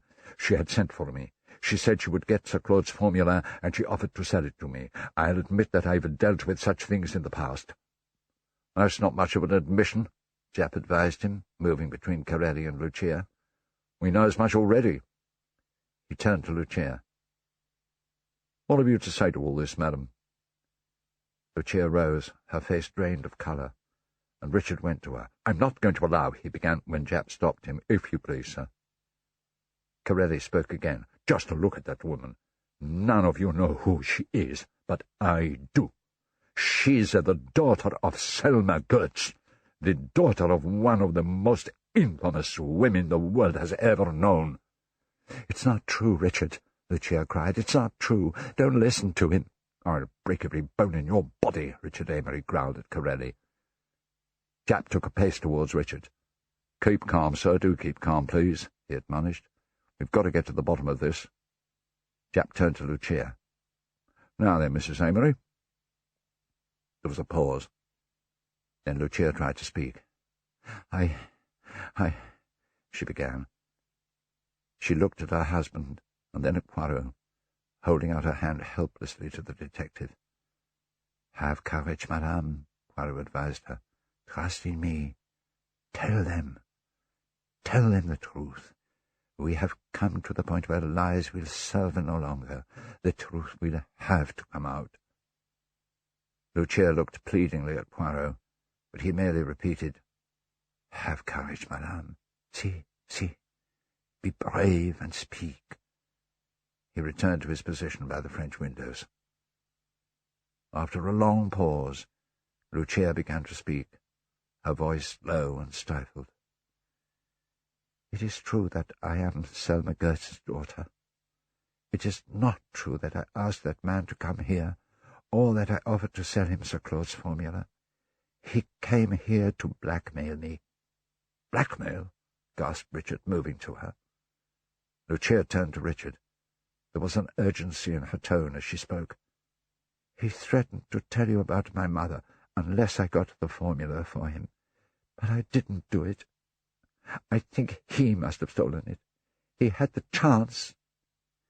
He was alone in there, in the study, and I see now that he wanted me to take the hyacinth and kill myself, so that everyone would think that it was I who had stolen the formula. He almost hypnotized me. She broke down and sobbed on Richard's shoulder. With a cry of, "Lucia, my darling!" Richard embraced her. Then, passing his wife over to Miss Amory, who had risen, and who now embraced the distressed young woman consolingly, Richard addressed Japp. "Inspector, I want to speak to you alone." Japp looked at Richard Amory for a moment and then gave a brief nod to Johnson. "Very well," he agreed, as the constable opened the door for Miss Amory and Lucia. Barbara and Hastings took the opportunity of returning to the garden through the French windows, while Edward Rayner, as he left, murmured to Richard, "I'm sorry, Mr. Amory, very sorry." As Corelli picked up his suitcase and followed Rayner out, Japp instructed his constable, "Keep your eye on Mrs. Amory, and also on Dr. Corelli." Corelli turned at the door, and Japp continued to the constable, "There's to be no funny business from anyone, you understand?" "I understand, sir," replied Johnson, as he followed Corelli out of the room. "I'm sorry, Mr. Amory," said Japp to Richard Amory, "but after what Mr. Rayner has told us, I'm bound to take every precaution, and I want Mr. Poirot to remain here as a witness to whatever you tell me." Richard approached Japp with the air of a man who has come to a momentous decision. Taking a deep breath, he spoke with determination. "Inspector." "Well, sir, what is it?" asked Japp. Very deliberately and slowly, Richard replied, "I think it's time I confessed. I killed my father." Japp smiled. "Oh, I'm afraid that won't wash, sir." Richard looked astonished. "What do you mean?" "No, sir," Japp continued, "or, to put it differently, that cat won't jump. You're very set on your good lady, I realise, newly married and all that. But to speak plainly to you, it's no manner of use putting your neck in a halter for the sake of a bad woman, though she's a good looker and no mistake, I'll admit." "Inspector Japp!" exclaimed Richard angrily. "There's no point in getting upset with me, sir," Japp continued imperturbably. "I've told you the plain truth without beating about the bush, and I've no doubt that Mr. Poirot here will tell you the same. I'm sorry, sir, but duty is duty, and murder is murder. That's all there is to it." Japp nodded decisively and left the room. Turning to Poirot, who had been observing the scene from the settee, Richard asked coldly, "Well, are you going to tell me the same, Monsieur Poirot?" Rising, Poirot took a cigarette case from his pocket and extracted a cigarette. Instead of answering Richard's question, he posed one of his own. "Monsieur Amory, when did you first suspect your wife?" he asked. "I never—" Richard began, but Poirot interrupted, picking up a box of matches from the table as he spoke. "Please, I beg of you, Monsieur Amory, nothing but the truth. You did suspect her, I know it. You suspected her before I arrived. That is why you were so anxious to get me away from this house. Now do not deny it. It is impossible to deceive Hercule Poirot." He lit his cigarette, replaced the box of matches on the table, and smiled up at the much taller man who towered over him. They made a ridiculous contrast. "You're mistaken," Richard told Poirot stiffly. "Utterly mistaken. How could I suspect Lucia?" "And yet, of course, there is an equally good case to be made against you," Poirot continued reflectively as he resumed his seat. "You handled the drugs. You handled the coffee. You were short of money and desperate to acquire some. Oh, yes, anyone might be excused for suspecting you." "Inspector Japp doesn't seem to agree with you," Richard observed. "Ah, Japp. He has the common sense," Poirot smiled. "He is not a woman in love." "Woman in love?" Richard sounded puzzled. "Let me give you a lesson in psychology, monsieur," Poirot offered. "When I first arrived, your wife came up to me and begged me to stay here and discover the murderer. Would a guilty woman have done that?" "You mean—" Richard began quickly. "I mean," Poirot interrupted him, "that before the sun sets tonight, you will be asking her pardon upon your knees." "What are you saying?" "I am saying too much, perhaps," Poirot admitted, rising. "No, monsieur. Place yourself in my hands, in the hands of Hercule Poirot." "You can save her?" Richard asked, with desperation in his voice. Poirot regarded him solemnly. "I have pledged you my word, although when I did so, I did not realize how difficult it was going to be. You see, the time is very short, and something must be done quickly. You must promise me that you will do it exactly as I tell you, without asking questions or making difficulties. Do you promise me that?" "Very well," replied Richard, rather unwillingly. "That is good. And now listen to me. What I suggest is neither difficult nor impossible. It is, in fact, the common sense. This house will shortly be given over to the police. They will swarm all over it. They will make their investigations everywhere. For yourself and your family it could be very unpleasant. I suggest that you leave." "Or give the house over to the police?" Richard asked incredulously. "That is my suggestion," Poirot repeated. "Of course you will have to remain in the neighborhood, but they say the local hotel is very comfortable. Engage rooms there. Then you will be close at hand when the police wish to question you all." "But when do you suggest that this should take place?" Poirot beamed at him. "My idea was immediately." "Well, surely it will all look very odd." "Not at all, not at all," the little detective assured Richard, smiling again. "It will appear to be a move of the utmost, how do you say, the utmost sensitivity. The associations here are hateful to you. You cannot bear to remain another hour. I assure you it will sound very well." "But how about the inspector?" "I myself will fix it up with Inspector Japp." "I can't see what good this is going to achieve," Richard persisted. "No, of course you do not see." Poirot sounded more than a trifle smug. He shrugged his shoulders. "It is not necessary that you should see, but I see. I, Hercule Poirot. That is enough." He took Richard by the shoulders. "Go."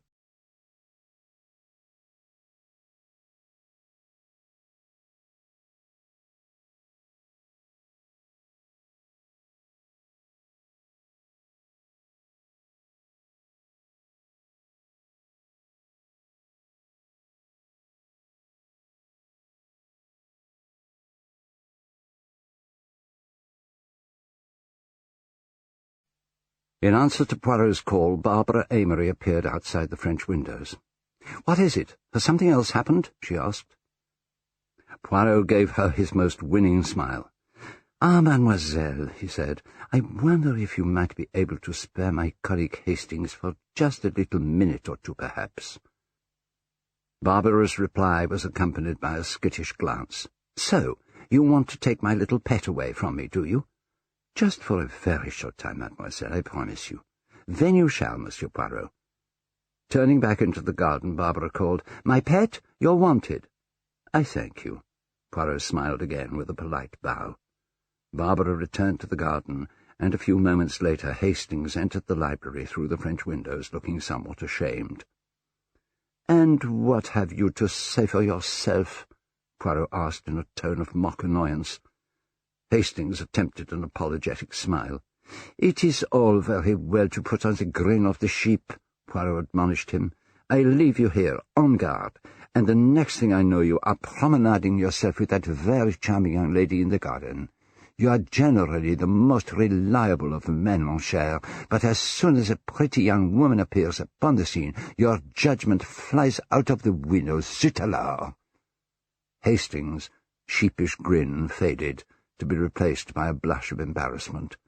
"I say, I'm awfully sorry, Poirot," he exclaimed. I just stepped outside for a second, and then I saw you through the window coming into the room, so I thought it didn't matter." "You mean you thought it better not to return to face me?" declared Poirot. "Well, my dear Hastings, You may have done the most irreparable damage. I found Corelli in here.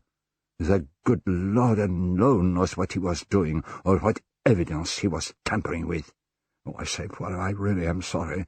Hastings apologized again. I'm most awfully sorry. If you have not done the damage irreparable, it is more by good luck than for any other reason. But now, mon ami, the moment has come when we must employ our little grey cells. Pretending to smack Hastings on the cheek, Poirot in fact gave his colleague an affectionate pat. "Ah, good. Let's get to work," Hastings exclaimed. "No, it is not good, my friend," Poirot told him. "It is bad. It is obscure." His face wore a troubled look as he continued. "It is dark as it was last night." He thought for a moment and then added, "But yes, I think there is perhaps an idea, the germ of an idea. Yes, we will start there." Looking completely mystified, Hastings asked, "What on earth are you talking about?" The tone of Poirot's voice changed. He spoke gravely and thoughtfully. "Why did Sir Claude die, Hastings? Answer me that. Why did Sir Claude die?" Hastings stared at him. "But we know that," he exclaimed. "Do we?" asked Poirot. "Are you so very sure?" Yes," Hastings responded, though somewhat uncertainly. "He died, he died because he was poisoned." Poirot made an impatient gesture. "Yes, but why was he poisoned?" Hastings thought carefully before replying. Then, "Well, surely it must have been because the thief suspected—" he began. Poirot slowly shook his head as Hastings continued. "Because the thief suspected that he'd been discovered." He broke off again as he observed Poirot continuing to shake his head. "Suppose, Hastings," Poirot murmured, "just suppose that the thief did not suspect." "Why, I don't quite see," Hastings confessed. Poirot moved away, and then turned back with his arm raised in a gesture that seemed intended to hold his friend's attention. He paused and cleared his throat. "Let me recount to you, Hastings," he declared, "the sequence of events as they might have gone, or rather as I think they were meant to go." Hastings sat in the chair by the table as Poirot continued. "Sir Claude dies in his chair one night." Poirot moved to the armchair, sat, and paused for a moment before repeating thoughtfully, "Yes, Sir Claude dies in his chair. There are no suspicious circumstances attending that death. In all probability it will be put down to heart failure. It will be some days before his private papers are examined. His will is the only document that will be searched for. After the funeral, in due course, it will be discovered that his notes on the new explosive are incomplete. It may never be known that the exact formula existed. You see what that gives to our thief, Hastings?" "Yes." "What?" asked Poirot. Hastings looked puzzled. "What?" he repeated. "Security. That is what it gives the thief. He can dispose of his booty quite safely, whenever he wishes to. There is no pressure upon him. Even if the existence of the formula is known, he will have had plenty of time to cover his tracks." "Well, it's an idea, yes, I suppose so," Hastings commented in a dubious tone. "But naturally it is an idea. Am I not Hercule Poirot? But see now where this idea leads us. It tells us that the murder of Sir Claude was not a chance maneuver executed on the spur of the moment. It was a plan beforehand. Beforehand. You see now where we are." "No," Hastings admitted with an engaging candour. "You know very well I never see these things. I mean, I know that we're in the library of Sir Claude's house, and that's all." "Yes, my friend, you are right," Poirot told him. "We are in the library of Sir Claude Amory's house. It is not morning, but evening. The lights have just gone out. The thief's plans have gone awry." Poirot sat very upright and wagged his forefinger emphatically to emphasize his points. Sir Claude, who, in the normal course of things, would not have gone to that safe until the following day, has discovered his loss by a mere chance. And as the old gentleman himself said, the thief is caught like a rat in a trap. Yes, but the thief, who is also the murderer, knows something, too, that Sir Claude does not. The thief knows that in a very few minutes Sir Claude will be silenced forever. He or she has one problem that has to be solved, and one only: to hide the paper safely during those few moments of darkness. Shut your eyes, Hastings, as I shut mine. The lights have gone out. We can see nothing, but we can hear. Repeat to me, Hastings, as accurately as you can, the words of Miss Amory when she described the scene for us." Hastings shut his eyes. Then he began to speak, slowly, with an effort of memory and several pauses. "Gasps," he uttered. Poirot nodded. "A lot of little gasps," Hastings went on, and Poirot nodded again. Hastings concentrated for a time and then continued. "The noise of a chair falling, a metallic clink. That must have been the key, I imagine." "Quite right," said Poirot. "The key. Continue." A scream. No, that was Lucia screaming. She called out to Sir Claude. Then the knocking came at the door. Wait a moment. Right at the beginning, the noise of tearing silk." Hastings opened his eyes. "Yes, tearing silk," Poirot exclaimed. He rose, moved to the desk, and then crossed to the fireplace. "It is all there, Hastings, in those few moments of darkness. All there. And yet our ears tell us nothing." He stopped at the mantelpiece and mechanically straightened the vase of spills. "Oh, do stop straightening those damn things, Poirot," Hastings complained. "You're always at it." His attention arrested. Poirot removed his hand from the vase. "What is that you say?" he asked. "Yes, it is true." He stared at the vase of spills. "I remember straightening them but a little hour ago, and now it is necessary that I straighten them again." He spoke excitedly. "Why, Hastings? Why is that?" "Well, because they're crooked, I suppose," Hastings replied in a bored tone. "It's just your little mania for neatness." "Tearing silk," exclaimed Poirot. "No, Hastings. The sound is the same." He stared at the paper spills and snatched up the vase that contained them. "Tearing paper," he continued as he moved away from the mantelpiece. His excitement communicated itself to his friend. "What is it?" Hastings asked, springing up and moving to him. Poirot stood tumbling out the spills onto the settee and examining them. Every now and then he handed one to Hastings, muttering, "Here is one. Another. And yet another." Hastings unfolded the spills and scrutinized them. C19, N23, he began to read aloud from one of them. Yes, exclaimed Poirot. "It is the formula."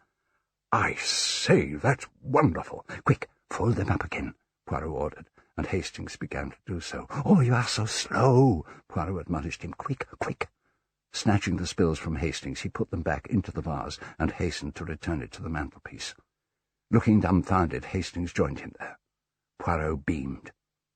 "It intrigues you what I do there, yes?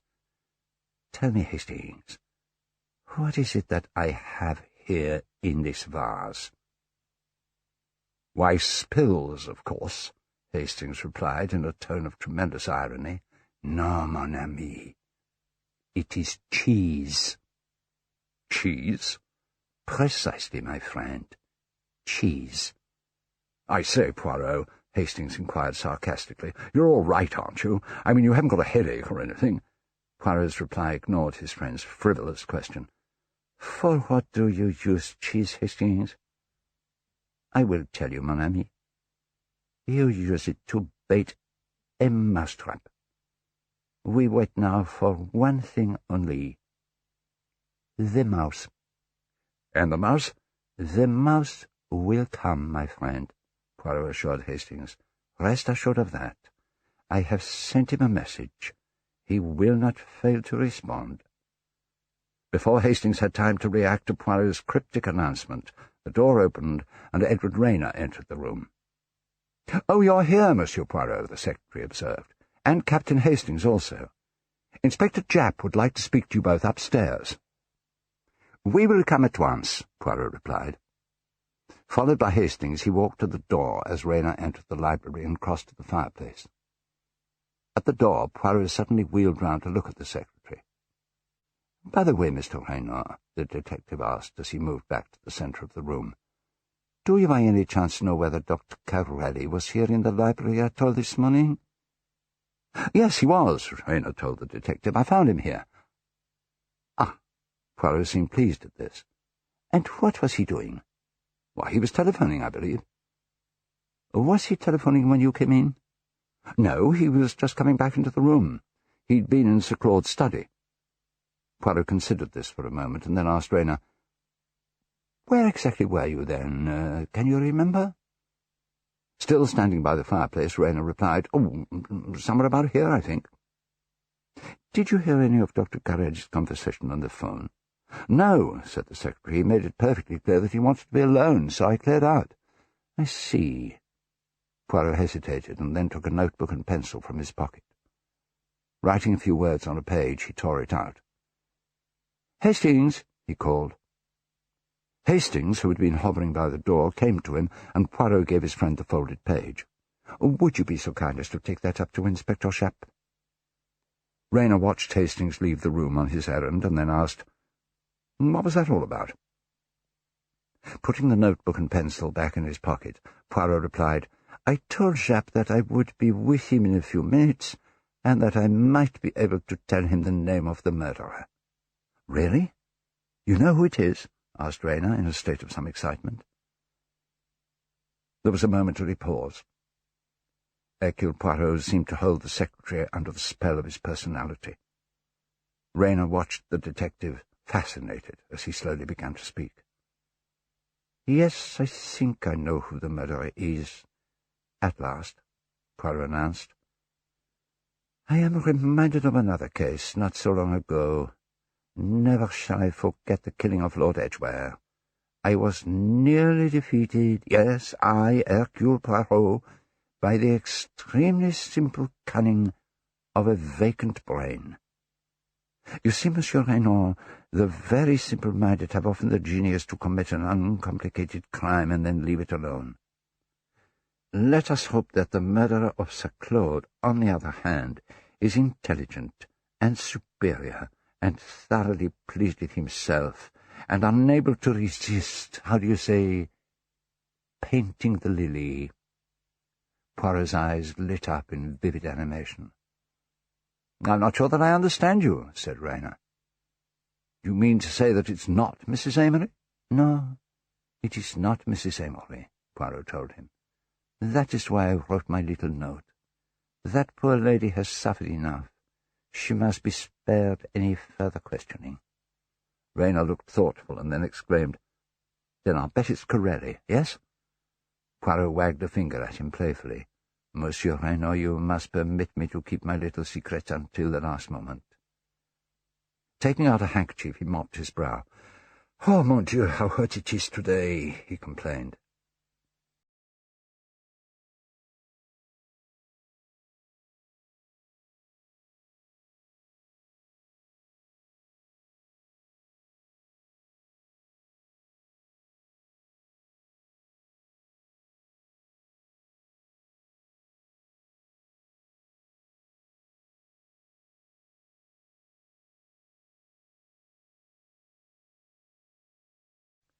In a few moments Rayner returned with 2 whiskies and sodas on a tray. He watched as Poirot lifted a hand to an ornament on the mantelpiece. "This is a valuable antique, I fancy," Poirot remarked, picking up a jug. "Is it?" was Rayner's uninterested comment. "I don't know much about that kind of thing. Come and have a drink," he suggested as he set his tray down on the coffee table.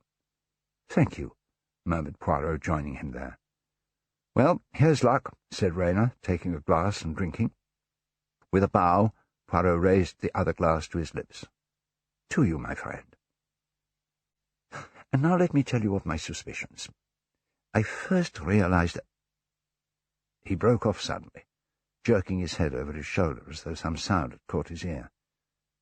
Looking first at the door and then at Rayner, he put his finger to his lips, indicating that he thought someone might be eavesdropping. Rayner nodded in comprehension. The two men crept stealthily up to the door, and Poirot gestured to the secretary to remain in the room. Poirot opened the door sharply and bounced outside, but returned immediately, looking extremely crestfallen. "Surprising," he admitted to Rayner. "I could have sworn I heard something. Ah, well, I made a mistake. It does not happen very often. À votre santé, my friend." He drained the contents of his glass. "Ah," exclaimed Rayner, as he also drank. "I beg your pardon?"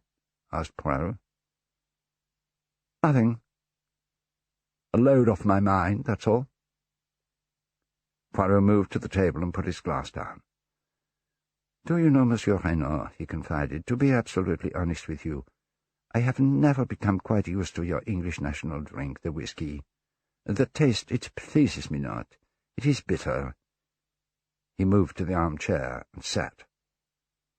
"Really? I'm so sorry. Mine didn't taste at all bitter." Rayner put his glass down on the coffee table and continued. "I think you were about to tell me something just now, were you not?" Poirot looked surprised. "Was I? What can it have been? Can I have forgotten already? I think that perhaps I wanted to explain to you how I proceed in an investigation. Voyons. One fact leads to another, so we continue. Does the next one fit in with that? Ah, merveille, good. We can proceed. This next little fact? No. Ah, this is curious. There is something missing, a link in the chain that is not there. We examine, we search, and that little curious fact, that perhaps paltry little detail that will not tally, we put it here."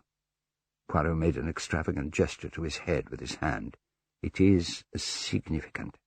It is tremendous." "Yes, I see," Rayner murmured dubiously. Poirot shook his forefinger so fiercely in Rayner's face that the secretary almost quailed before it. "Ah, beware! Peril to the detective who says, 'It is so small, it does not matter. It will not agree, I will forget it.' That way lies confusion. Everything matters."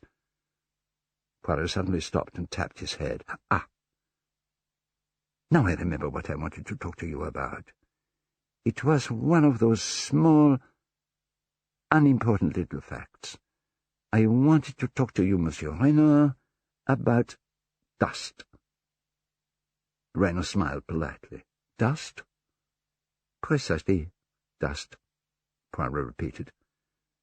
"My friend Hastings, he reminded me just now that I am a detective and not a housemaid. He thought himself very clever to make such a remark, but I am not so sure. The housemaid and the detective, after all, have something in common. The housemaid, what does she do? She explores all the dark corners with her broom. She brings into the light of day all the hidden things that have rolled conveniently out of sight. Does not the detective do much the same?" Rayner looked bored, but murmured, "Yes, very interesting, Monsieur Poirot." He moved to the chair by the table and sat before asking, "But is that all you were intending to say?" "No, not quite," replied Poirot. He leaned forward. "You did not throw dust in my eyes, Monsieur Rayner, because there was no dust. Do you understand?" The secretary stared at him intently. No, I'm afraid I don't. There was no dust on that box of drugs. Mademoiselle Barbara commented on the fact, but there should have been dust. That shelf on which it stands, and Poirot gestured towards it as he spoke, is thick with dust. It was then that I knew. Knew what? I knew, Poirot continued, that someone had taken that box down recently, that the person who poisoned Sir Claude Amory would not need to go near the box last night, since he had on some earlier occasion helped himself to all the poison he needed, choosing a time when he knew he would not be disturbed. You did not go near the box of drugs last night because you had already taken from it the hyacinth you needed, but you did handle the coffee, Monsieur Reynard. Reynard smiled patiently. Dear me, to accuse me of murdering Sir Claude. Do you deny it? Asked Poirot. Reynard paused before replying. When he spoke again, a harsher tone had entered his voice.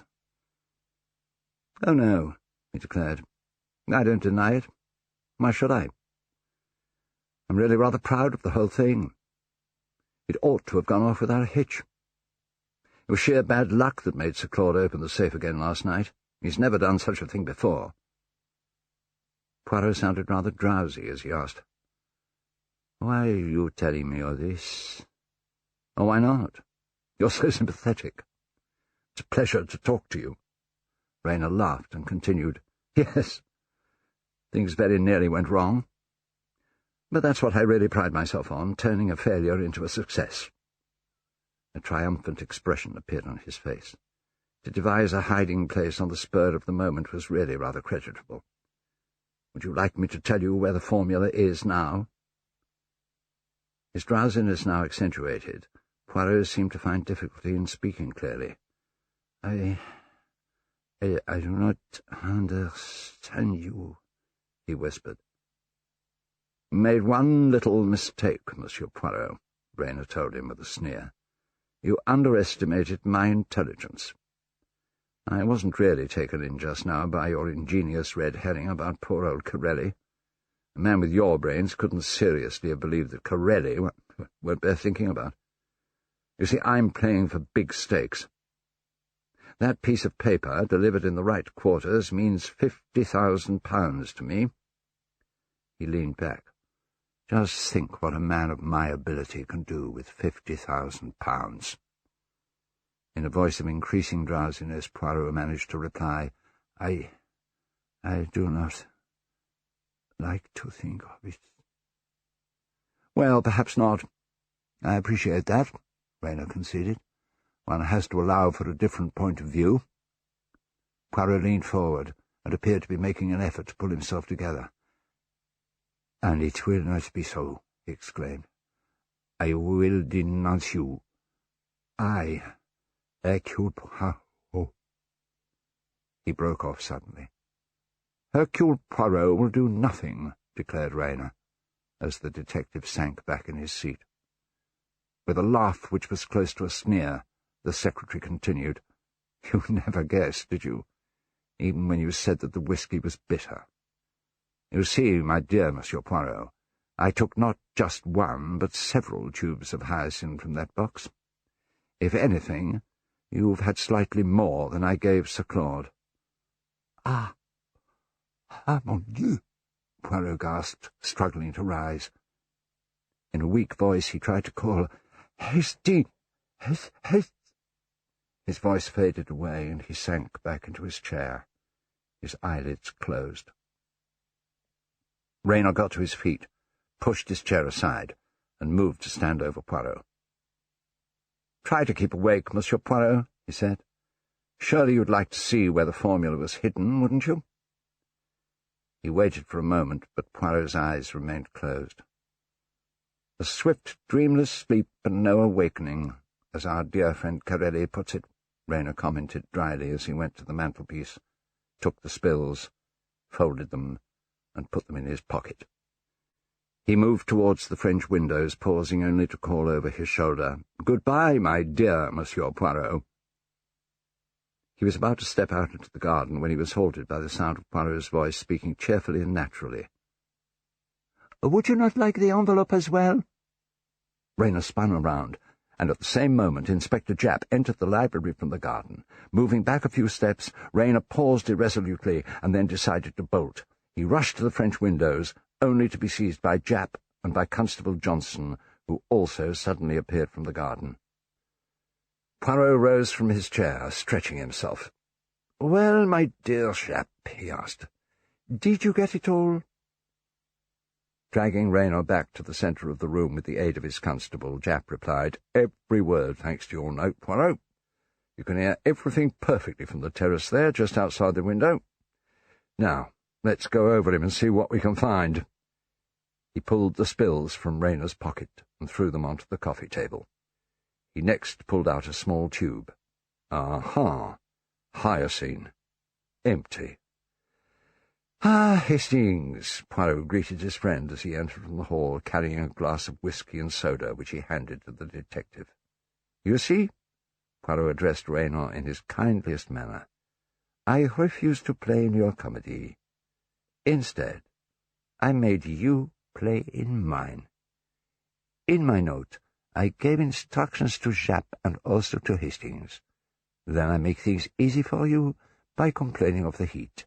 I know you will suggest a drink. It is, after all, the opening that you need. After that, it is all so straightforward. When I go to the door, the good Hastings, he is ready outside with another whisky and soda. I change glasses, and I am back again. And so, on with the comedy." Poirot gave the glass back to Hastings.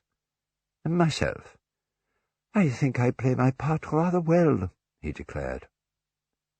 There was a pause while Poirot and Rayner surveyed each other. Then Rayner spoke. "I've been afraid of you ever since you came into this house. My scheme could have worked.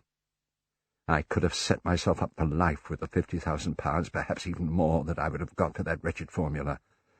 But from the moment you arrived, I stopped feeling absolutely confident that I'd get away with killing that pompous old fool and stealing his precious scrap of paper." "I have observed already that you are intelligent," Poirot replied. He sat again in the armchair, looking distinctly pleased with himself, as Japp began to speak rapidly. "Edward Rayner, I arrest you for the wilful murder of Sir Claude Amory, and I warn you that anything you say may be used in evidence." Japp made a gesture to the constable to take Rayner away. As Rayner made his exit in the custody of Constable Johnson, the two men passed Miss Amory, who was entering the library at the same moment. She looked back at them anxiously and then hastened to Poirot.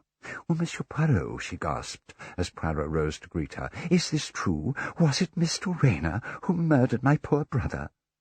"I am afraid so, mademoiselle," said Poirot. Miss Amory looked dumbfounded.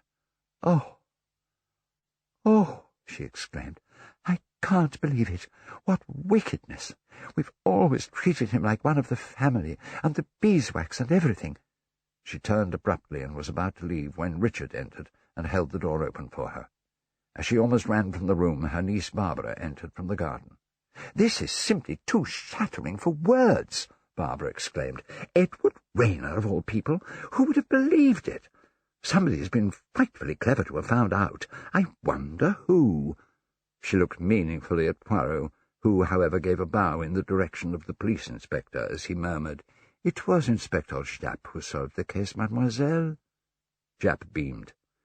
"And I will say for you, Monsieur Poirot, you're the goods, and a gentleman as well." With a nod to the assembled company, Japp made a brisk exit, snatching the whisky glass from a bemused Hastings as he did so, with the words, "I'll take charge of the evidence, if you please, Captain Hastings." "Yes, but was it really Inspector Japp who found out who killed Uncle Claude? Or," Barbara asked Poirot coyly as she approached him, "was it you, Monsieur Hercule Poirot?" Poirot moved to Hastings, putting an arm around his old friend. "Mademoiselle," he informed Barbara, "the real credit belongs to Hastings here. He made a remark of surpassing brilliance which put me on the right track. Take him into the garden and make him tell you about it." He pushed Hastings towards Barbara and shepherded them both towards the French windows. "Ah, my pet," Barbara sighed comically to Hastings as they went out into the garden. Richard Amory was about to address Poirot when the door to the hall opened and Lucia entered. Giving a start when she saw her husband, Lucia murmured uncertainly, "Richard." Richard turned to look at her. "Lucia." Lucia moved a few steps into the room. She began and then broke off. Richard approached her and then stopped. "You—" They both looked extremely nervous and ill at ease with each other. Then Lucia suddenly caught sight of Poirot and went to him with outstretched hands. "Monsieur Poirot, how can we ever thank you?" Poirot took both her hands in his. "So, madame, your troubles are over," he announced. "A murderer has been caught. But my troubles, are they really over?" Lucia asked wistfully. "It is true that you do not look quite happy yet, my child," Poirot observed. "Shall I ever be happy again, I wonder?" "I think so," said Poirot with a twinkle in his eye. "Trust in your old Poirot." Guiding Lucia to the chair by the table in the centre of the room, he picked up the spills from the coffee table, went across to Richard and handed them to him. "Monsieur," he declared, "I have pleasure in restoring to you Sir Claude's formula. It can be pieced together. What is the expression you use? It will be as good as new." "Oh, my God, the formula!" Richard exclaimed. "I'd almost forgotten it. I can hardly bear to look at it again. Think what it's done to us all. It's cost my father his life, and it's all but ruined the lives of all of us as well." "What are you going to do with it, Richard?" Lucia asked him. "I don't know. What would you do with it?" Rising and moving to him, Lucia whispered, "Will you let me?" "It's yours," her husband told her, handing her the spills. "Do as you like with the wretched thing." "Thank you, Richard," murmured Lucia. She went to the fireplace, took a match from the box on the mantelpiece, and set fire to the spills, dropping the pieces one by one into the fireplace. "There is so much suffering already in the world. I cannot bear to think of any more." "Madame," said Poirot, "I admire the manner in which you burn many thousands of pounds with as little emotion as though they were just a few pence." "They are nothing but ashes," Lucia sighed. "Like my life." Poirot gave a snort. "Oh, la la! Let us all order our coffees," he remarked in a tone of mock gloom. "No, me, I like to be happy, to rejoice, to dance, to sing. See you, my children," he continued, turning to address Richard as well. "I am about to take a liberty with you both. Madame looks down her nose and thinks, I have deceived my husband. Monsieur looks down his nose and thinks, I have suspected my wife. And yet what you really want, both of you, is to be in each other's arms, is it not?" Lucia took a step towards her husband. "Richard," she began in a low voice. "Madame," Poirot interrupted her, "I fear that Sir Claude may have suspected you of planning to steal his formula because, a few weeks ago, someone, no doubt an ex-colleague of Carelli, for people of that kind are continually falling out with one another, someone, I say, sent Sir Claude an anonymous letter about your mother. But do you know, my foolish child, that your husband tried to accuse himself to Inspector Japp, that he actually confessed to the murder of Sir Claude in order to save you?" Lucia gave a little cry and looked adoringly at Richard. "And you, monsieur," Poirot continued, "figure to yourself that not more than half an hour ago your wife was shouting in my ear that she had killed your father, all because she feared that you might have done so." "Lucia," Richard murmured tenderly, going to her. "Being English," Poirot remarked as he moved away from them, "you will not embrace in my presence, I suppose?" Lucia went to him and took his hand. "Monsieur Poirot, I do not think I shall ever forget you. Ever." "Neither shall I forget you, madame," Poirot declared gallantly as he kissed her hand. "Poirot," Richard Amory declared, "I don't know what to say, except that you've saved my life and my marriage. I can't express what I feel." "Do not derange yourself, my friend," replied Poirot. "I am happy to have been of service to you." Lucia and Richard went out into the garden together, looking into each other's eyes, his arm around her shoulders. Following them to the window, Poirot called after them, "Bless you, mes enfants. Oh, and if you encounter Miss Barbara in the garden, please ask her to return Captain Hastings to me. We must shortly begin our journey to London." Turning back into the room, his glance fell on the fireplace.